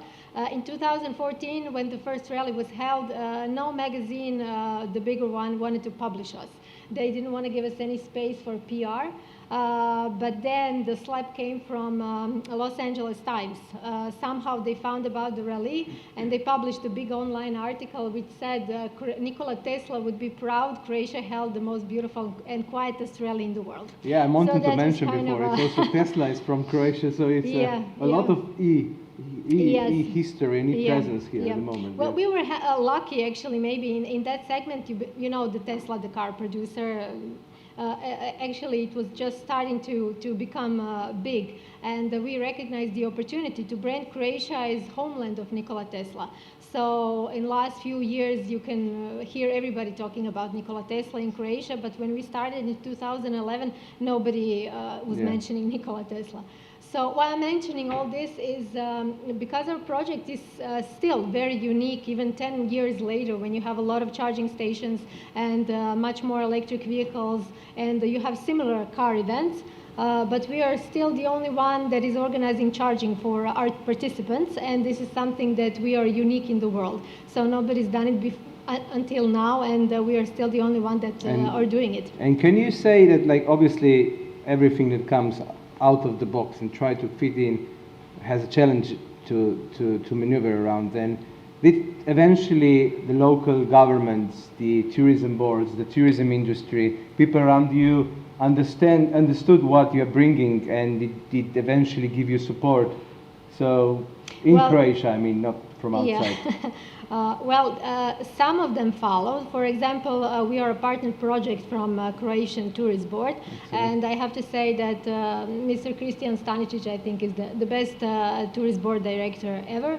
I think one of the reasons is because he comes from private sector, so he had real experience of this tourist segment, so he recognized our project, and we became a very small partner project. But it took us like, I don't know, 8 years for other ones to follow, and even now, next year is going to be the 11th year. Only maybe 30% of local tourist boards actually recognize the project. Till this day, we are still not sure why, because everybody's talking about sustainability, something that is recognized, branding. You want quality, not quantity, high-paying guests that are really interested in organic food and natural beauty and the cultural heritage, and this is what we are actually bringing. So you have other type of events that you have to pay people to come and to promote your country, and then you have our event that actually people are paying to come and promote everything that is the best that Croatia has to offer. So I think that there's something also very unique. So when you do something like this and you try to sail against the wind or run against the wind, there are always challenges. There are always moments that are the hardest, but might be also the most beautiful moments. So can you pinpoint out probably 1 or 2 moments which was probably the bottom, and then what was the peak, or was it the same thing, or is it something you can? One of the biggest victories was, so when we started in 2014, and even now, you have to understand that if you have 50 or 60 or 70 electric cars, there is no amount of public infrastructure that is possible to charge those vehicles in 12 hours. So we had to come up with some kind of a system, and between 2014 and 2017, we were charging all these vehicles overnight on a huge diesel generator. So we were putting diesel inside, which was like brum, brum, brum, and it was smelling, it was horrible, because HEP didn't want to allow us to connect directly to the power grid, even though we had the engineers, we had the knowledge, and we had everything. And but actually we use that to our advantage, because everybody that is driving electric, these are people that are very eco-friendly and support sustainability. They were writing about Rally in Croatia that is charging their vehicles on a smelly diesel generator. But we said, yes, but we have to show this disgusting generator to be able to persuade, okay, let us do something differently, because this is not the way. Amazing. And then, yeah, finally in 2017, they caved. They allowed us to connect, and their engineers came, and they were with our engineers, and they were saying, this is not going to work, this is going to explode, you're going to crash the entire trafo station, everybody will be crashed. But luckily everything worked, as we knew that it would work. So that was like a big win for us, and luckily since 2017 we were charging directly on trafo stations. So this was like a big win for us. Fascinating story. So maybe to move to the last question, I mean, we heard so many inspiring stories today, and what would be the message you can give for somebody who tries something innovative like this? And we talked about franchises before and like new types of sports. So what would be your or agriculture as well? What would be your approach? Well, our approach actually is, I'm so happy that all those people came before us, because from the beginning, as I said, Rally was a platform to promote mobility and sustainability, but actually it's a perfect match between e-mobility and tourism, because our Rally is like a hybrid event that combines sport, agritourism, sustainable hotels, cultural heritage, so it's kind of a hybrid and includes everything.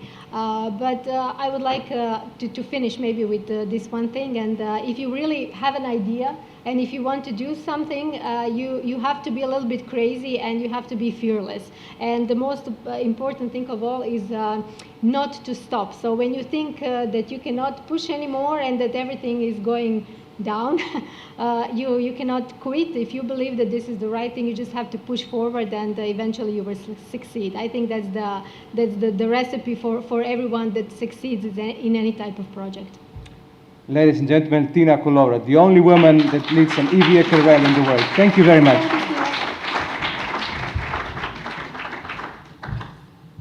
And now, last but not least, we have a completely out-of-the-box story. An American from South Dakota, imagine this, finding a success in a completely other part of the world. He followed the route of Columbus, maybe, or Nikola Tesla, and came to the Balkans. Justus Reed, everybody. Yay. Hey, buddy, how are you? I'm great. I want to start my presentation a little differently. I want to start by including you all in a TikTok video. But it's going to require some participation, okay? So, everyone in this room, I want you to look here at the stage. Look at our wonderful moderator here. And then I'm going to count to 3. And on 3, I want you to look at that door over there. So we're going to practice this. So I'm going to go 1, 2, 3. And you're looking over there. A nice fast swipe. Okay, we're going to do that one more time. Look at our moderator. And then when you look over here on 3, I want you to smile for the camera. So everybody, don't look at me. Don't look at me, look at the stage. Okay. Prvo Slovenca, a onda Amerikanca. Ajmo. Everybody's looking at the stage. 1, 2, 3. Okay, great. You guys are wonderful. Okay, next I'm going to need our other wonderful moderator, if you would do something for me. Anything, my With the friend. mic on. I want you to stand right in front of this great Tourism 365, if you would stand on the stage.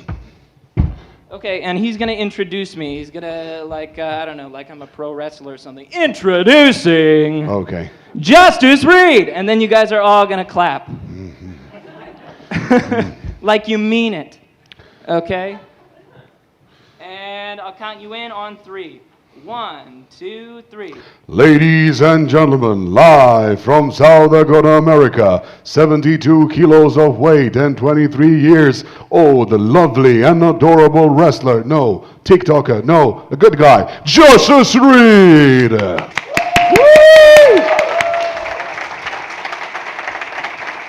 Hey, that's absolutely brilliant. Thank you very much. And my million, like Warren Buffett? No, nothing. Shit. Fuck. It's going to be seen by hundreds of thousands of people. Now I need my lovely assistant, Petar, to come up here. Yeah, I'll just stand up here with the mic. That's fine. And I'm going to tell you guys a big lie. Just be aware that this isn't true. But we're going to get into that. Do you have a good angle? You ready? Everybody, making viral videos is easy. All you have to do is sit in front of the camera on your phone, say something absolutely crazy, and then hundreds of thousands of people will watch. Here's a great example. You'll see that later. So what you guys are involved in here is an excellent example. You guys are going to see in real time how a viral video functions, and you guys are a part of it, right? Petar and I spent all day yesterday filming some crazy elaborate video, and we set it up so it would end here at the conference. We filmed the whole thing in the hotel, and I'm going to post this video. It's going to be up probably before you finish your lunch, which we'll get to very soon. So once it's up, you guys can go to my page. It's Justice_Reed on Instagram or TikTok, spelled Justus, JUSTUS_REID.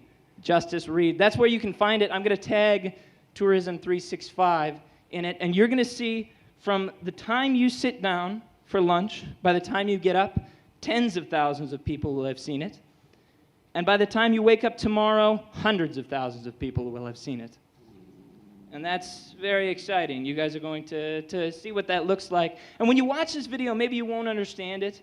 Maybe you'll think it's kind of silly or weird. But I can tell you that your clients and your prospective clients do understand it. And they will watch. Hundreds of thousands of them. Over the course of the next week, it'll grow and grow. Hundreds of people will comment, and we'll get to see how people react. Maybe it'll be positive, maybe it'll be negative, maybe they'll be impressed or not. But we're going to find out. Okay, back to you. Thank you. I mean, you did a great case study here, how things work. So thank you for this. Maybe just like perhaps 1 or 2 or 3 people don't know who you are here in Balkan. Not many people know who you are in the States. So how does this feel to be a Balkan legend but not being a US known kind of a celebrity on social media? Well, I'll give a proper introduction. My name is Justice Reed. I'm 23 years old. I'm from South Dakota. I moved here to the Balkan region about 3 months ago. And since then, I bought myself a Yugo. It's a 55, not a 45. It's a supercar Yugo.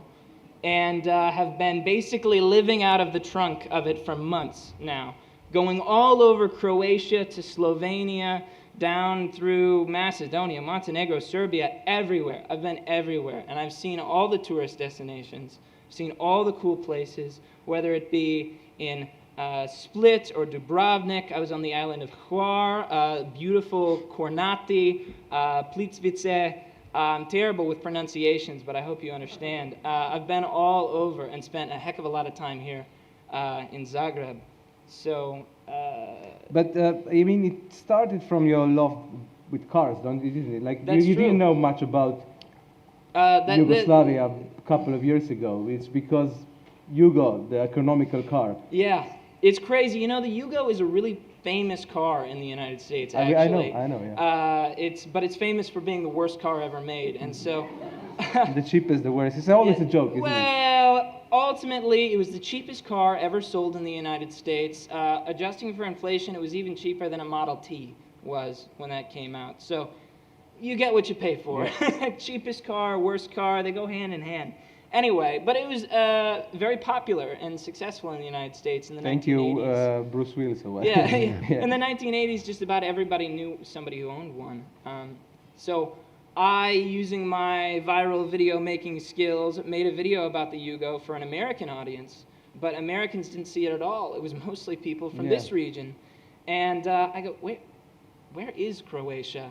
I don't even think I could point to that on a map, you know? That was 2.5 years ago now. And that sparked an interest. If you say, if I'm talking about Mercedes, the Germans don't show up and, hey, that's our car, whatever. You know, but if you're talking about the Yugo, then everybody's here. If you're talking about Rakia, then everybody's here. If you're talking about Cevapcici or about Burek, about any of these things, it's as simple as this. As an American, I can say, I'm an American and I love Rakia, haha, and everybody's like, yeah, we love this guy. Yeah. And that absolutely blew my mind. And so it sparked a years-long fascination with the region. I was so fascinated that I said, hey, why not move here? You used our minority complex for your business success, so great stuff. But joke aside, obviously you presented how video should be done. It all looks goofy and fun and jumping around, but it's not just this. It's quite serious thing. I mean, this is how future marketing promotion we're doing. Tell us more about your really daytime job. You know this stuff. You study this stuff. You work this stuff. Yeah. Yes. A little bit more background. I was an enlisted soldier in the South Dakota Army National Guard for 4 years. And one of the assignments I was tasked with was by starting a TikTok page for them to make it a success.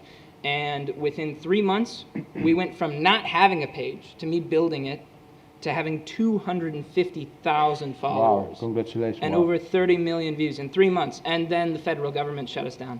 And then that was the end of that because China. And of course, I didn't agree with that decision, but ultimately, that's the way it goes. But from that experience in the Army with that kind of clinical, straightforward approach, I've been able to kind of devise a way of thinking and a process that... and then you come to Balkan. Is very, yeah, very kind of mechanical, if you will. You know, I have people oftentimes accusing me of being too serious, and especially of being too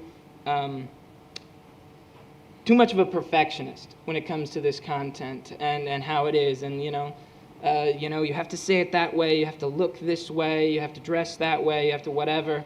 And I go, this is how you succeed, this is how you go viral, we have to do it this way. And people are like, man, you take this too seriously, lighten up a little. But ultimately, years of experience and making videos is a way that I can say to you today that before even posting, this video hasn't even gone up yet.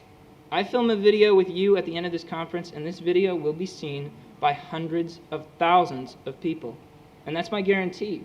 And it's because I know how to make these sorts of videos, because I have honed those skills and practiced. That was my big lie at the beginning, was I say that it's easy, right?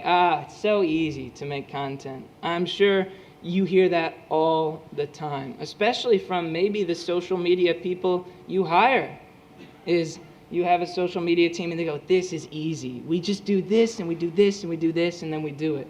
But is it sustainable for you in sense of, obviously your business model is yourself, it's you, it's like a lifestyle business. So is this something you can pursue for longer, or is something that you would like to move to, like teaching people how to do it, or Yeah. is this next generation's thing? How do you see this? I will let you guys judge. If you watch any of the videos I've made in the past 2 months and you can't see somebody else's face replacing mine, then maybe you're right. Maybe it is just me. But I don't think that's true. I think using the techniques, the camera work, and the quality and the writing that I employ, anybody can do it. And is this the opportunity for the tourism clientele you have here, all the nice hotels and destinations and DMCs and everybody who'd like to talk to all these millions and hundreds of thousands? Is this their opportunity to teach them to learn how to do this stuff and then use this for their product? I will tell you what the opportunity is.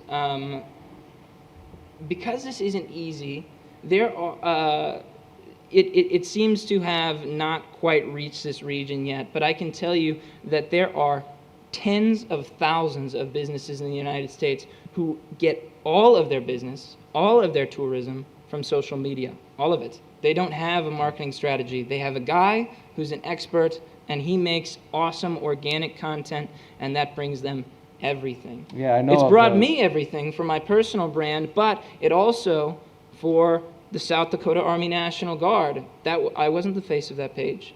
It was the soldiers, it was the equipment, it was the mission, and we had massive success there. Realistically, I think I could take anybody in this room who was willing, and if I was writing and directing the video, it would go viral. And it doesn't matter the face. So our plan is, immediately after this conference, I'm off to Switzerland to talk with some lawyers, some accountants, and Yeah, things. another Balkan country. Yes. Well, it's a bit of a vacation from my vacation. And we're going to basically hash out how to form a company where we can teach businesses how to do this and how to do what I do, how to employ these methods, or frankly, if they say this is a lot of work or we can't figure this out, they just let us do it. Fantastic. Which I think would be a massive success for a lot of businesses. We plan on launching in November. So very soon. Thank you, Justice. Just one last question from me, and then we can all wrap up and see that video online. You are starting a project almost by mistake with the most famous tennis star in the world as well. What about that? Oh my goodness. I think that is a good lesson on calculated risks. You know, when my manager had this crazy plan to write a song for Novak Djokovic and to fly to the US Open to meet him in person and play the song for him, and I told him he was crazy. I told him, we don't have that kind of pull. I don't know Novak. You don't know Novak. That's a terrible idea. It's going to be very expensive. And he basically pushed me into it. He's like, come on, it'll work, it'll work. I got to New York just absolutely terrified that it was going to be a disaster. By the way, people recognized in New York, didn't they? They did. I was recognized actually a lot, on, not just at the US Open, but on the street. You know, somebody, hey, I'm from Croatia. Oh my God, I never expected to see you here. But I underestimated, I think, my own influence and ability. But I went to New York with this crazy idea. I made a video reaching out to Novak. Novak, let me play this song for you. And he saw it within 8 hours. And then the rest is history. I got to meet him after he won another match at the US Open and got to sing the song for him. And he made me a promise that we'd meet again here in Belgrade to do a music video. And so that's one of those things where if I didn't have somebody behind me like my manager pushing me to take that risk, it never would have happened. I'm so glad I have a good team and a good base of people around me, all who are from here. Ladies and gentlemen, Justice Reed, the most famous South Dakotan in the Balkans. And I believe, Fran, thank you so much, Justice, thank you. And I believe, Fran, and we are wrapping up now. All we need to announce now is that you all deserve a nice drink and maybe some snacks sponsored by ITOA, European Travel Association, and Tom Jenkins, their CEO, will be with you outside if you want to chat. And we are going to be there, me and Robert, the representative for the region. And that's it from me. Well done, Tina. Nice to have you for the day. Thank you. Late checkout period at the first day of the conference. If you want an American dream, you have to dream it at Balkans. That's the only logical conclusion for the end of this day. Tomorrow we carry on from 9 a.m. Don't worry. I have another great thing at this conference. Tomorrow you will have some changes at other halls as well, because we're going to have first B2B. Now the host is only good saying two things: lunch break and bye-bye. And I can do it both at the same way. Get out!